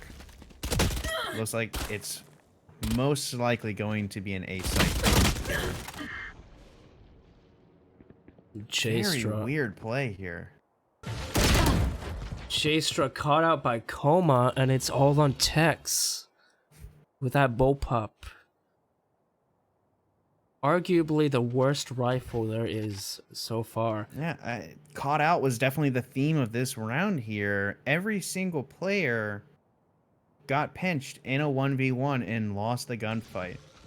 Very strange to see them transition to that after having such a massively successful push at A. And I know it's on the eco rounds at the start of the game, but still, a plant that you can't stop unless you actively wipe out the whole team is a pretty good plant. So now we're going to go through here. He does have heavy armor. He does have a 2100 rifle, so he is invested somewhat heavily into this. He's probably just going to try and go for exit frags. Or if better, hide and not take any damage at all and keep that armor pristine. And across the board, I mean, even looking at the defense here, none of them took damage except for one. Truly a flawless round, and because of that, it's paying off in dividends. They have a little bit of money in the bank compared to on the grind. They have a DMR, a couple rifles, and an SMG for their troubles. So will they be ready for the onslaught that is on the grind? It looks like they're leaning back over to this original push here. That Cypher just placed a tripwire at the teleport here. Silva having very good usage of that drone, identifies where they are, but it does not help him. Will they be ready for this second push here? early ice wall to try and buy time for the rotate. And the spam comes in. A little bit of a waste here. They do see that he's in the corner. And that should absolutely flush him out, which it did. Now it is a straight up side hold here, but the A short push does get a pick here. Looking for his flank, not able to see anything. And they're just trying to push, unfortunately, straight through here without the ice wall now.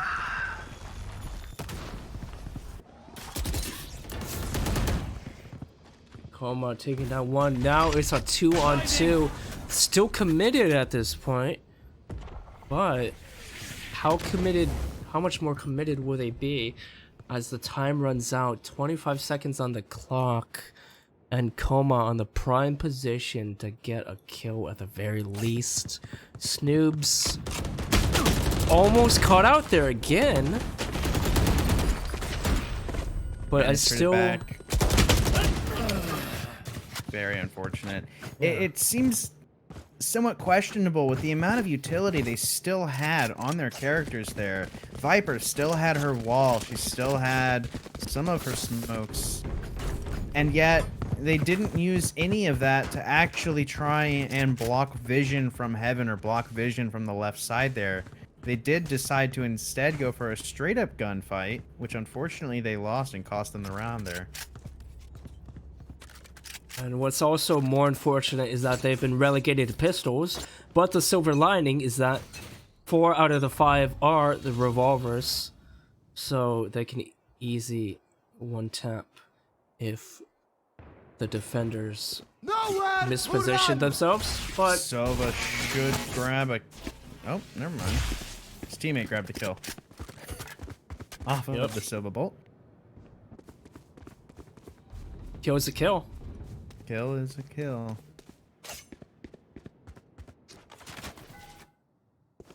Let's see this interesting Sova arrow. Definitely a preset from the looks of it as well. No more charges left. A great arrow. Now they know that that side is clear. They should be expecting a full B push. They are now stunned, opening them up to a push here. Man, and these breach versus breach plays are always a war of delaying time. Every single time. Snoobs just shooting into hookah and finally finds the last man, on which is Tex. Finally getting a round advantage against On The Grind, when at first it seemed like On The Grind was gonna just bully them over at the A site.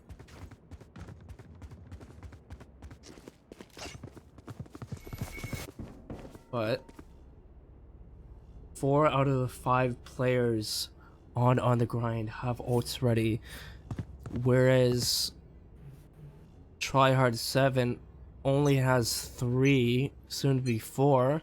So and frankly, the most important one here is that Sage is up, so they can afford to be a little bit more aggressive on this bathroom push here. And it looks like A short is getting pushed really heavily now by the defense.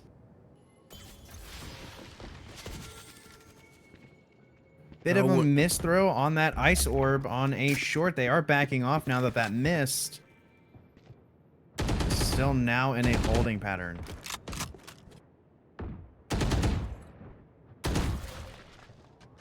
One minute left on the clock. Koma is known. I've seen him. He's known for lots of just off angles and cheeky plays. I think that's also another contributing factor as to why they've won the past 3 rounds. He just plays so odd, and it can be a good thing, but it can also be a bad thing. In which, if it's not going in your favor, then it could definitely hinder your team and defense. Absolutely. Tex getting an early pick here and then immediately backing off. Very smart play to try and distract them more. Ends up baiting out an ultimate off of Comb, while the other team on to B makes them back off, and they should actually be able to get a plant down here.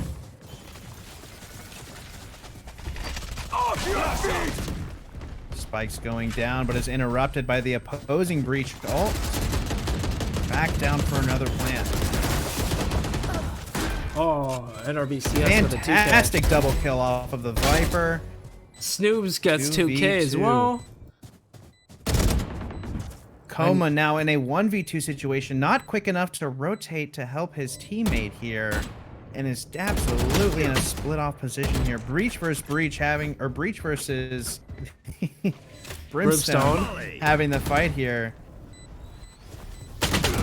Yeah, there's no way he's winning that. Has to peek 2 angles at once there. Very unfortunate for him. Definitely would have been afforded better by having an earlier push in. He slow walked all the way through market, all the way up to hookah, while his teammate actually ended up pushing into B long by themselves. So possibly a bit of a miscommunication there. Would have been better served, absolutely, by him holding off in the site until he was able to get into hookah so that they could actually pinch or set up for a trade. But hindsight is 2020, and let's see what the attackers have for us this round.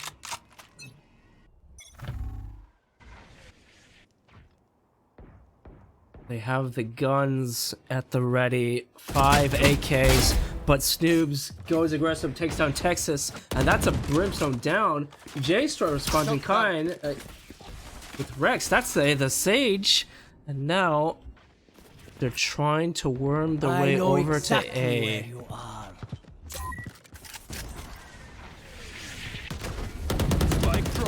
Knowing where the enemies are, they gotta choose where to execute. Details not quite connecting to Koma in the corner, and now it's a 4-on-3. Now they're... Oh, he's burning. NRBCS burns! But Tex... Oh. Apparently they didn't get the bomb down. I would have thought that he would have gotten the bomb down and then died, but apparently that was not the case. 4-3 favoring Tryhard 7. He actually did not get the bomb down there. The Viper ended up dying before it went off. What we saw there at the end was the Sage attempting to plant the spike back into the ground after it was dropped. Interesting. Well, the boys over at On the Grind have to reconsider. Are we doing the right thing now? Like, they gotta be asking themselves, like, sure, we got the first 2 rounds. Can we do that more, or can we actually just go back to defaults, or try to do defaults? Now they are on a full save here. Some of them have light armor, most of them do not. As they're going to push up here, they're gonna have to fight a long angle here. See if they get it. Brimstone smokes coming out. Big saves here. Going out, buying them a lot of safety. And it looks like they might actually be sneaking some through the back hallway here. Yeah, Able to get a blind on the Sage in the back hallway while their teammate gets the plant down. Snoobs, I believe, is still on the site, yeah. Plus, I believe there are men on the site too. The ice wall is unfortunately blocking them off, so they will have to get rid of that if they want to defend that defuse. Let's see if they can use it to their advantage here. Knows that there's not someone in the corner anymore. Baits out that first peek. Oh, Rex, what an nice try. inopportune time for that wall to disappear there. Actually almost had it. Was able to successfully bait the first peek. Bait the second peek, but unfortunately was not able to clear it out because all he had left was the default pistol. Idiots, the spike, now. Viper with some color commentary as always. I mean, she is toxic. But okay, I'm sorry. I appreciate it. Yep. In a way, gun It's run sarcastic finally. if you're not yeah. making puns. Haha, very punny. Okay. Stop for real this time. On the grind. Oh, details just get Ferrari picked by Enigmata. And Koma holding out for the smokes, getting ready for any noise to be heard, and then to properly land it. So the rest of the 4 I know exactly where you are gonna be spotted. their sneaky play And tried now to they be. know it's an A push. Oh yeah, they're gonna have to run back, but you have a flank in the form of Snoobs in mid. Can he have this timing correctly? Koma's there too.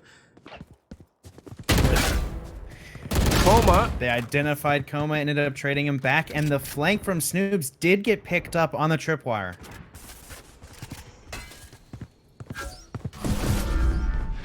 Portal time. Smart play by them. Unfortunately, though, what they don't know is that there is still someone in sight. Snoobs with the first pick, delaying the time, buying time for his team to rotate back. However, it is just the Cypher remaining on site. Has to defend from 2 here. Bomb is going down, is getting planted. Getting some information from the camera for the post play and sees that there is one positioning inside of long, 2 inside of long. Now he knows where they all are.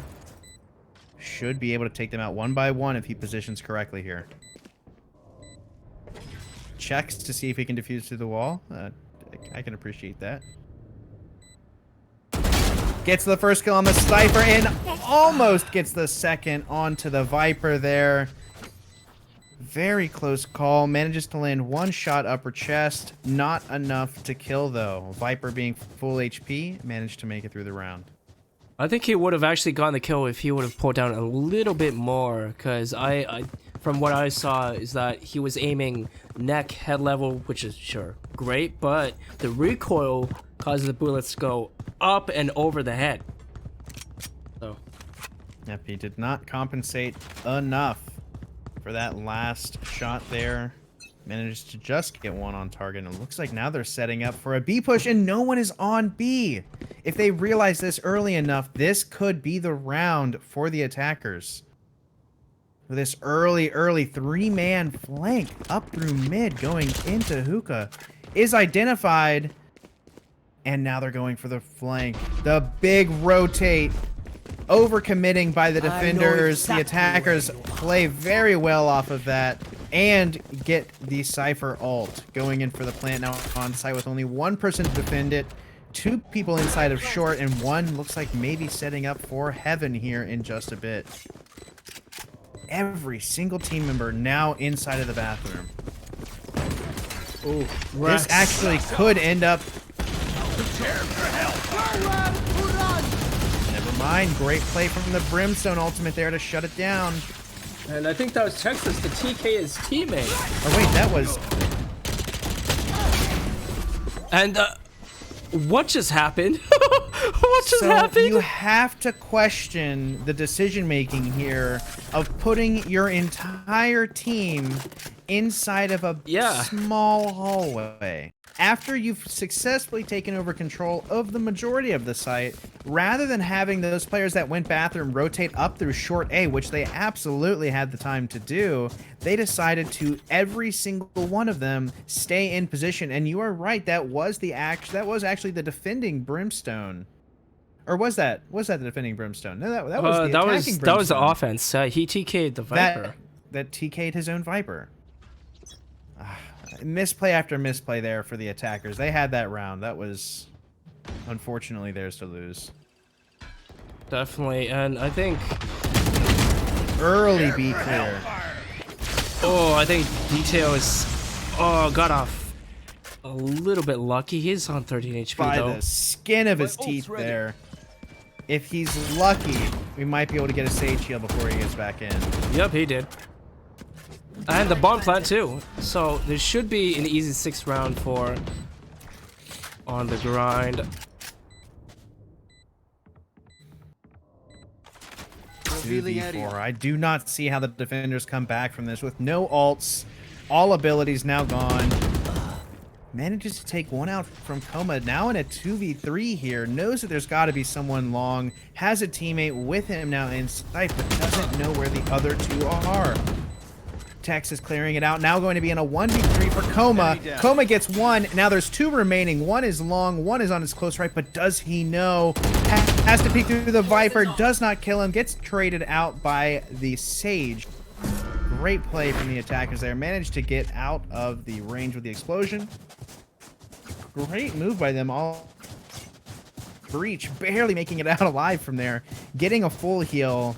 and then actually getting to use more of his utility despite basically being left for dead after the first ability hit him there.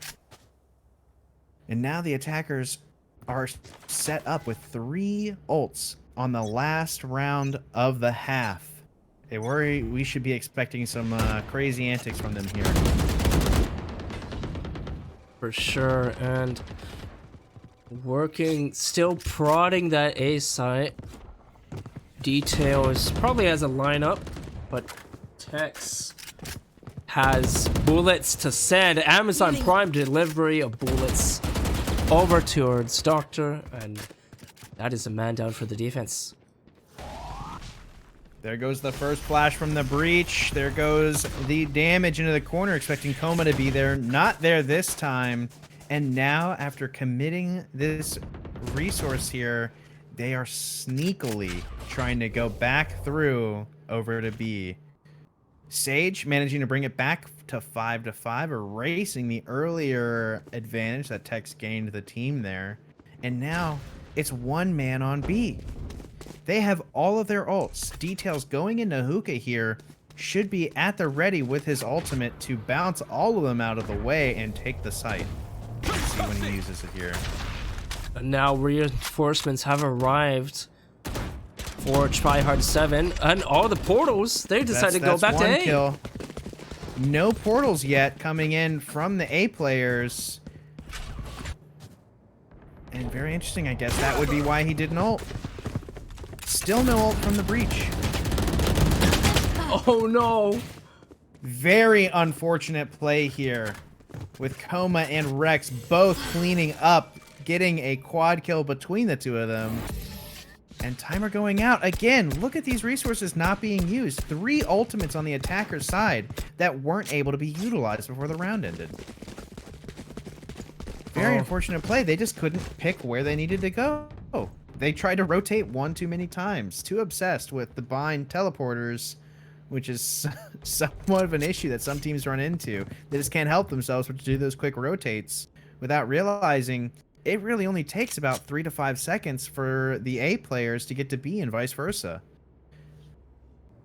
I mean, it's definitely a interesting map mechanic, and I understand that yes, it can be very hectic, but I think the main cause of that failure in that run was, you know, you gotta just pick a site. You had the site. You had was A. over rotation, Overthinking it too.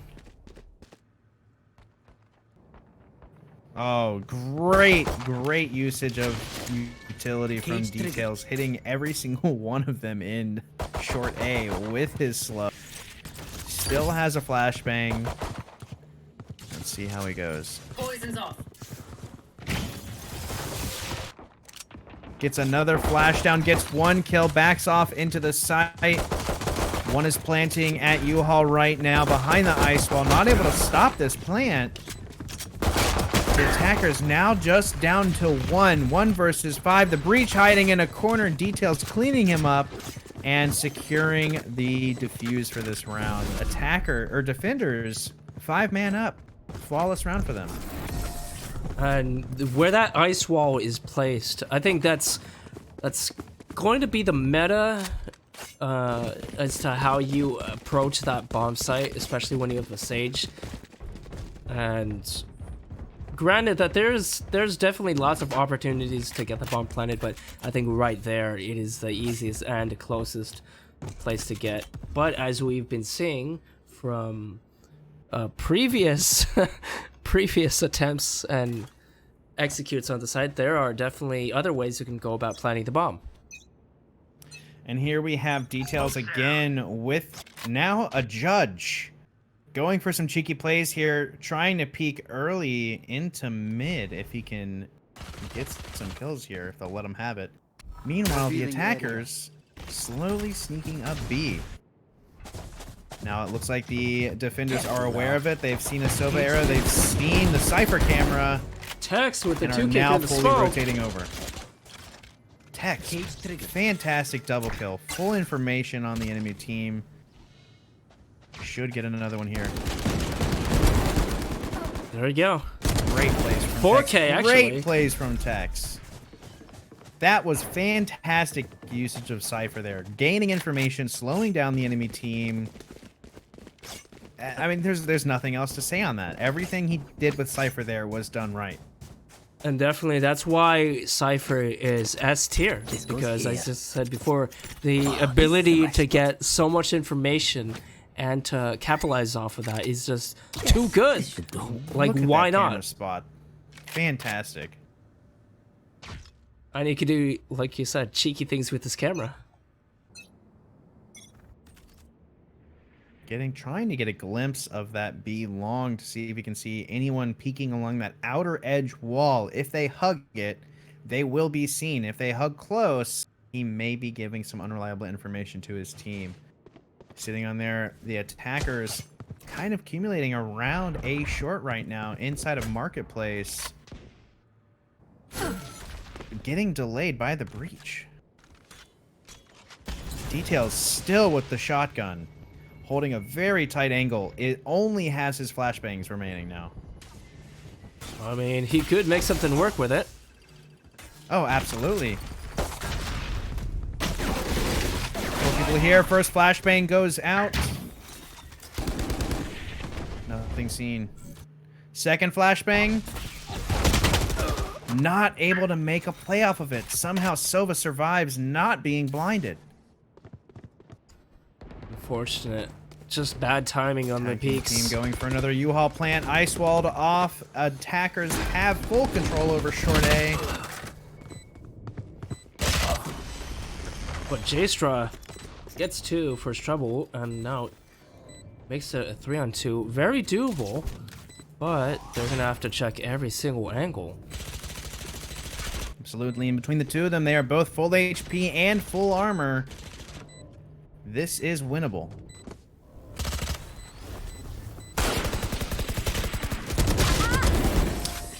Fortunately, outgunned there towards the end. The attackers are able to clean it up. The defenders are going to have an answer for someone pushing through that short mid-A other than just a breach with a shotgun. Unfortunately, it does not work at all past around 10-15 meters. He's now upgraded over to a Phantom. Let's see if that helps him out a little bit. Meanwhile, the attackers seem to be setting up in their standard approach here with a very spread out early on, leaning a little bit towards B side. Yeah, and you see Snoobs over here trying to worm his way over to Hookah, see if he can get anything, but you gotta be... If you're a Snoobs, you gotta be worried about the Cypher traps over at Hookah. Oh, absolutely. And we just saw that Cypher was able to identify the Sova solo pushing up B long. Has not seen anyone else. But at this point, with everyone pushing into Hookah, we should be seeing some A player rotates here very, very soon. Smokes are about to go down. The Cypher.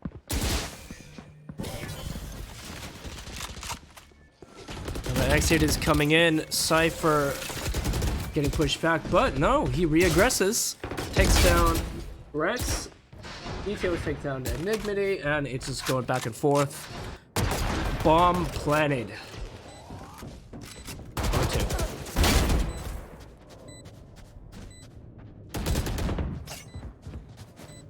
Wow. NRBCS showing why he is good with that AK. Absolutely. Great retake by the defenders here. It was a pretty good push from the attackers. I'm somewhat surprised that actually the defense didn't notice what they were up to a little bit quicker, given that every single round prior they have had some fairly heavy aggression onto A, and given that Cypher was able to very early on see, or perhaps he missed it, but was actually able to see the outline of the breach, or excuse me, of the Sova creeping up long B by himself, along with getting information and then the people pushing into Hookah. So I think we should have seen a little bit earlier of a rotate here. Obviously there is the risk that they take the teleporter, but again, as mentioned earlier, you have so much flexibility in getting back into A that it shouldn't really be affecting you as much. 3 players over to hookah, trying to speed over to the site. Could easily get the kill over the J-Straw, but no, Beagle instead falls. Very, very quick push off the attackers here on a save round. J-Straw now with the second kill, third kill, Tex taking another one as well, and it's a 1v5. Rex spams and falls. The hands of Tex. Now again, I mean, this isn't really, in my eyes, necessarily a loss for the attackers here. They went in on a full save. Most of them had no armor and a CZ. They were able to kill one player and take that gun off of him, and unfortunately they weren't able to preserve it. But Yeah, now, look at as we that. see, they all are able to full buy. They have lots of money. Great job onto them. So if they do lose, their money is going to be in shambles yet again. Despite the money bonus, which I don't recall. Very interesting what the play values from are. NRB. I don't know if you just noticed that or not, but the Viper just used a very interesting usage of her smoke cloud. Was able to actually place it physically on top of the sign that is above the bathroom. So she should actually be able to have a one-way smoke essentially by seeing their feet as they try to walk through that area. And if that's possible with the Toxin, I'm pretty sure it's possible with the Cyber Cage as well, because there have been many one-way Cyber Cages and Toxin pods, whatever they are, posted on Reddit, which definitely, I'm gonna definitely first use. Poison Orb goes through. They walk right through it as attackers. NRB with his first kill. Texas not able to clean up the guy going in through a mid, holding heaven still, peeking out, trying to wallbang the bomb planter, but the spike goes down. Attackers with 3 left, 2 left, 1 left, none left. Great retake again by the defense. They don't seem to care that they're getting on site and planting. It doesn't matter when they can just go and get the defuse. They're just so confident in their ability to just frag out that, hey, we're just gonna sit back, let you guys have the scythe, and boom, we're gonna win it. Give you false hope. I mean, if we go back and we look at the last rounds here, on attack, or excuse me, since this team has changed over to defense, they have had 4 out of 5 defuses that were potential for the rounds that they won. So out of 6 rounds played, that's 4 defuses. 4. That's very uncommon to see that many retake and defuses in such a consistent manner. And every single time they've done it dominantly. For sure. Here we go. Look, if we take a look at the attackers, they're on a split buy. They are pushed right now. The Cypher went full utility to try and buy his team some information here. Revealing area. Kegel unable to find anything with that recon boat, but has the owl drone, is going to scout it out before pushing. Finds the Cypher on the left side. And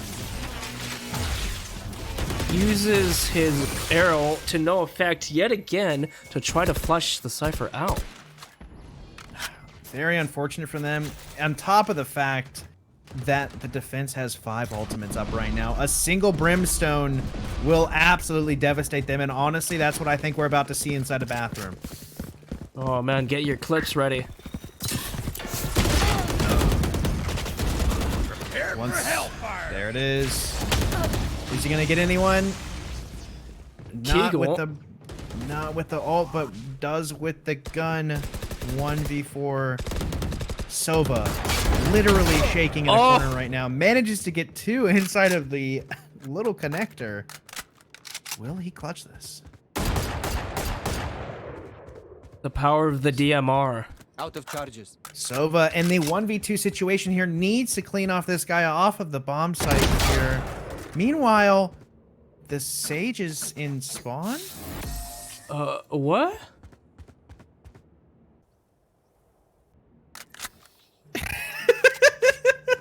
Wait, I'm sorry, did the time run out?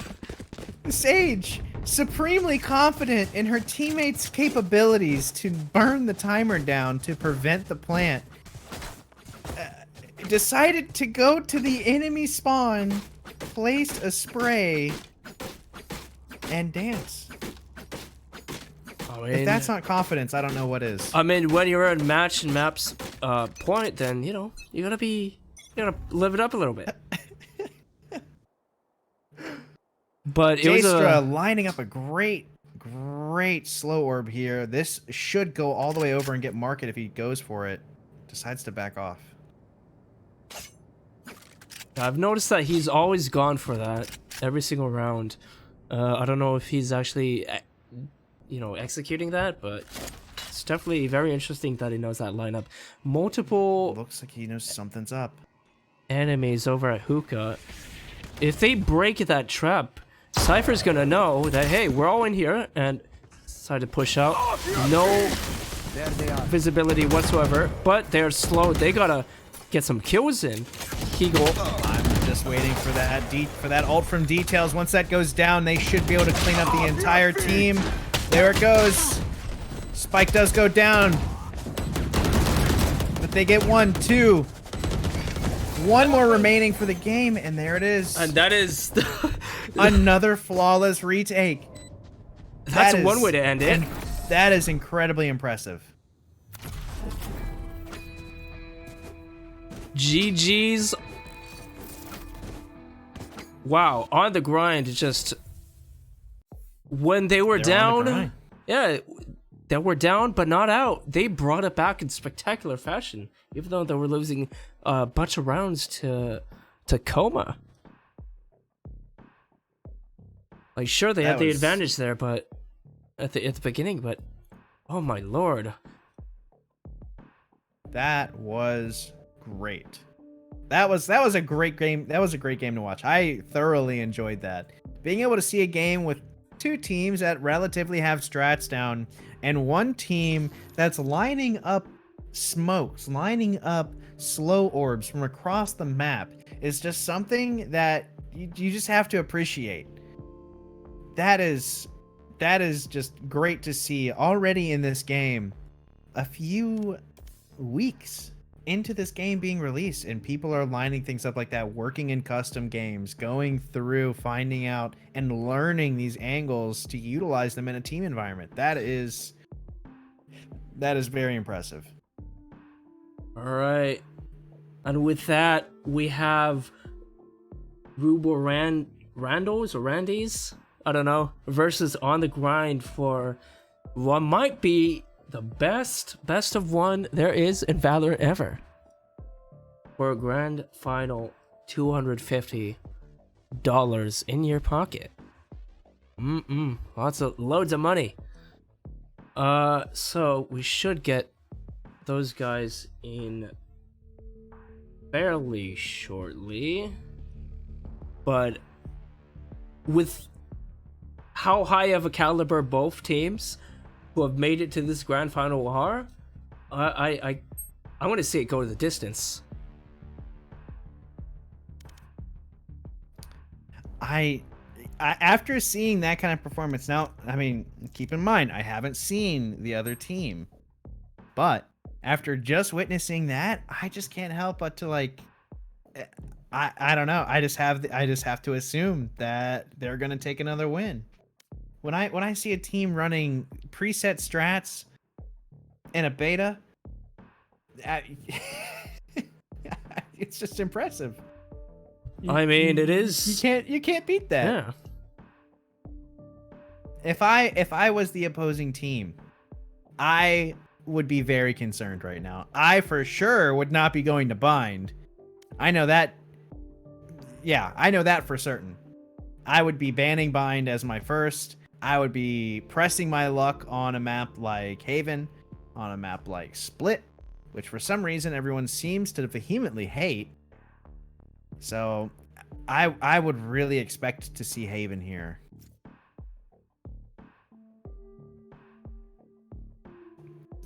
I will be right back. I'm going to grab a glass of water.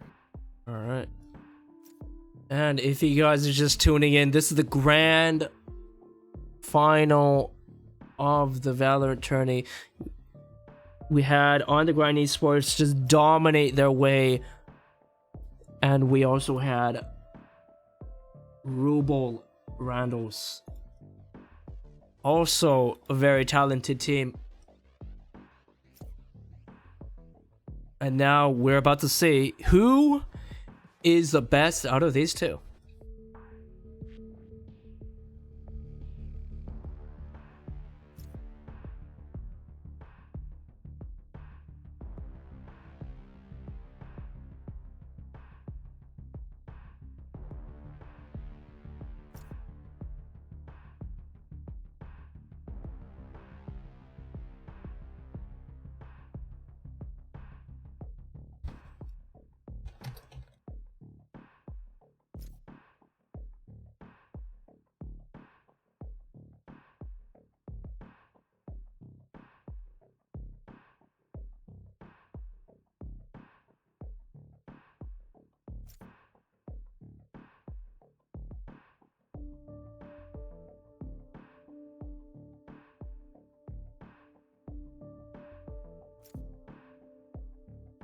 All right.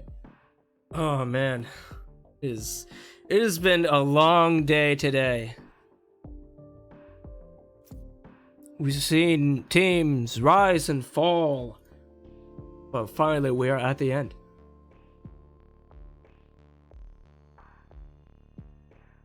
On the Grind versus Ruble.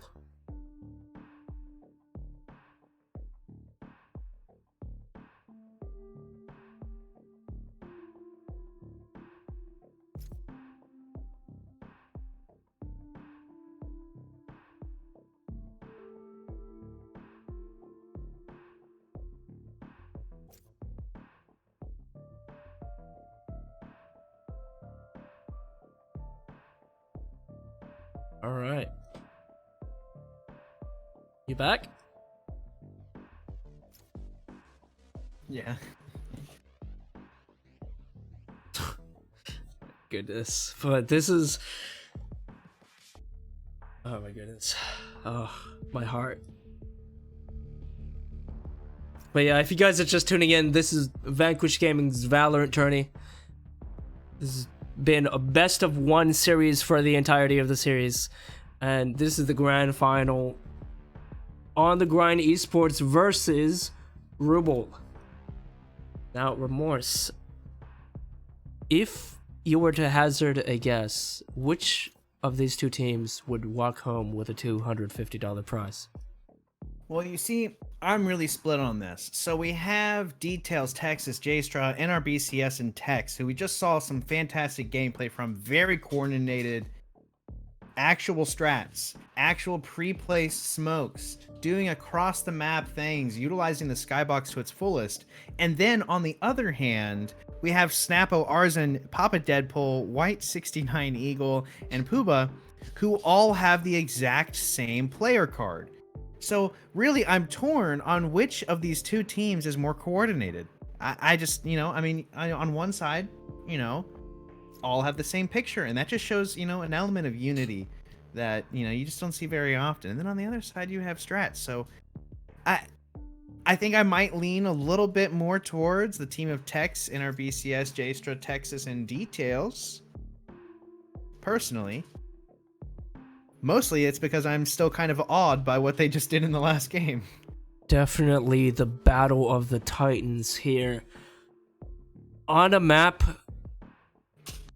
which is, like you said, hated and probably not played as much too. So that's also going to add into the random X factor as to, you know, who's more prepared, who's ready, who's on their A game right now.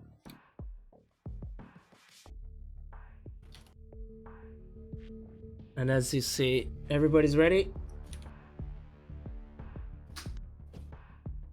All right, let's get a show on the road. It's gonna be split on the Grind Esports versus Ruble in the grand finals of the VanQuish Gaming tournament.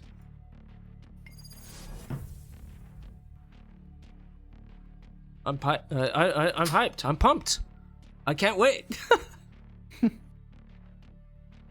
I'm just excited to see Split in a competitive situation here. I've seen Haven all day. I've seen Bind. I haven't yet seen Split play. Have you spectated a Split game yet?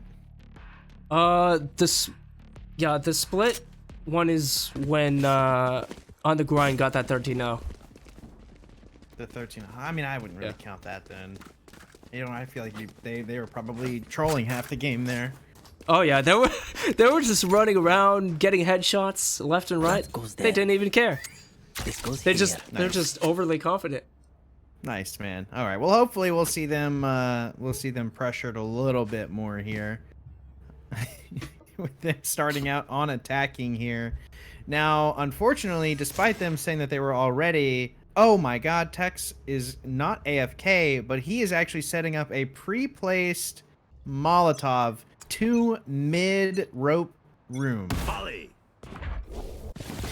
See, now that actually, Snapple it looks like, two. there it is. It landed right on that little cubby corner just outside of there. Great pre-place. They were only able to get one out of that though, and they're still dedicated to that mid push. Still pushing up here. Just need to identify the guy on the close left. Snapple Repel though. room is clear. See the one that's damaged down.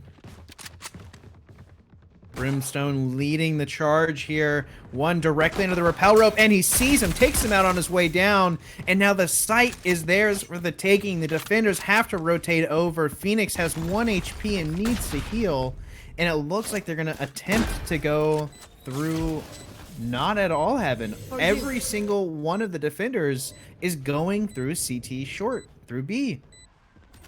With that wall. This could be calamitous, especially, and now they're all revealed.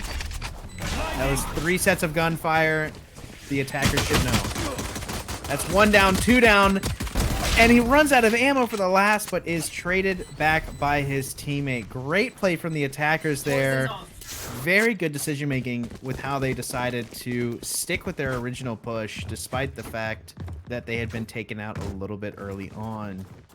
And again, here we have in our BCS lining up the Viper wall, completely cutting off Heaven and cutting off the little box ramp area from A. So we should see them push short A very, very heavily here. Flashbang on the ready from the breach. Smoke's down. Flash out. Here they go. Enemy breach goes down.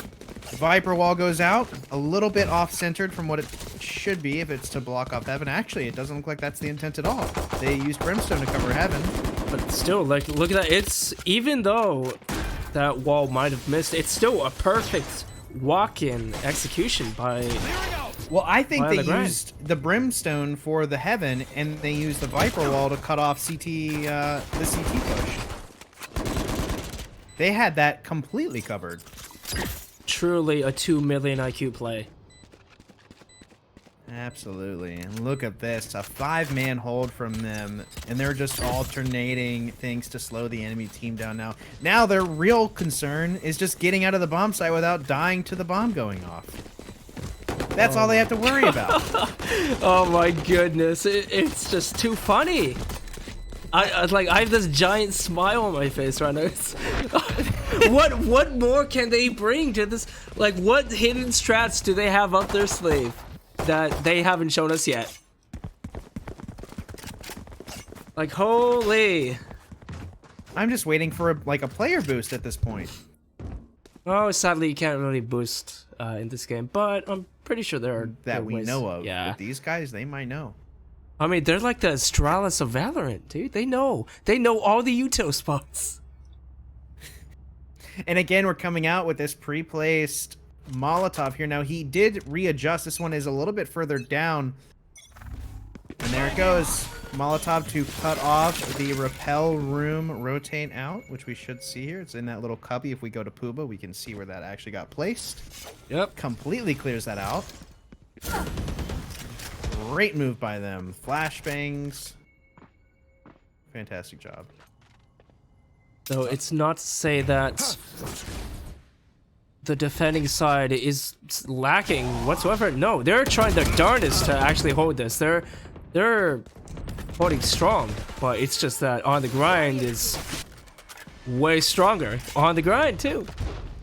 And the thing is they're not even necessarily losing. They're not even losing like things like gunfights straight up. They're competing with them in that regard. It's just they're getting outstratted right now. I don't think they expected this degree of coordination and utility usage.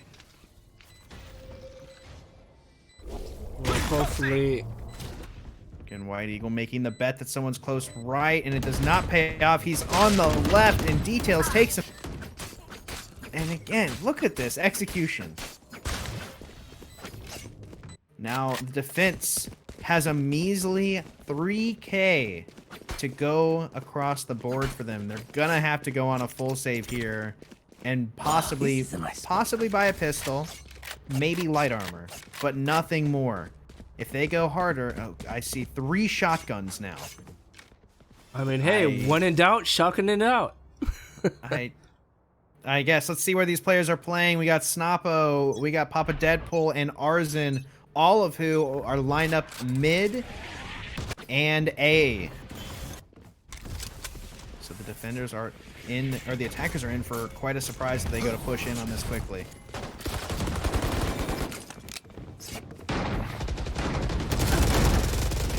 Snappo with his first shotgun kill. Can he get another? Doesn't seem that way as the Hellfire manages to push them off of that heaven position and allows the bomb to come through and get a plant down. Going up. Fortunate. Uba pushing in with Arzen here, gets taken out by the enemy Sage, and the shotgun coming in big. But unfortunately, the 2 shells, not enough to clear the entire bomb site. I mean, with how claustrophobic and cramped the A site can be, especially leading up to the site itself, I like that idea. It's just that it wasn't executed properly from the defense. Like, those shotguns, compared to other games, they do actually work. I mean, when you have your shotgunner in heaven taking long shots, it does quite make it a little questionable why he wasn't on the bomb site. But more so, like, looking at this, oh, Details almost gets taken out by the combo of Ice Wall from his own Sage and the Hellfire. Almost tragic, but manages to get healed back up and still situating themselves to do a mid push while their bomb carrier is sneaking into sewer here. Sage goes down, Papa Deadpool gets a collateral, and in our BCS, the Viper manages to trade one back into a 3v3. Where are they going now? Sneaking back through the sewer, trying to push back into sight, going for some smokes here from Texas. But before he gets them off, gets stunned by the enemy breach. They still might not know that they're here yet.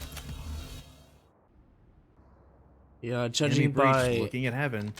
Yeah, judging by all the players on the defense, the call is probably going to go now that, hey, they're rushing A, shooting it, and there we go, the rotations. Viper getting the entry frag onto the site there. It was almost concerning for a bit. They were watching the same angle, but the Viper ultimate comes out. And this should pay off in spades with no ultimates and no utility coming out from the defense here. Yeah, you'd they be hard have to pressed push think into that, this on their own. for sure. And Viper has an idea where they are, should identify that they are top heaven currently. Toxins are getting low. Poison's off. Papa Deadpool with his 3rd kill of the round and 4th kill of the round. Manages to get to the defuse just barely in time. 3 Finally. seconds remaining on the clock. Finally, a point on the board for the defense. They breathe a sigh of relief, but they still got 3 more rounds to go to tie it up. And looking at the money, isn't that great? Eagle is on 4,200, the rest are 2,000 or below. But they do have the money, so They're gonna scrounge by. And they were able to preserve the op and keep that econ going for a bit here. The attackers are fully setting up and look to be committing towards an A with a fake Smoke's down. from Joke's the over. attacker You're dead. over in Daystra with a preset, 2 preset ice slows over on the B. With a fake wall, attempting to get the enemy team to overcommit here way early on. Taken out by Arzen because the wall is somewhat misplaced there. The defenders have fallen hook, line, and sinker for this bait as the attackers push onto A unimpeded. 4-man on site. Completely uncontested. Defenders just now realizing that they've been had. Look at all of that utility used over here. Ice walls, slows, everything. And now it's just a waiting game. How can they retake? Ult comes out from the breach, doesn't hit a single person. 3 go down to the attackers.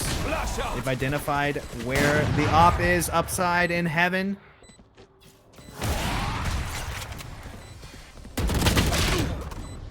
And now it's a 1v3, 1v2 with Arzen, and the op goes down. This is tragedy for the defenders.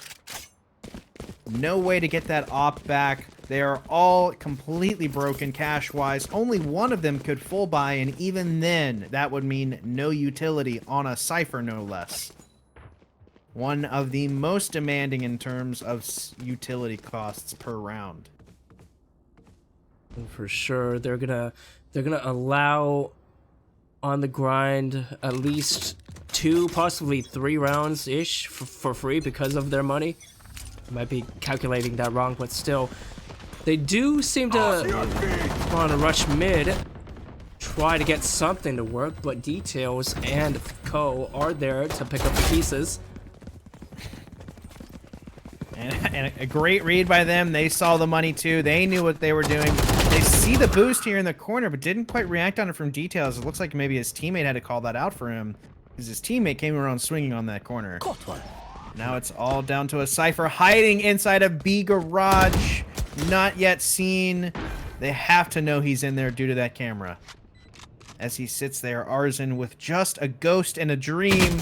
Peeks 2 people, swings into a firing squad, and goes down. Oh man, you hate to see it. And to think people thought that this map was heavily defender-sided, but no. When you have the brains, when you have the fragging potential, you can easily win this on attack. Single-handedly. I think one of the key highlights here is to look at what they're doing here. Look at these pre-placed utility usages. One of the most difficult areas to try and flush out of mid is that little cubby corner. Just due to the general nature of any other utility that you would use there normally, you would have to peek mid to get it there, which means you're exposed to the rappel room, which is always a super dangerous situation, especially if the enemy team is running an opper, especially one that runs it mid. But here, the way they're playing, they don't have to worry about that. They confirm that spot's clear, and when they confirm that spot's clear, they don't have to check it. They can focus entirely on rappel and entirely on heaven, and not worry about a single other thing here. I mean, look at this. 4 people able to all be looking in the same direction. It's no wonder they're taking control of heaven so easily. Only losing a single player here. A Hellfire going out, taking out an enemy inside a rappel room, and there's one hiding on B site, and they haven't cleared him. Thankfully, Sage manages to take out the Arzen once again, hiding in a corner somewhere inside of B. And Hellfire comes out. Looks like it's going to get Texas. Texas goes down. It's a 2v3. And I just saw Puba mess up his ice wall, preventing Eagle and himself from actually getting to the heaven position. A delay of that kind of degree of extra 5 seconds, that matters when the bomb defuse is 45. It's a 1v2 situation here. Just needs to clear the last one, and he does, but they're not on the defuse yet. He still has plenty of time, though. Should have about 5-6 seconds towards the end of this. There it is. 4.73 on the defuse. While that ice wall almost cost them the round, the attackers gave them a little bit too much leeway there. And looking at the money, On the Grind still has a little bit of money, and look at that, an RBCS 13-3, and the second top frag is 7-4. I mean, sure, that might not. Despite losing that round, they have money to spare. And sure, that might not seem like a big frag difference, but when you have a singular player that's popping off like this, then it can only mean good things for your team. Viper lining up her toxin wall. Let's see how this one gets set up here. There the smokes came out. She was waiting until she saw the smokes spawn in the sky to utilize that. Now their own Sage has actually seemed to have walled them off, or slowed them off here. There's the toxin wall. They just need to clear out the one guy on site, which they do. They got 3 inside of heaven, and they're all blind. No charges left. Managed to make it through, only losing 1 despite every single one of their players getting blinded. Barrier created. Great play by them. Ice wall goes up, buying them a little bit of extra safety there. Just have to worry about the close right now. Which is now mollied off. With this 3-on-3, it is still doable for the defense side. Arzen with his 3rd kill here, pushing into the site. Gets 2, and there we go. And they clean it up. Very good from the defense. Looks like they're actually starting to shape up their retakes now. Which is great news to see. Close game is always better to watch. For sure, because the last thing that you want to see in a grand final is just a blowout. Let's see what they're doing here, and they are risking it all currently with this full buy. Now they did buy their Sage from another player here, and so they are all able to use all of their abilities. Sage is once again lining up this slow here at the start of the round, which this one should land, I believe, top heaven, if I remember correctly. So we'll see how this one goes. Waiting to delay the push, waiting for their lurker over on A to gain more attention for himself before deploying. And there they go, smokes go down, and they push into B. Now heaven is currently iced off, smoked off, walled off. They should have an easy plan here. That pre-fire into the little cheeky spots. Spike planted. Smoke goes down, flashbang. Just to clean it up. Oh man, and I thought the defense actually had a chance in this round. They gave you the little bit of hope right before the attackers took it right back in this 4v2 situation here. The defenders trying to find out where they could be and managed to get 2. They aren't able to get that last one, and the Sage gets walled off and tries to stick the plant, but is unable to. Almost a very good play from them there. Managed to ice wall off the other Sage into the corner. Had the Cypher not been there, that would have been the round.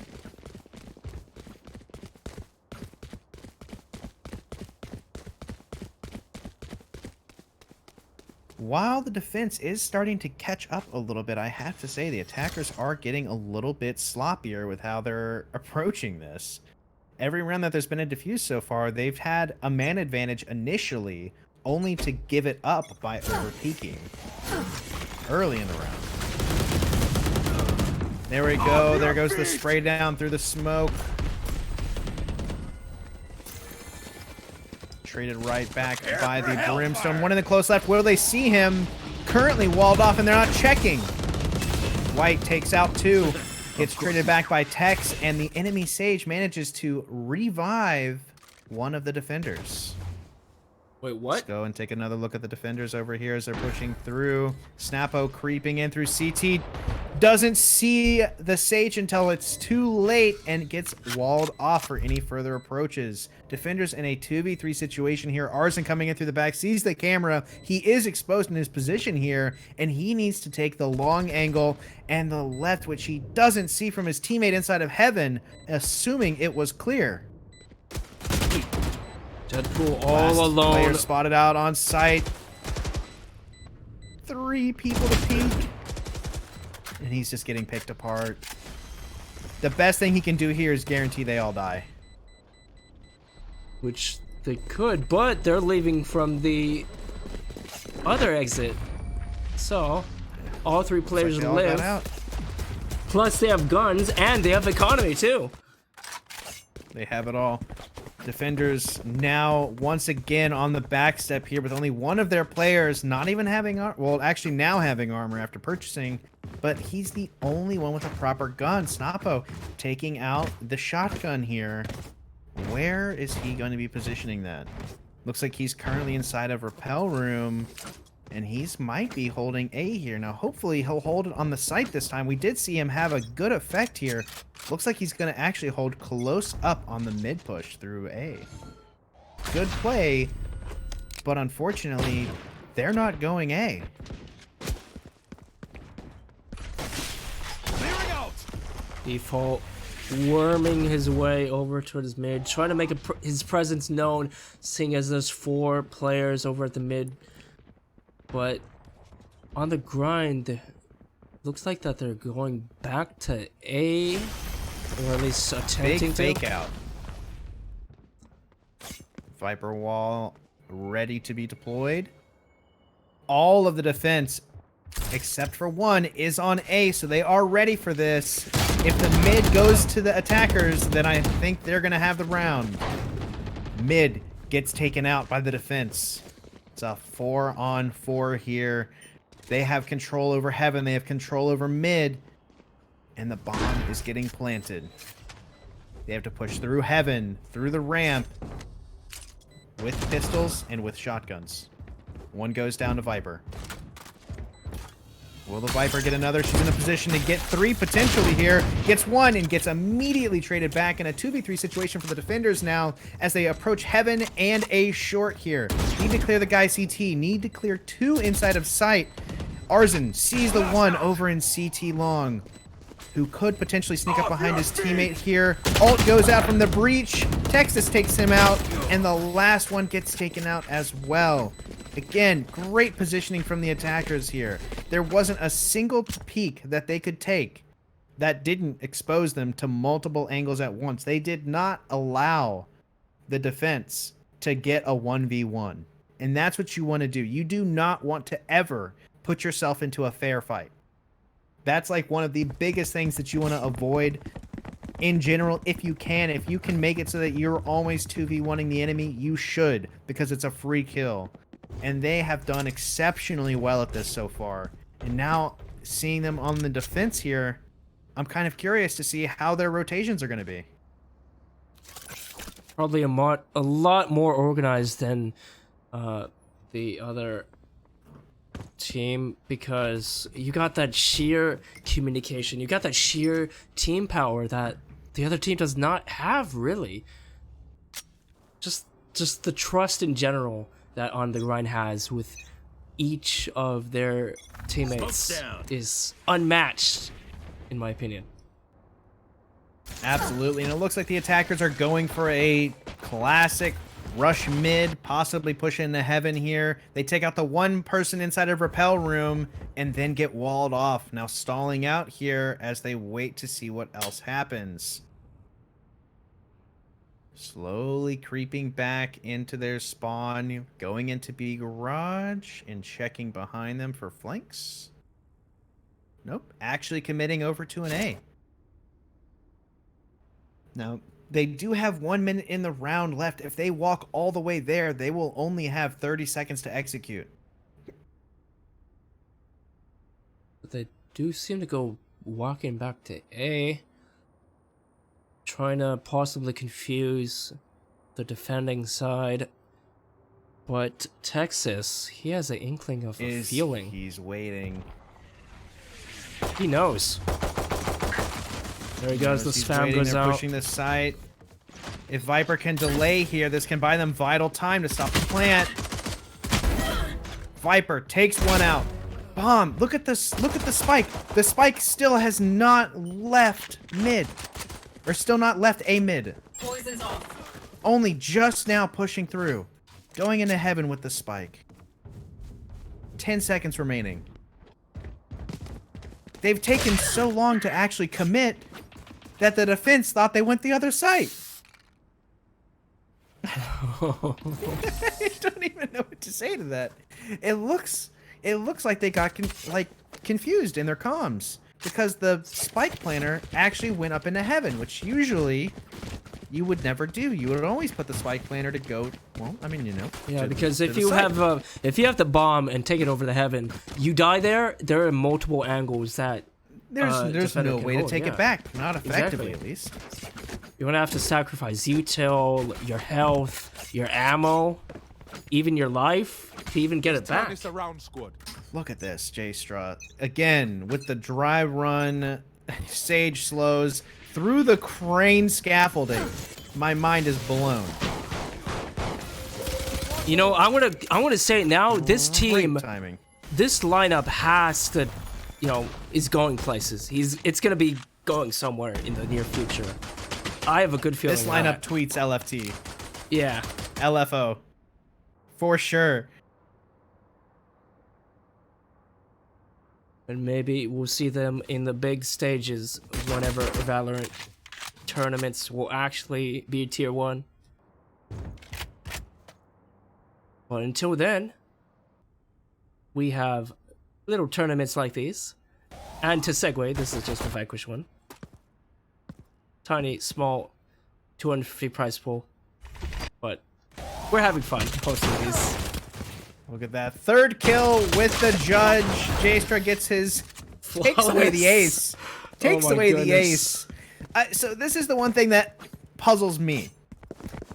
You know, there is a man with an auto shotty and flashbangs around a corner. And he's only effective close range. So why then do you rush him? continue to push him? I don't know. Maybe they were thinking they could land the lucky headshot and the kill, but that was not meant to be. It was false. They lost the round because of it. Looks like they're setting up for an A rush. That's really all they have left here, but are stopped by a molly.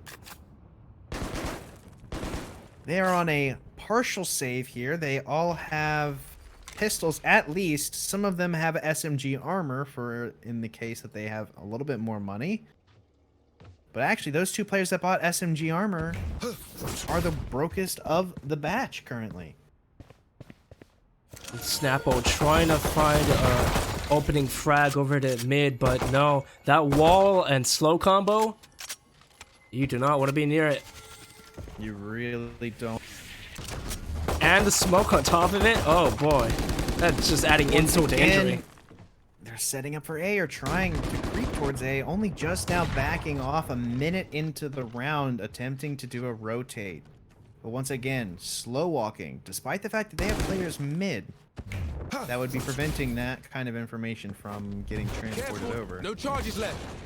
They're starting to run out of time here. They're going to be pressured, and I think that pressure is what's going to cause them to make some mistakes here. The defense is already looking at the garage. Heaven is looking over there as well. They don't have ice walls. They're all getting marked. Puba with a great headshot onto the guy at the rappel wire. And Snappo taking out Tex despite getting traded back. Now, question here. Spike gets planted. Details. AFK? Details Maybe... definitely AFK. For sure. Details is disconnected currently, actually, as far as I can tell. Oh no. Very unfortunate timing from them. Are you able to see chat? No. It says error chat room not connected. Chat room disconnected. That is incredibly unfortunate. Okay.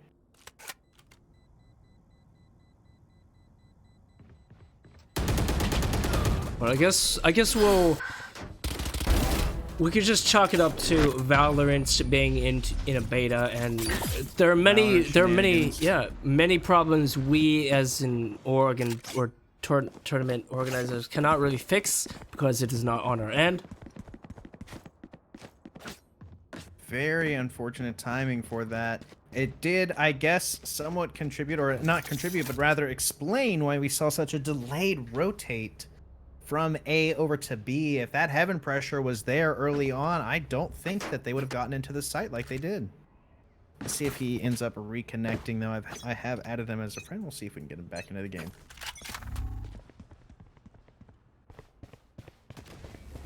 And even though it's unfortunate that there are no commands to pause or anything, so it unfortunately has to continue, or at the very least, I don't know. It's a screwy situation to be in.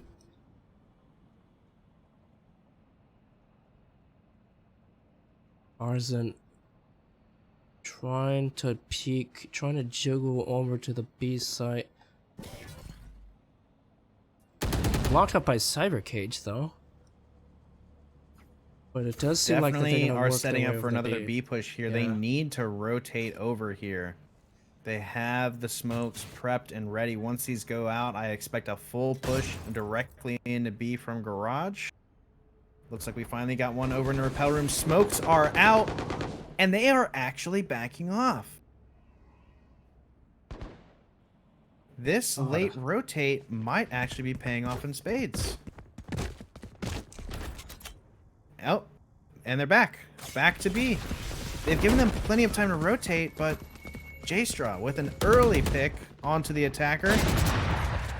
Still have multiple pressures here. Tex gets taken out. J-Straw gets taken out. And now it is a 2v4 situation here. Both of them pushing in through heaven. All of the attackers hidden away in the corner. They do stand a good position to actually take them all out here. And their third has come back from being AFK. All right, good Attackers news. now down to 2. It's a 3v2, 2v2 here. Attackers both hidden away in the corner. Both defenders know exactly where they are, and they're flashed. And they both get taken out. Great plays by the defense there. Breach coming back in the nick of time with that flashbang just won them that round. Both attackers knowing exactly what they have to watch, and then being blinded is just I mean, It is insane. What great timing! What great timing to come back from being DC'd.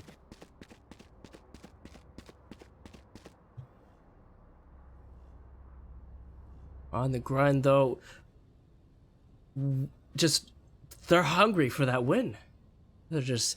I expect some shenanigans to come out of them. They might as well get aggressive and might as well end it out like this. I already see Breach and the Sage dancing inside of Rappel Room right now. So. And even Looks like if they they are setting lose up a for a couple of rounds, mid-push. yeah. Even if they lose a couple of rounds, they'll be like, "Oh yeah, we're on match point. Like we don't have to worry as much." They're gonna have to tie it up and have overtime. A 5-man mid push that's stalling out is never a good sign, especially as they've abandoned the spike and they've left it over towards B. By the time that Puba gets back, that smoke is going to be gone and he's going to have to cross an open field. It looks like they did choose to re-smoke it here, actually, in order to get that spike. Off your And feet! there's... Prepare for hell. I can't tell if they're committing to this or not. Looks like they're wanting to go A through sewer, but they're too concerned about getting picked off here at mid. Here we go. The ultimate from the Phoenix gets taken out. There is still one Sage ultimate, so Phoenix can have another chance at life if he chooses. First camera goes out. 2 players on a B. Gets him through the smoke. Tex with a double. J-Star with a single. With a double kill now as well. And the attackers have been taken out entirely by the Sage Cypher combo on site. And ladies and gentlemen, your winners of VanQuish Gaming Tournament on the grind take down what I thought would be a very close match. They take down Ruble in a spectacular fashion. Like, there's no effort needed from them. Yeah, I mean, to me, the way I see this is that this was a team versus a group of good players who are friends. That's what it appeared to me. is that the individual skill level seems to be there for both of them. But look at this. They had a dedicated planter. Texas on the Texas on the winning side. 7 plants that game. Details: 4 first bloods. Sage, 3 first bloods, 4 plants. They actually had assigned roles. They had things actually consistently done. So I mean, I can't really blame the other team for falling to them. I mean, there's what do you expect? You have 2 groups of players of similar skill individually, and then one side is very clearly a team, or at the very least seems to have prepared better for this event than the opposing group, which, you know, nothing wrong with, but those who come prepared to win usually end up getting the win. So very, very excited to see a lot of the stuff that they brought out today. I really enjoy seeing a lot of the strategies and things that people have come up with. So this was kind of a treat for me to watch them play, for sure. And definitely, and even though it's the beta, new metas and new team compositions and whatnot, it's gonna arise as the game evolves and as the game gets released and whatnot. So hopefully there will be even more crazier games in the future, whether it be with tournaments we host or tournaments we watch. I just can't wait. Competitive Valorant is gonna be something to behold, for sure. And with that being said, we would like to congratulate the winning team on the Grind Esports for their decisive victory throughout this tournament. And I think that's where we call it, because, you know, we did it. We finally went through all the teams, and, you know, we did it. So from all of us to all of you, thank you guys so much for watching. And Remorse, thank you for hopping on and helping me out cast. Yeah, anytime. It was fun. I always enjoy it. I mean, it's a little weird to cast a game that you are very unfamiliar with. Siege is definitely a lot easier for me to cast.